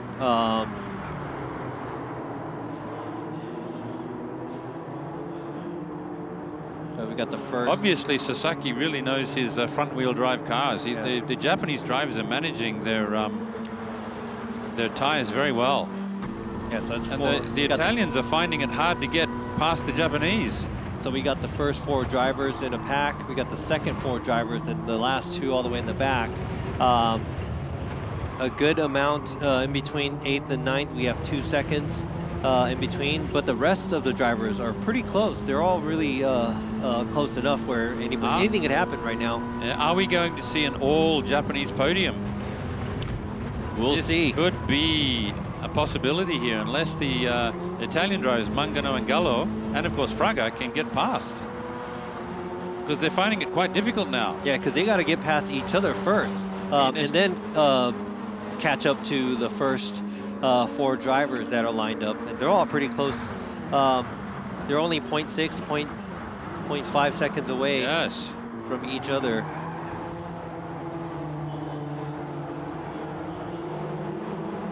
Yeah, so no big movement until now. Kodaka is a couple of lengths ahead of Kokubun there. But so Sasaki is actually pulling away. He's picked up another. He'll be 1 second ahead very soon. So I think some of the being in the pack. There you go, 1 second. If your lap time's a little bit better than the other car, but you're getting blocked because of the line. I think Kodaka seems to be holding up the pack. Yeah, holding up the second pack there. Yeah, so Sasaki is leading, and now it looks like track width.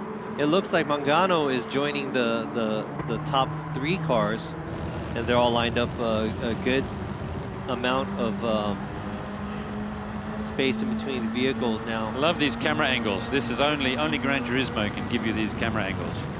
You won't see this anywhere else.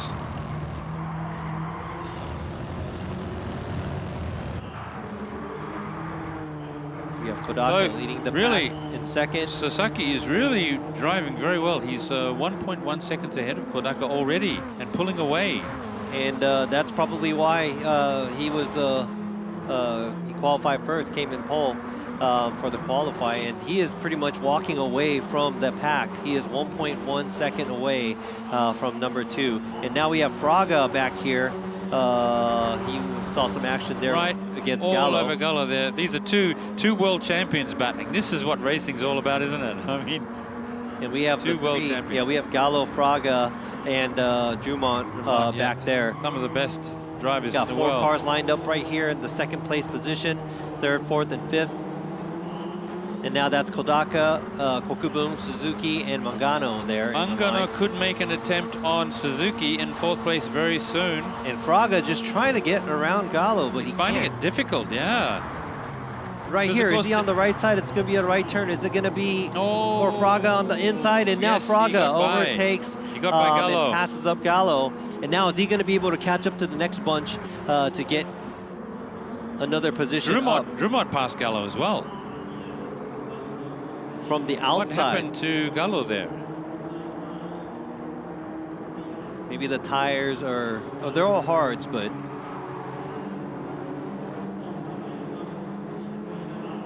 Where then? There we go. We see Gallo. Gallo got his position back from Drummond. Well done. Oh, hang on. Sounds like do we have a penalty here?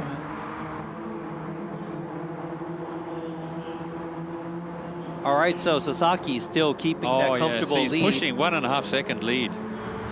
And we have Kokubun, Suzuki, then Kodaka, and Mangano. Mangano is challenging Kodaka for 4th place.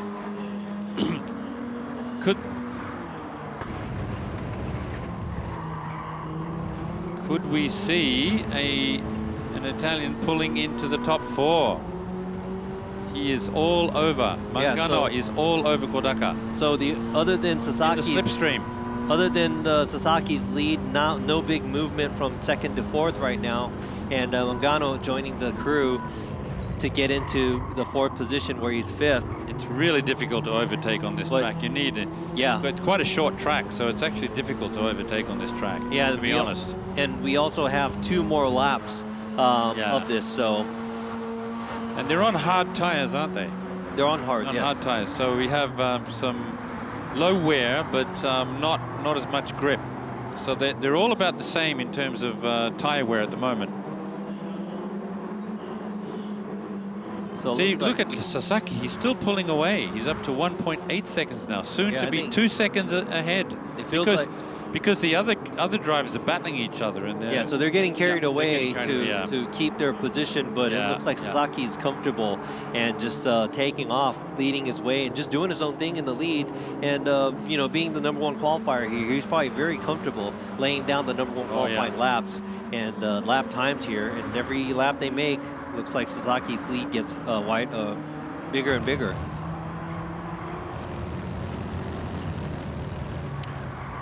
Mangano is trying very hard to get past Kodaka to get into 4th place, where he may challenge Suzuki for a pole position, but he's finding it very difficult. The Japanese drivers are all driving very well on this track.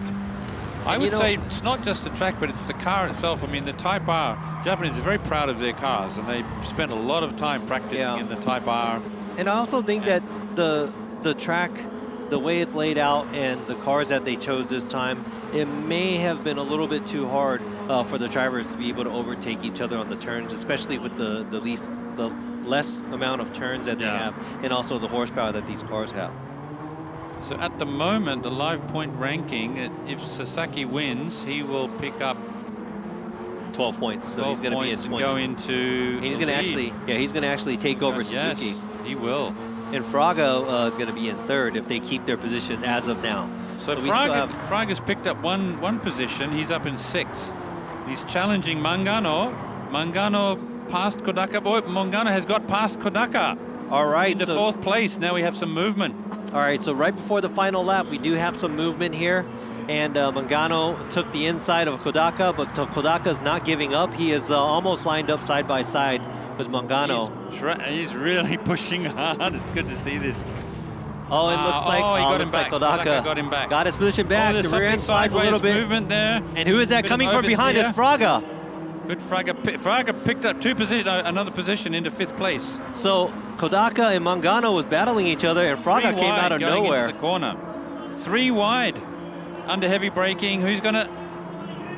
Oh, Fraga just tapped Kodaka there. Oh, Fraga looks like he got a little upset, but he did take Fraga over. Could battle for the podium here, but he may not have enough time to pick up 3 seconds over Suzuki.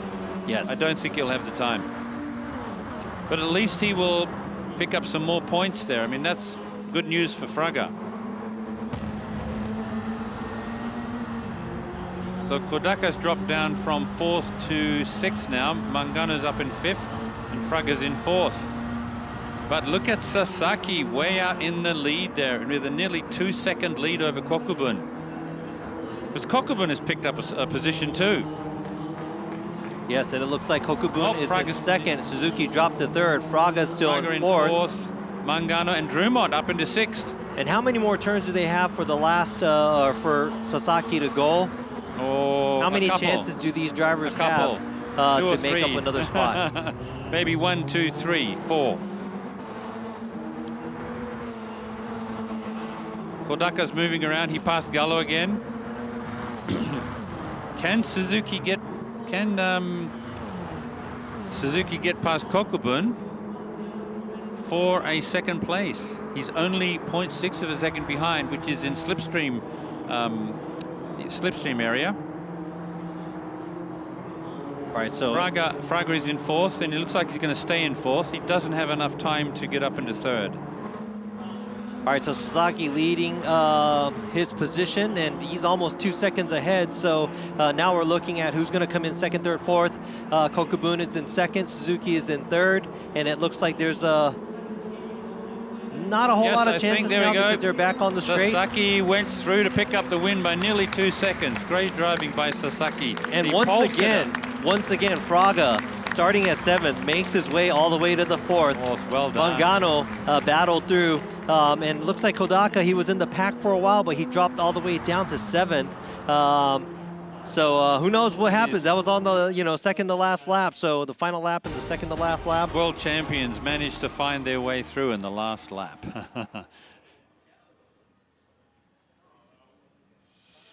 Sasaki, so we'll have a winner interview very soon.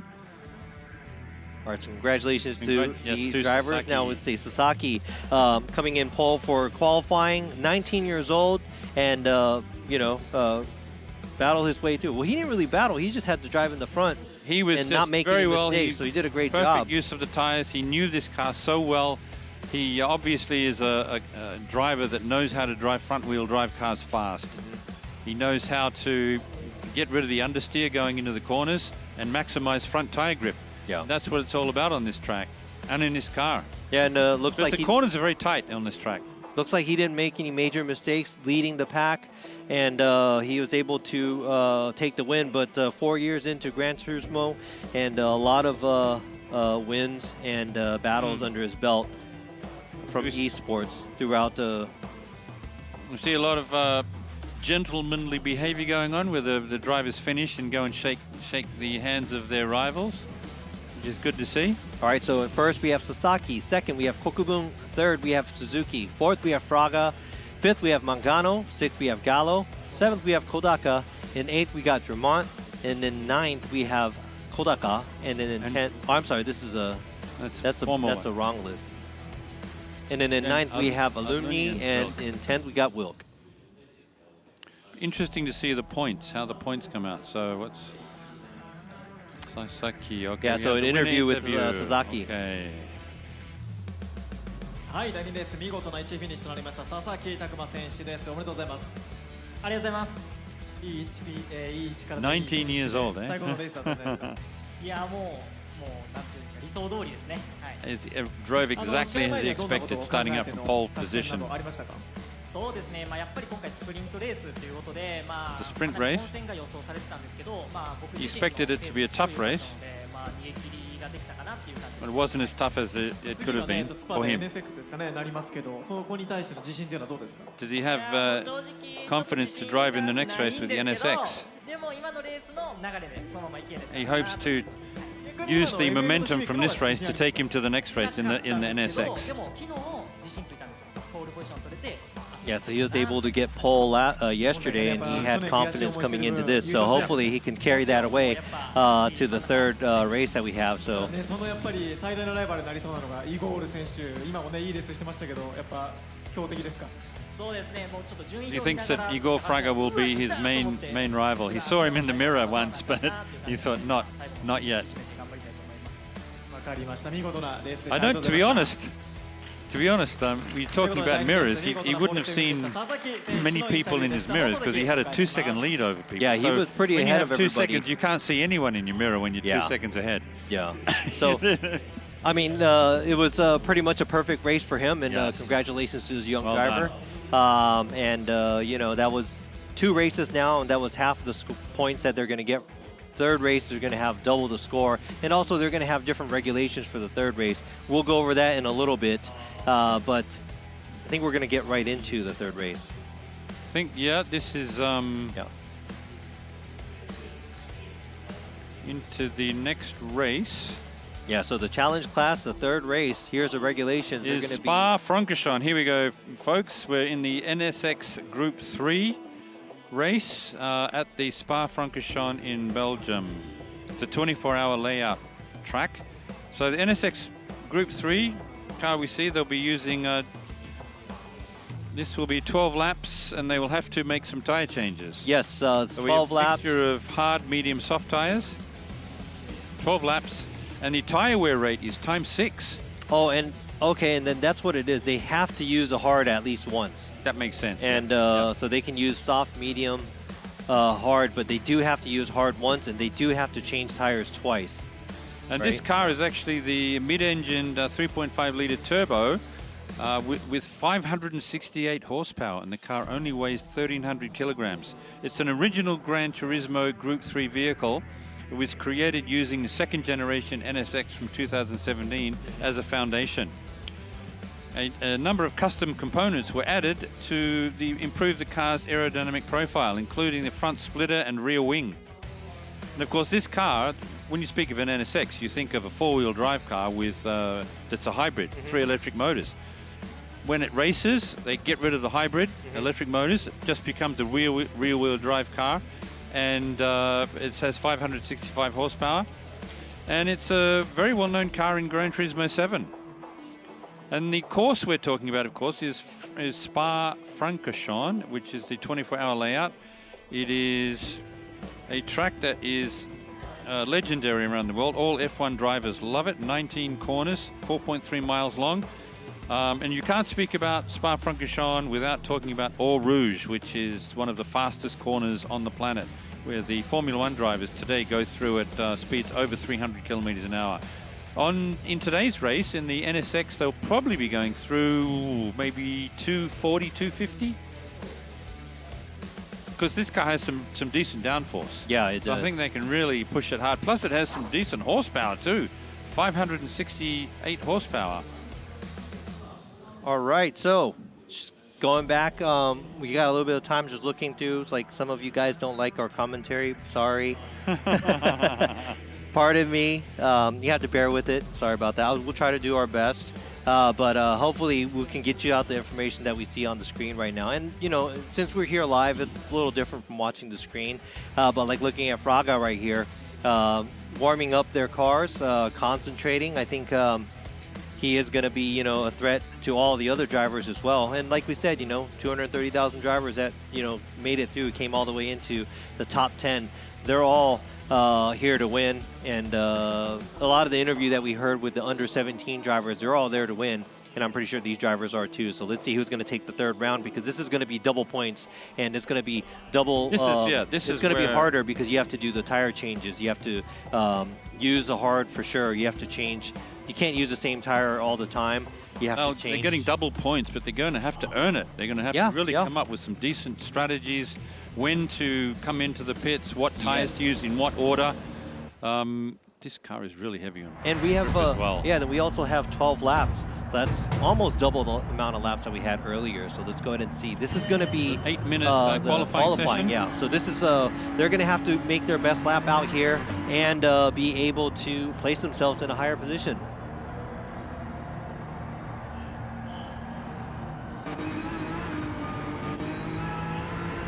Oh, listen to that engine sound, isn't it great? Wow.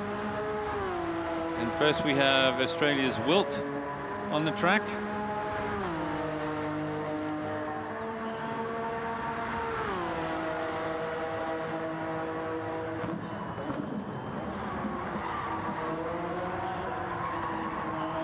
So they're doing their qualifying on soft tires, of course.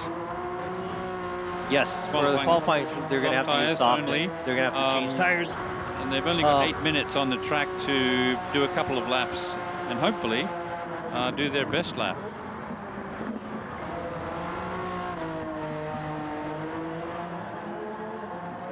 Yeah, so it's Italy's Mangano. Yeah, looking at how he placed in the first two races, probably not the best for him. So I'm pretty sure he's going to want to come back. And I think all of these drivers that hasn't been in the top 3 in the past 2 races, they're all probably coming back to redeem themselves. And they're all capable of doing it because they're the best out of the best, you know, the top 10 drivers from the qualifying. So looking forward to seeing how well they're going to handle that. At least 3 of these drivers are world champions. So we've got some really talented drivers on the track, including Frago, Gallo, Mangano, and Kokubun is also one of the top drivers in the world. Yeah, and like you said, well, you know, several of these drivers will be in Amsterdam next week for the Gran Turismo World Final. Yeah, and we have the Japanese commentator, Yamanaka. He said he's also traveling there next weekend too. So good luck to those drivers as well. Yep, I've seen him fight some of the best drivers in the world for a place on the podium. He's come out with a watch as well. Oh, okay. He came out with a watch. Yeah, but like Tag Heuer watch, I think it was. For those of you watching the live stream and joining in, I don't know how seriously everybody is into e-games, but it is impressive to see looking at all these young drivers being able to get on the sims and battle it out. And I'm talking like to the level of like FIA World Challenge, everything. And look at the shift, they have events, changing lights. They have events going on all over the world for drivers like this. So this is going to be something. This is like the next type of esports that they have, and I'm really glad that Honda is actually into this and supporting it as well. So this cockpit shot we're getting here really shows a driver in the heat of the battle. We've got Wilk taking these corners at full speed. See where he changes going into the corners? You can see him on the shift changer lights here. And you can see what gear he's in. I mean, we have the qualifying. That's the next level stuff. We have the qualifying coming up, and this is already going to be exciting enough. But watching these drivers in these cars, especially, it's going to be a different turn from what we saw with the old school vehicles that we have previously, and also the Civic. They're all in NSXs, and it's going to be a pretty fun battle to watch. So, but before we get into that, yes, we have to watch these guys figure out where they're going to be in the qualify. So we're getting a full lap of Wilk's driving, which is very interesting. He's using the full width of the track. Up to 230, 235, 240, 245, 250 kilometers an hour. 255, 256. There you go, 260. There's your maximum speed so far. I think that's about the speed they take Eau Rouge.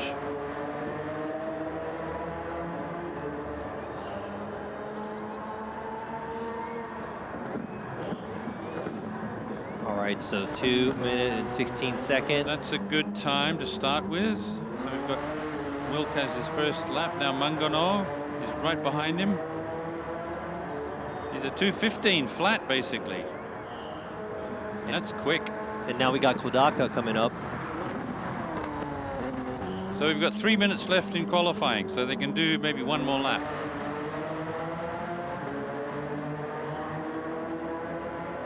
So there we are. Kodaka is in second place so far.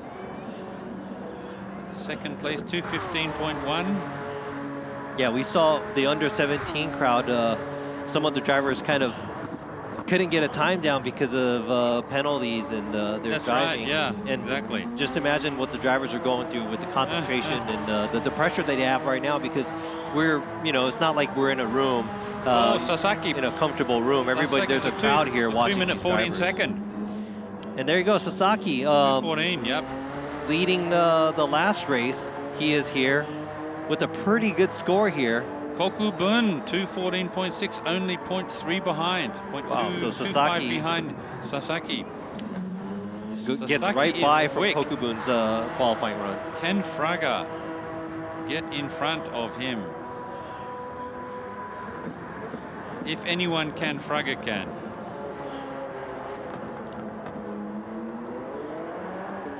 Interesting to see what Fraga is going to get for his lap time here, his best lap.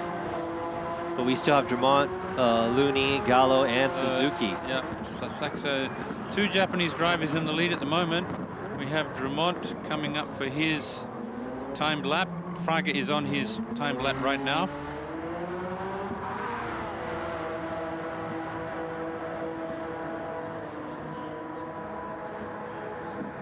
Looney right here, downshifting to get into the turn. And Gallo looks very comfortable behind that wheel.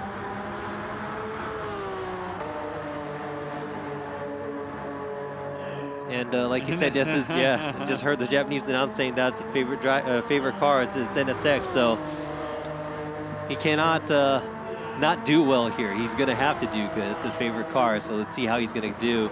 So things are going to change very quickly soon as we get these last 5 drivers coming over the finish line for their time lapse. So here we are. Fraga is pushing hard. So currently we have the qualifying. Couple more corners. We have the qualifying going on for the GT Grand Final 2024, the 3rd race. This is the final race that we have this afternoon, and the qualifying is going on. We have 5 drivers already putting down some time on the board. In terms of split time, we'll get an idea very soon of how close Fraga is to the pole, coming up to Sasaki's time. So that's Will Fraga be ahead? Sector time right here. Sector time's coming up, yep. And it looks like Fraga is he's a little behind, 0.3 seconds. Oh, Sasaki has done well. Can Fraga pick it up in the last sector?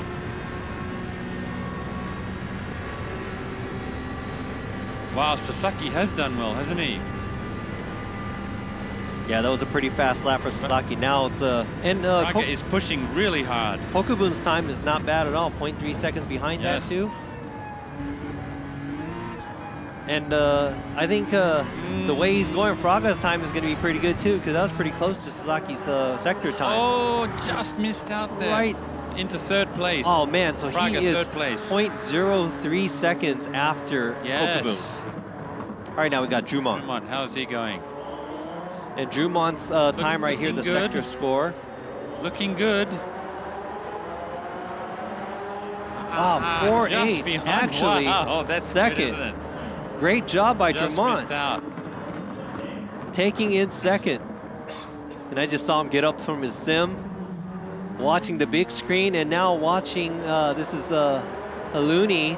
Aluni a little behind. He's like a second behind from the leading drivers. And now we have 2 more drivers here. Gallo coming to... Mr. Honda is Mr. Gallo. Doesn't look like it's a bad time, but he's not quite going to. No, just behind. Ooh, Gallo, into third place in his favorite car. They actually call him Mr. NSX, don't they? Mr. Honda. And we have Suzuki. Oh, kind of went a little deep right there, but his time is not bad. Oh, just Suzuki in 6th. Wow, 2 minute and 14 second lap. There we go. So from first to 6th, everybody's 2 minute 14, and it's just 0.1 second, 0.2 seconds behind. Sasaki's done a great job. This puts Sasaki in the prime position to win this tournament. Yes, Sasaki did. If he manages his tire change as well, yeah, you just has saw a great chance. You know, Sasaki's a little fist bump there, but I think he's confident. Looks like he's very comfortable in his car from what he was driving earlier. The win earlier for the 2nd race is really huge, and now being pole position for the qualify over all these world champions. Very, very confident young driver here. So looking forward to a good race for the 3rd one. Look forward to seeing the tire selections they make to start with. I think some will start with medium. Then they have to pick another, either hard or they have to use hard as well, don't they? On this, they must use hard. So they get they have to use hard, and they also have to pit in once within 5 laps. So they can't go more than 5 laps, and you cannot drive more than 6 laps on the same tire, and you're going to be penalized for it. And also, you got to use a variation of tires. You can't use the same. That's right. And of course, as we've said before, we have a group of stewards just sitting over behind us over here, and they are watching the action very closely. All right, so we have Sasaki in 1st, Drummond in 2nd, Gallo in 3rd, Kokubun in 4th, Fraga in 5th, Suzuki in 6th, Mangano in 7th, and Kodaka 8th. So I wonder if Fraga, who's leading at the moment, if he's going to, well, he's not actually leading, but can he, as a world champion, can he come back? Can he find the right tire strategy to come back and win? This is because what he will be thinking now. He may be changing his strategy right now. Yeah, this is, I mean, double the points. I mean, it's the 3rd race, so double the points. It's all or nothing, so all these drivers are going for the top spot. That's 24 points to get into the top spot here. after the two races. So come from behind and win very easily with those points. Yeah, so yeah, I'm pretty sure Fraga, all these drivers are probably gunning for the win. And then who knows what's going to happen. We got 12 laps. That's more than what we had earlier. And also all the drama that we saw at the last turn and the last lap from the previous races, it's going to be interesting to see how it's going to all pan out here on the 12 laps. And here you go again, taking first place in pole for qualifying. Well done. We have Sasaki here. He said he wasn't good at driving the NSX, but he still did a very good job. He still got pole position, even though I'm not a perfect NSX driver. He's faster than he has ever been before. Yeah, he's got in the rhythm basically. Yeah, he said he's more confident now. He won the previous race, so he's feeling very confident. Yeah. But he's also feeling a lot of pressure because he's got so many world champions around him. All right, so what kind of race is he going to have the next race? He doesn't. That's a given. He doesn't want to battle with anyone if he can help it, because you're going to lose time and the possibility of going off. Yeah, and he's in a really good position right now. pull away. Yeah, he's in a good position to do that because he's leading it. So do you think he's going to start with soft tires then?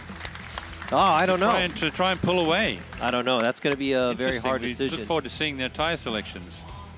So for the under 17, we had a lot of things going around because of the tire selection, and that was really interesting to see. And I wonder, I mean, just because they are older and a little bit more experienced than the under 17 drivers, and there's all of them have driving so, licenses. Yeah, they can drive a real car driving too. licenses. But I want to see how they're going to be using the tires and what kind of tires they're going to use and how many laps they're going to make before they get in and change tires. So it's going to be fun to see. And also, we won't know who the winner is all the way until the end because of the pits, getting into the pits, and the leader is going to change constantly. So it'll come down to the last lap.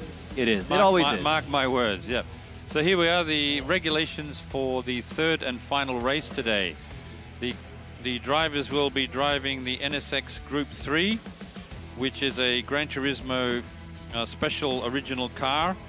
It has a V6 turbo, 568 horsepower. It weighs just on 1,300 kilograms. It's based on the second generation NSX, and it has some special components developed for this car, including a large front splitter and rear wing that only appear on this car. It's based on the 2017 NSX, and the tire rate wear is ×6 for this race. So that's that's quite high. The tire's going to wear more, but at the same time, that they kind of made it like that, so they have to come in to make the pit stops, and it's going to be a strategy of which tire they're going to use.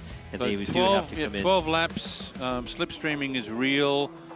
As I said, tire wears ×6, rolling start, and each driver has to use hard tires. And we're racing on the Spa-Francorchamps course, of course, the 24-hour layout, which is a track that is 4.3 miles long. And you can't speak about Spa-Francorchamps unless you mention the Eau Rouge corner, which is one of the fastest corners on the planet. Current Formula One drivers take it at 300 kilometers an hour. And as I said before, Fernando Alonso, current Aston Martin driver, spoke of Eau Rouge recently, saying it's a corner that you must get right because you can lose a lot of time in the uphill that comes directly after it, which can mess up your time. So you have to get your line right through there. You have to maintain speed. So you have to get that line just right. It's actually a very difficult corner because it's a blind corner. Yeah. Once you go into the dip, you're at speed and you can't see the exit. So it's like you have to sort of have a guess of where you've got to go. So on the screen here, we have the medium tire and the hard tire, and that's the split up where you can, that's how you can manage the laps with the tires. You have to change the tire before you make the full 5th lap. So every 4 laps you can do that. Or I'm sorry, you can make a full 5 lap, but you cannot get into your 6th lap. So you're going to pit in and have to change tires. So you could do 5 laps of medium, 5 laps of medium, and 1 hard. Or I'm sorry, 2 laps hard. Or you can put in a soft there. There's variations, and ways you could change your tires out the way you want and the way the driver wants to do it. It'd be very brave to do the top medium, and hard. That could be a tough one because you do want to use soft tires somewhere along the way to pick up some time, if possible. But earlier we were talking to Yamanaka. I mean, he's obviously a professional out here too. Then he was talking about one of the drivers that used a soft tire at the beginning, and he was like, I don't think I would. Not a good idea. Not a good idea. All right, so right now, leading the pack, we have Sasaki in first place after the first two races. We have Fraga. 1 point behind. Fraga is in second with 1 point behind. Can Fraga come from behind to win? So all Fraga, if he wants to beat Sasaki's position, he would definitely have to finish a place ahead of definitely. Just 1 place Doesn't ahead. have to win, just has to finish ahead of him. Yes, and if Sasaki's in first, and he's going to have to be in first. But here you go. This is going to be the positioning of the drivers. We got Sasaki, Jumont, Gallo, Kokubun, Fraga, Suzuki, Mangano, and Kodaka, Leuni, and Wilk. So these are the 10 drivers that are going to be battling it out. 12 laps here, and some tire changes, some pit-ins, and tire strategy. But it's all going to come down to tire strategy. I mean, the drivers are very evenly matched, especially I wonder if any of them Japanese champions and world champions, very evenly matched. I wonder if any of them already has a plan, or they kind of change their plan as they go. I think they do have a plan. They all have a strategy that they've worked out, but given the different conditions and depending on where they are, their position in the race, and here we go. That's Mangano's brother, older brother. That's an interview with him. So how was his driving today? So far, he's doing really good. I'm excited to see the last race, how it goes, and always cheers him, and I'm really excited. すごくよくやってると思います。非常にエキサイティングで、先ほどのレースも素晴らしかったと思います。弟さんね、世界でも活躍するレーサーになってますけど、お兄さんからはどんな風に見えてるんですか？I'm always like looking forward for him to cheers to best and have always him to support him no matter what. 常にベストを尽くせるように応援しています。で、結果がどうであれ常に応援しています。お兄さん、今回イタリアから来られたんですか？Yes. Well, his brother came all the way from Italy just to support his brother. Wow. Oh yeah, this was a vacation for now. So. 今は休暇で来ております。 Because with the weak yen, there's a lot of foreigners coming to Japan. Oh yeah, it's the best time to come. Best season for vacation, just before Christmas. The yen is very weak. Food is very good here. There's a lot of people coming in.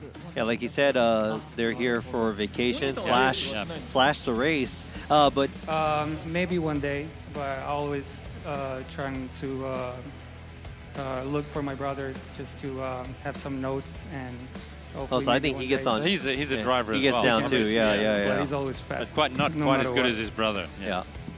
いつかやりたいとレースを And so he したい said と思 one って day お though. りますが、今は弟の応援をするだけなんですけれども、いつか弟と一緒にレースをしたいと Yeah, 思 one い day ま he す could が、 come up すご and く早 drive い with ので his brother out 多分 here 勝てないでしょう。 in a race. He said he probably won't be able to beat him, but he's going to try. So that's pretty cool. We can't ignore the character behind him, Inugami Korone, who we can just see in the screen there. Yeah, She's I will the choose virtual to, YouTuber. To have this last race to the best.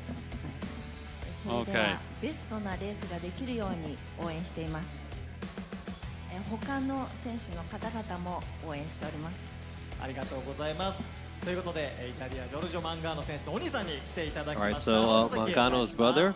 Okay. Right back to us, but yeah, and also thank you to F Mecca for posting the regulations on here on the live the chat, yes, so you thank guys you very can much. read too. Good. Yeah. And I think these drivers are still out there on the track practicing. Yeah, they're just going through some practice laps, working out tire strategies, no doubt. They're probably actually testing different tires right now. I wouldn't be surprised. Because they get a couple of minutes, probably about 5 minutes, just to do some practice laps and get get used to the car, but also try tire compounds. Yeah, and we had, the under 17 drivers. We had some of the family come out to cheer them on, the mother and the father and stuff like that. And that's really cool for his older brother to come out here. I mean, even though it's a vacation to come and hang out in Japan, it's really cool to come and support your family, especially if you're doing something great like this. This is world-class, racing. Because here. when we were kids, if we did something like this, our parents would tell us to get out, get outside, go and play some. I mean, some ball I couldn't sports even play Nintendo at home. Now the parents are actually supporting them. All right, so we're about to start the GT Grand Final, the third race. This is the big decider. Double points. NSX Group 3, 568 horsepower. Going through the drivers, we've got Sasaki in pole position. Well done. Drummond, second. Gallo from Italy in third. Kokubun from Japan in fourth. Here we have Igor Fraga from Brazil in fifth. Can he pull off the win? Suzuki from Japan in sixth. Mangano from Italy in seventh. Kodaka from Japan in eighth. Aluni from Italy in ninth, and Wilk from Australia in 10th. So can Fraga come from behind to pull it off?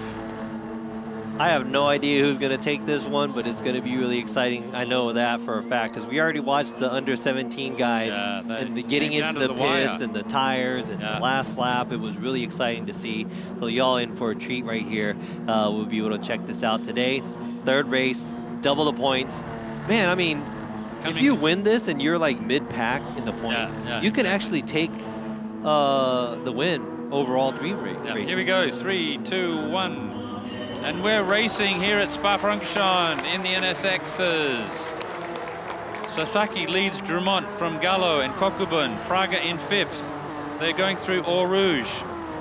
Already from the start. Probably around 250 kilometers an hour. Already from the start, you could tell the difference in the speed of the cars just watching the screen of the previous races. But look at these cars. Drummond's already making a move on Sasaki. Now you can side by side. Now you can see what tires are on. The first three drivers are on mediums. Everybody else is on hards. Drummond has taken the lead. Gallo's passed Sasaki as well. A major upset here at the start of the race. Wow, Drummond from France is into the lead, ahead of Gallo. Sasaki got passed at almost the same turn by two of the drivers, and now he is sitting third. And Fraga is still in fifth. So Drummond is leading Gallo by 0.3 of a second and actually pulling away a bit. That's a major upset from this very first lap. Wow, so Sasaki not wanting to be in the battles. Now he has no choice because he's going to have to fight his way to the top. Fight his way through, And good amount of space between all of the cars. It looks like a good lineup here. We haven't seen any huge separation yet. But we do have another 12 laps, and also the getting into the pits and the tire selection is going to be key to taking the win here. So Gallo is really pushing Drummond because Gallo, of course, as we've heard from the Japanese commentator, is Mr. Honda. He loves the NSX. Yes. He spent more time in the NSX than any other car, so we can expect to see him really give Drummond a hard battle out there. Yeah, and to prove that, he's sitting second right now, being comfortable, only 0.5 seconds away from Drummond. Drummond doing a great job from qualifying, and he's sitting actually right in front of us right now in the sim, but he looks really, really comfortable right now. So let's see how far he's going to go in this lead. Gallo is catching him. He's also almost in the slipstream, under heavy braking, going into the hairpin that leads down the hill into Eau Rouge. Here we go, up to about 250, 260. Going through Eau Rouge. Can Gallo pull off an upset pass here? Because this is where you have to maintain your speed coming through Eau Rouge. He's just not quite close enough for the slipstream. He's nearly there. Drummond is driving very well. Okay, Gallo is And almost in the stream. Looking at him on the screen too, Gallo looks really comfortable in that seat, chasing down Drummond for the first place, only 0.3 seconds away, and right behind him, only 0.3 seconds away is Sasaki as well. Sasaki won't go quietly. He's going to push really hard because he really needs this win. As long as he can stay ahead of Fraga, he's got the win. Yep. But Fraga is only 0.3 behind Kokubun. So could we see a big move from Fraga very soon? Fraga on hard tires, the top 3 on medium tires. That could be the difference between the top 3 and the rest, is the tire compounds. Yeah, right now we have Sasaki in third, and there you go, they're bundled up. A little bit of separation from the second group of cars. Kokubun is leading the second group of cars. 2-second gap in between them, but still, that's not big enough because we have the tire changes coming in later and the different tire selections that they would have to make. And these top 3 drivers right now would eventually have to get on the hards as well, at least maybe at the last tire change, who knows.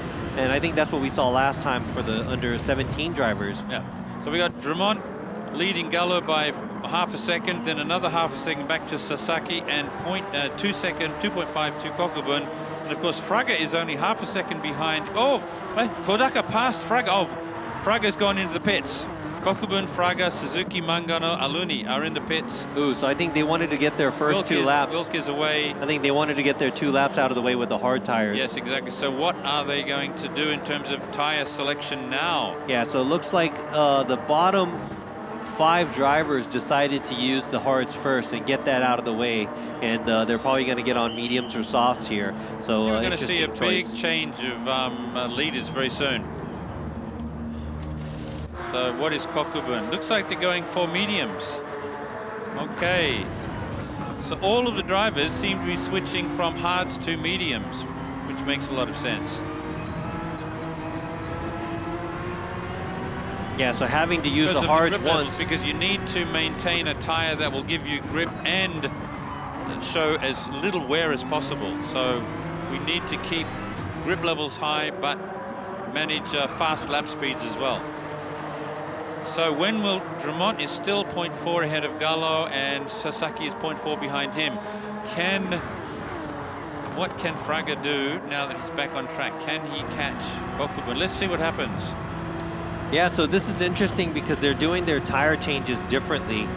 Maybe the first 3 drivers are using the mediums 5 laps, then 2 hards, versus the other drivers are doing it the other way around to avoid any kind of door-to-door battle with the other drivers. So really interested to see what's going to happen on the the final lap. Still got 9 more to go. So Gallo is 0.4 of a second behind Drummond. Drummond driving very well. He really knows his NSX, that's for sure. Then Gallo is 0.6 seconds ahead of Sasaki, who is fighting for the win. If he can stay ahead of Fraga, who's in 6th right now, he still has a chance. Well, he does have a very good chance of winning. And the double points at the end of the race. You get 24 points for the win. And as you see the tire choice that we still have someone brought it up over here. Kodaka is still on the hards, and he's making his 4th lap into it. So is he going to just stay on the hards for a while? Is he going to ever pit in? Is he going to try to use a soft sometime? Kodaka's coming Kodaka in. just made it into the pits. So Kodaka will drop down. Kokubun will come up with Fraga. Going through Eau Rouge. You can see how the cars are bouncing around. A bit of correction from the drivers as the cars bounce around through Eau Rouge. We have Gallo coming up on Drummond. He's right on top of him. 0.1 of a second behind. Where will Gallo make the move?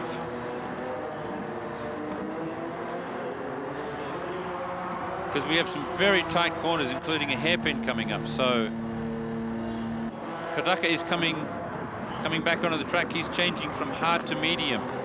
Kodaka has returned to the race in 4th place. No, 5th. No, 6th. So he's still in the pits. He's still in the pits, okay. And now he's getting back into the race, but he dropped to 8th.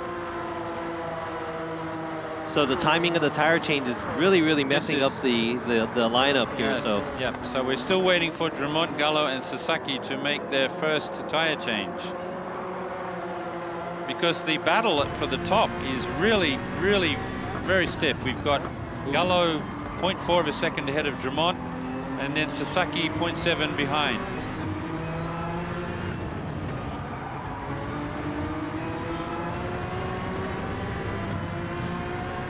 So Igor is actually caught, seems to be caught behind Kokubun. Igor really needs to get by Kokubun if he's going to make up time on Sasaki. So putting the pressure on Kokubun right now. Yep. Yeah, Igor really has to get by Kokubun, although Kokubun is a very good driver. He's appeared in many of the world finals. So yes, that's not going to be an easy job for Fraga to take on pushing very Kokubun, and obviously Kokubun's not going to want him to go in top. Oh, because he's going to be he's going to be leading as soon as the top three drivers gets into the pits. That's right. But it will be very interesting to see where the top 3 drivers return to the race after their tire change, because they already have a 37-second lead over the rest of the field. So it's really timing on when they're going to have to, because it's their 5th lap. They're going to have to fit in, come in and change tires. So we're going to see a lot of changes here coming to this grid position. So it's going to be, what are they going to use? And if they're going to do the complete opposite, the other guys, they're probably going to get on mediums again for the next 5 laps. And really get on correcting hards. there, having to correct. Very busy behind the wheel there is Gallo. Fraga is all over Kokubun going into Eau Rouge. Oh, dear, Fraga! Oh, no. Pushing too hard. A little mistake. Well, maybe a big mistake there, because now he dropped the spot. See what I mean? And that was have to maintain speed down that last straight there. And that was I think that's a 0.5 second penalty there. That was 4 tires off of the track. Yeah. And now that's going to put him back. Is that going to put him way back? Is he going to drop another place? Oh dear. That could be life-changing for Fraga there in terms of the win. May make it very difficult to catch Sasaki. Yeah, like you said, right now, currently leading the points is Sasaki, who's in 3rd place right now, only 1 second behind Gallo. So can Sasaki maintain his position when he comes back after the tire change, which must happen this lap? Has to happen this lap. And Fraga, is that penalty going to hurt him? Is he going to be able to get back into the Well, he loses the battle? Another second, doesn't he? Here we go. They're all coming in. The 3 top drivers coming in for their tire change. Let's see what happens. The pit crew's ready with the tires. Pit crew's just removed the tire warmers. All that stuff is just way too real. This is crazy. I mean, I just think this is just something here. So now Kokubun's going to be leading. Okay, Suzuki's going to be in what's second. happening here? Will these top 3 drivers fall down the leaderboard at all, or will they maintain their spots? So will Kokubun be pushed into the lead? Ooh, Suzuki's using softs. All right, so different strategy from the other 2 drivers. Now Suzuki's going to leave in softs. I think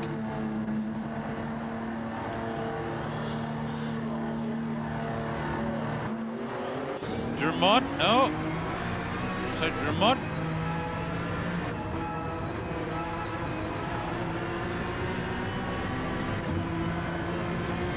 All right, we see Sasaki here. has returned to the lead of the race. And Gallo in second, only 0.3 of a second behind, with Sasaki in 3rd. 1 second behind that. So Sasaki is on soft tires. Yeah, now he's on softs, and he is only moments away from the other 2 drivers. And we can see he's picking up. You can see he's picking up time on Gallo already. 0.6. Wow, he's picking up very quickly. We could see a major overtake here from Sasaki could be overtaking Gallo very soon. So Fraga down in 7th after that mess up through Eau Rouge. Drummond still in the lead, leading Gallo a half a second in the lead. Drummond leading Gallo. Gallo just in front of Sasaki. Sasaki picking up a lot of time using his soft tires. Just shows the different grip levels. He's right on Gallo now. I'm waiting to see where he's going to do this overtake maneuver. And I think he is too. Because he has the tire grip to do it. And Gallo's not going to make it easy for him as well. And looking back at 4th place, from 4th to 5th, we have Suzuki trying to take over where Kokubun is in 4th. Yes. And it's the top 3 drivers right now coming around the turns. Very close. And is he going to be able to make a move through here? Sasaki all over Gallo. Can he maintain speed out of the corner? Yes, he has. He's in the slipstream. He will have better performance under braking if he can use those soft tires. Trying to cross the line. Now we're going to go down through Eau Rouge. This is where the passing maneuver will come just after Eau Rouge. Right. Accelerating down 230, 240, 250, going through Eau Rouge. Can you imagine going through Eau Rouge at 250? Not at all. So can Sasaki, using his soft tires, pass Gallo? He's on him now. Here he goes. Soft tires, there he goes. Extra grip levels, under braking. Well done. Wow, well overtook him on the straight right here after the Eau Rouge here. Gallo dropping down to 3rd. Sasaki now in the 2nd position. Now he's going to try to hunt down Drummond, but he is not going to make it easy because Drummond's been in the lead for the past 7 laps that I've seen, and he looks really comfortable. Sasaki seems Sasaki himself seems comfortable behind the wheel. Now especially on soft tires. Yeah, this is going to be interesting to see how well the tires are going to work out for him. Yeah. Because I know he's on soft, so he has the extra grip now, but he's going to have to make his move pretty soon because they're not going to last as long.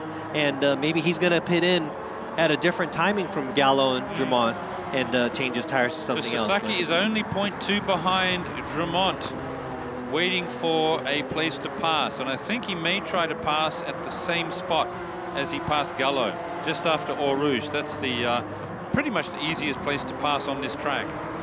And like the top 3 drivers right now, they still have to go in to make, they have to use the hards, at least for the last 2 laps. They will, definitely. Yeah, so that may, that's basically going to be the last 2 laps for them too. So a lot of drama might happen there too. Oh yeah, we're going to be focusing on Sasaki and Drummond right now because we're looking at who will take over the lead of the race. Sasaki all over Drummond. Only 2/10 of a second away. Bumper to bumper here. But I think once we get down to the final hairpin, then we're going to see a move. Sasaki preparing himself for the move. He won't do it here. Kokubun, Suzuki, Mangano, Fraga all going into the pits to make their final tire change. So we've got Sasaki just behind Drummond, heading into Eau Rouge, 240, 250 kilometers an hour. Woo. You know, trying to hold the grip. Now, here we go. I'm just watching this and I'm so into it right now. And it's just, I'm like, Sasaki, man. Here he goes. He's in the slipstream. He's using his soft tires. Here he goes. And he goes and makes his move from the left. Drummond, can he? Oh, no, Drummond just blocking. Stopping him. Just stopping him. Nope, but side by side. Sasaki overtaking. Corner. Well done, Sasaki. Can he hold Drummond's still there. No, Drummond's still with him. This is racing, people. This is what we've been waiting for. Sasaki, Drummond. The leaderboard doesn't even know what's happening. And some of the Drummond. And fifth place down, everybody's already in the pits, getting their tires changed. So this is gonna. That was tough. Sasaki really tried his best there. I think he's actually used up. And now he was getting carried away, and Gallo is creeping up behind him. Yeah, he's lost half a second over Drummond. And Gallo's right on him. There you go, Gallo right now. I think seeking for his chance. Sasaki had his choice with those tires. Yes, had he did. his time with those tires because those soft tires are going to go off now. They're going to lose their. They might their, start to grip, they might start to lose his grip. Their but tastiness, their grip levels. But you can see these drivers, you know, Mangano and Gallo are on mediums, and they're still driving it like they're on soft. So, I mean, I don't know what's going to happen right here. I think the next time we go through Eau Rouge, if Gallo can maintain his speed through Eau Rouge, he could have a strong possibility of passing Sasaki, because I think Sasaki has wasted his soft tires. He doesn't seem to have the grip levels. He should have passed Drummond right then. Yeah. He should have had a little more in his tank. So well, now, in his tires, I should say. now from 5th to 10th, they already made their second pit stop, and now they're on their final tires. They do have 3 more laps to go, maybe 3.5 or so, but they got their laps to go, and looks like Kodaka is coming in for his tire change. So we've got Drummond leading Sasaki by 0.6 of a second, then Gallo is right behind Sasaki, 0.2 behind Sasaki, all over him. I think we're going to look at what happens going through Eau Rouge and this long straight after that. That is where Gallo and Sasaki will be looking to overtake. Here we go, wow, Gallo. there you go, Gallo takes it from the left. And now they are side by side. And they are still side by side, and now it looks like Gallo is taking over and up to second place. Oh, well done. That is racing. That is what you need to do. Wow. I think Gallo maintained very good speed going through Eau Rouge, which is what it's all about. And what I want to look at, while Gallo and Sasaki were doing all that, Drummond is kind of ahead of the pack now. So now he's comfortably in first. Well, they're battling behind. Drummond just drives off into the distance. Yeah. So he has 1 more lap after this to go. Then he's going to have to make a pit stop and use hard tires. Same goes to Gallo and Sasaki. To come in this lap, yeah. Kokubun in 4th right now, but they are way behind. So we need the top 3 drivers to make their pit stops. Yeah, so they're all on their second pit stop. So I have a feeling that even after the final tire change, Drummond, Gallo, and Sasaki will be in the lead. They may be. They may be. But now I see Drummond driving, and he's just, you know, clenching his fist as he lets go of one of his hands on the steering wheel. This is kind of cool to be these guys drive live in front of you. That cockpit view is amazing, isn't it? So real. I mean, it's like a real race car. I see them changing gears and turning in. You know what? See the light going across the dashboard. You know what I'm going to do today? When I'm going to get home and I'm going to play Gran Turismo. Gran Turismo. You've got it in your blood. Yeah. Here goes Sasaki. Sasaki's coming in. All right, so Sasaki is in a lap earlier than everybody else. So basically, Gallo and Drummond have to come in this lap. Yes. Because they need to do, 2 laps on their hard tires, well, they could only do 5 laps on 1 tire, so that's 10 laps on the mediums. So they have to do 1, they have to at least use hard ones. Yeah, so they'll be finishing on hard. Do they have enough distance between them and the 3rd and 4th place drivers to manage their result? Can they finish using hard tires over a driver using medium tires? Because Kokubun is on mediums, so Sasaki's come back with hards. Yeah, it really depends on how much. Yeah, it really depends on how much time that took and how much time they have in between the other drivers. Now Sasaki, that was he's still leading. Has come back in. Yeah, he's still leading the pack by 1.5 seconds. Yes. So it's pretty close, but he's going to have to defend that position in the hard tires. It's hard, yep. And we see right behind him with Kokubun and Suzuki on mediums. But Sasaki's been driving very well throughout this race, so I expect to see him not giving anything away, even on the hards, which have lower grip levels, of course. So when will Drummond, well, end of the next lap, Drummond and Gallo will have to pit. So we will see some dramatic changes coming up soon, we think.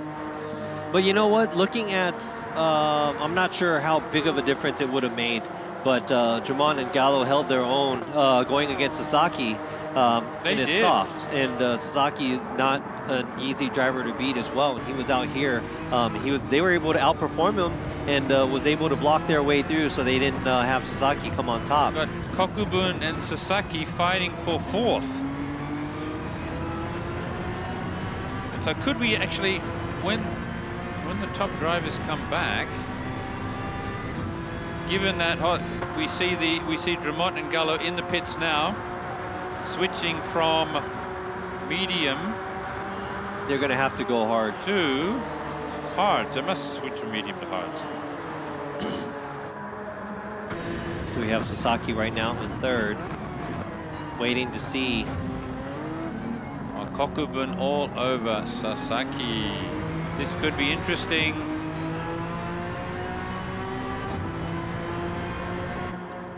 Kokubun's on the medium, Sasaki's on the hards. Okay, we have Gallo and Drummond still in the pits, both changing to hards. Yes, okay, now we have Drummond and Gallo on hards as expected, as well they had to be to finish the race.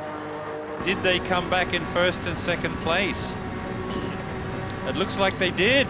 Yes, they've come back in the lead with a huge lead of 3.5 seconds. Well, Drummond is a second ahead of Gallo, and Gallo is 2.5 seconds ahead of Sasaki. Oh, so that's a pretty sizable gap in between these cars right now, and especially to be in the 11th lap. We have one more lap after this. Now let's see how close these drivers are going to get and who's going to overtake who. All right, so all the pit stops are done. All the leading 3 drivers are on hard tires. Wow, so we've got more than a second between Gallo and between Drummond and Gallo, and then another second and a half between Gallo and Sasaki. I think the only movement we will see will be between Kokubun and Sasaki. And down in 7th, it looks like Kodaka has a penalty for something. Probably for track limits. Probably track limits, yeah. And now we have Kokubun in 4th right now. So it looks to me like Sasaki's going to come away with the win. What do you think? I am not. I'm just going to keep my mouth shut at the end of the race, because who knows what's going to happen on the final lap. It's just so interesting to watch races like this, because you never know. You have like many laps and everything happens at the last lap. So we've still got two laps. We're on the 11th lap now, one more after that. And I doubt whether we're going to see any major changes unless Kokubun can get past Sasaki, because he has some on the mediums, which are higher grip level than the hards.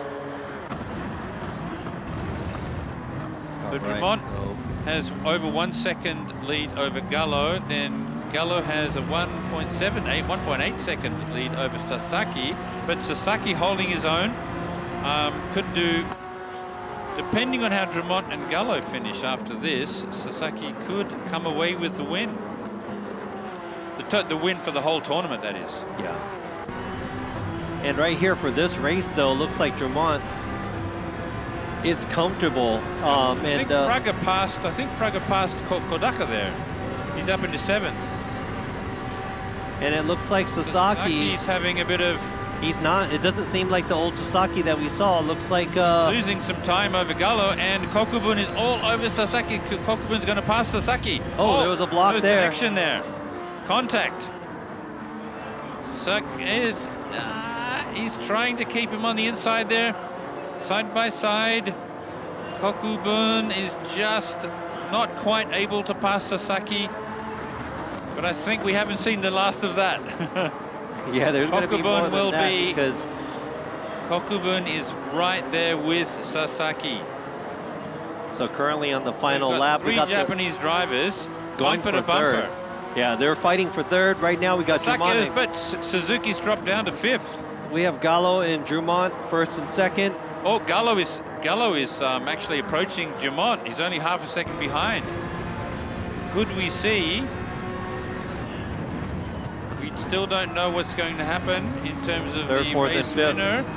Although Drummond is half a second ahead of Gallo. We're on the final lap. Only We have Suzuki here in the cam. A few corners to go.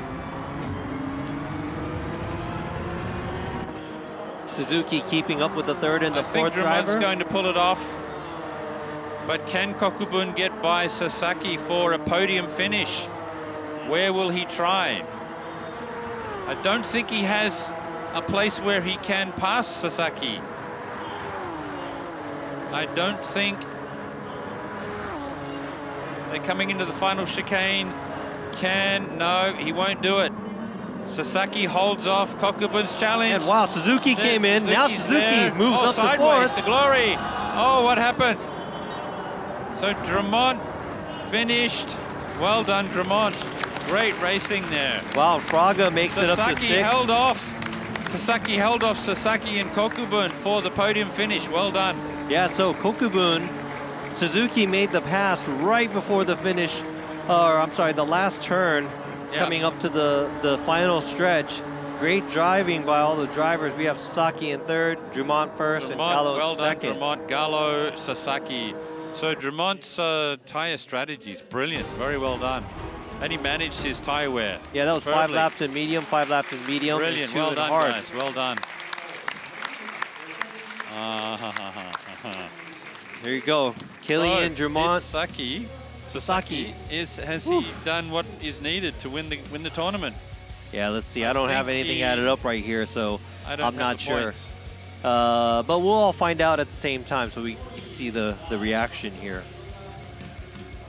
Wow, so that was a pretty interesting race to be the last race here from the GT Grand Finals, and you know the Honda Welcome Plaza. So let's go ahead and look over the results of the third race. Because we've got about maybe 200 people in here. Yes, we do. Looking at the final here. All right, so here we go. We have Drummond first, Gallo second, Sasaki third, Suzuki fourth, Kokubun fifth, and Fraga in sixth, and Kodaka in seventh, Aluni in eighth. Yep. So Fraga doesn't have the points to win the tournament, but Sasaki does. I think he's done it. Has he pulled it off? But depends on where Drummond and Gallo were. Really depends on how Drummond and Gallo was, because I don't even recall what place they were earlier. And Mangano in 9th and Wilk. So no penalties, so that will be the result we just saw will be the final result. Yeah, so we saw some penalties at the last lap from the under 17, and this time there was none. So great job by all the drivers, and for those of you sticking around, thank you for watching the live stream. Hope you guys enjoyed that and didn't get too irritated by me and Peter's commentating, you know. Try our best, but thank you for watching, though. So now let's go ahead and see. Guys. We're going to go ahead and see who the champion is going to be, and this is going to be cool because this is the second time they're doing this. First time they're bringing in the international drivers, and really, really looking forward to seeing who's going to get on top. Of course, the international drivers they brought in, 3 of them were former world champions and are actually still competing and will be competing next year in Amsterdam. You guys already know. Next week in Amsterdam. Yeah, you guys already know. You guys are probably bigger fans in e-games and all the drivers, but then some of these drivers are top-notch drivers from all over the world, and I would like to very thankful for them to be here in Japan, and also the Japanese drivers who fought to the top. But it was great to see the 3 Japanese drivers fighting for the podium, fighting for 3rd position. So we've got, okay, we're going to talk about the experience corner now. This is the simulator over in the corner of the Honda Welcome Plaza here in Aoyama, just near the Imperial Palace. They call this the hands-on corner, and the visitors can experience the Gran Turismo 7 on the Sim 01, the eMS chassis converted from a real training formula machine. The track they have on is Suzuka. That was used in Suzuka, so it's a real track machine that they use. We have the virtual YouTuber Inugami Korone, who is an eMS and e-motorsport ambassador. Yes. She has, what, 2.1 million followers around the world. Yes, there's a photo booth here. You can come and take pictures with the Korone Inugami. And also, like you said, ambassador of the Honda Civic Type RCN FR. Some merchandise there that you can win. Yeah, so make sure Japan is the epicenter for this sort of thing, isn't it? Make sure by midnight tonight. Tag at Honda Racing _EMS. The lucky 5 of you will be randomly picked, and they have merchandise to send to you. So make sure you take pictures or make comments. Hashtag not hashtag, but tag them on to win the great gifts.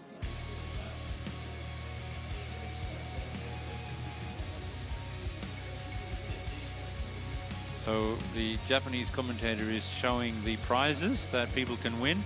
Ooh, and that was a Gran Turismo special edition version, I think, is what he's showing. Hey, if you're a Honda fan, you would definitely from Honda, Honda. You want to get your hands on that watch that they have, the Edifice, right? I think that. What an Edifice collaboration between Honda and Edifice. Yeah. The watch that the winning driver will receive today.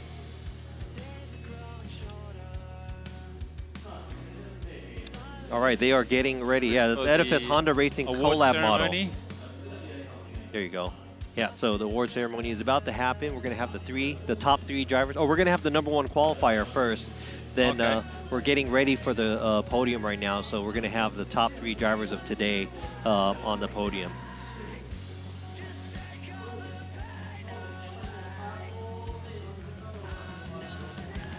Wow, so very different results from the first and the second race. Yeah. Those were sprint races with the 7 laps. Very different from having to change tires and whatnot. But it looked like Sasaki was able to pick up his mojo from the second race, brought it into the third. But Dumont was just absolutely on fire. He did exactly what Sasaki wanted to do. Brilliant tire strategy, and he drove so well, so smooth. No penalties, nothing. Very clean, very safe, very fast. And by the way, today we got to see 3 great racetracks from around the world that are real racetracks, because of course inside Gran Turismo you have some original Gran Turismo virtual racetracks. We drove on real racetracks today, and we drove 3 of Honda's greatest cars. 2 production cars and 1 legendary race car from 60 years ago. We'll be celebrating the 60th anniversary of that car next year in Mexico, because that's where it won Honda's first F1 race 60 years ago. All right, so let's go ahead and go let's go ahead and check out the podium ceremony here. The online qualifying #1 qualifier. It is Seiya Suzuki. Well done. Online qualifier. He came in really strong for the qualify, and for the third race he was actually 4th. So here he goes.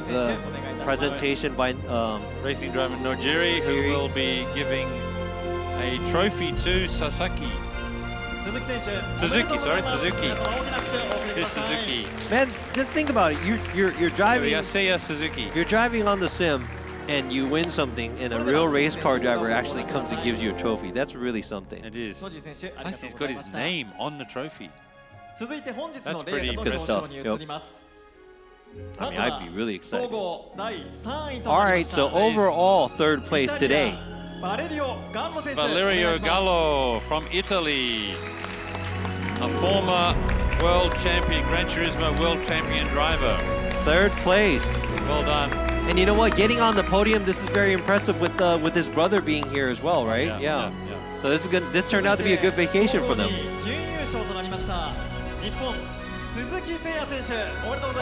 Oh, so Seiya Suzuki coming in second place with all the points added up. Yes. Congratulations. Good heavens. Well done. And overall win. Sasaki. As we expected. Well done. Great driving. Wow, he picked it up. 2nd race and 3rd race. Yeah, he really picked it up mid-race today. So great job by these 3 drivers. There you go. Sasaki, only 19 years old too. A lot of future there. All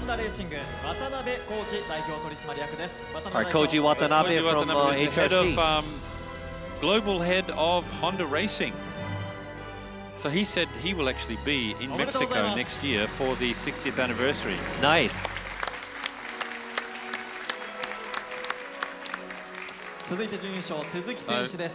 Trophy goes to Suzuki, who came in 2nd, the runner-up. And the main trophy for today goes to our winning driver, Takuma Sasaki. Well done. Congratulations to these 3 podium drivers, and also for those of the other drivers that made it out here too, you know, they're the best of the best. So great job by all the drivers. Even if you're not on the podium, you still a lot of props to these guys coming out. And he's getting his watch now. Here we go. Yeah, there you go. That's his. The edifice. I'm sure. I keep. There you go. That's the Edifice Honda Racing Collab Model ECB 2000 HR. Honda Racing. Honda Racing. It's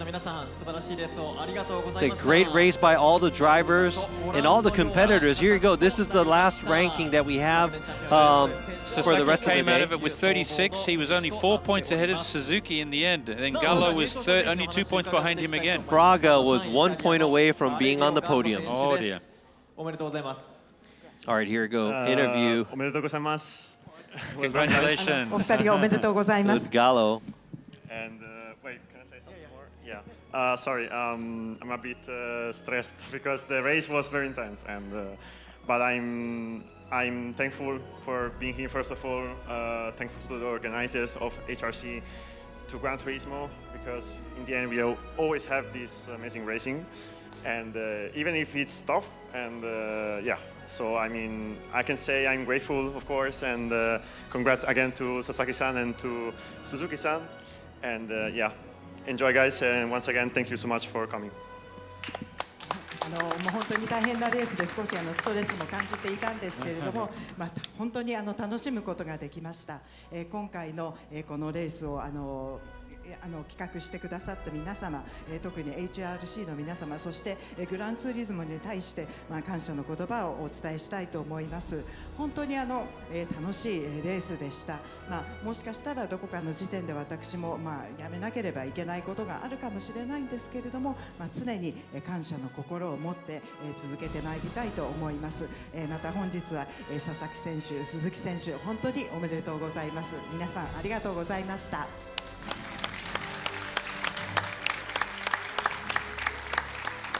ただね、ガロさん、本当にホンダがお好きということで、またホンダレーシングの大会が今後あれば。So Gallo is a big fan of Honda, loves Honda, so he said, if there's going to be a different Honda event, please come by. Of course.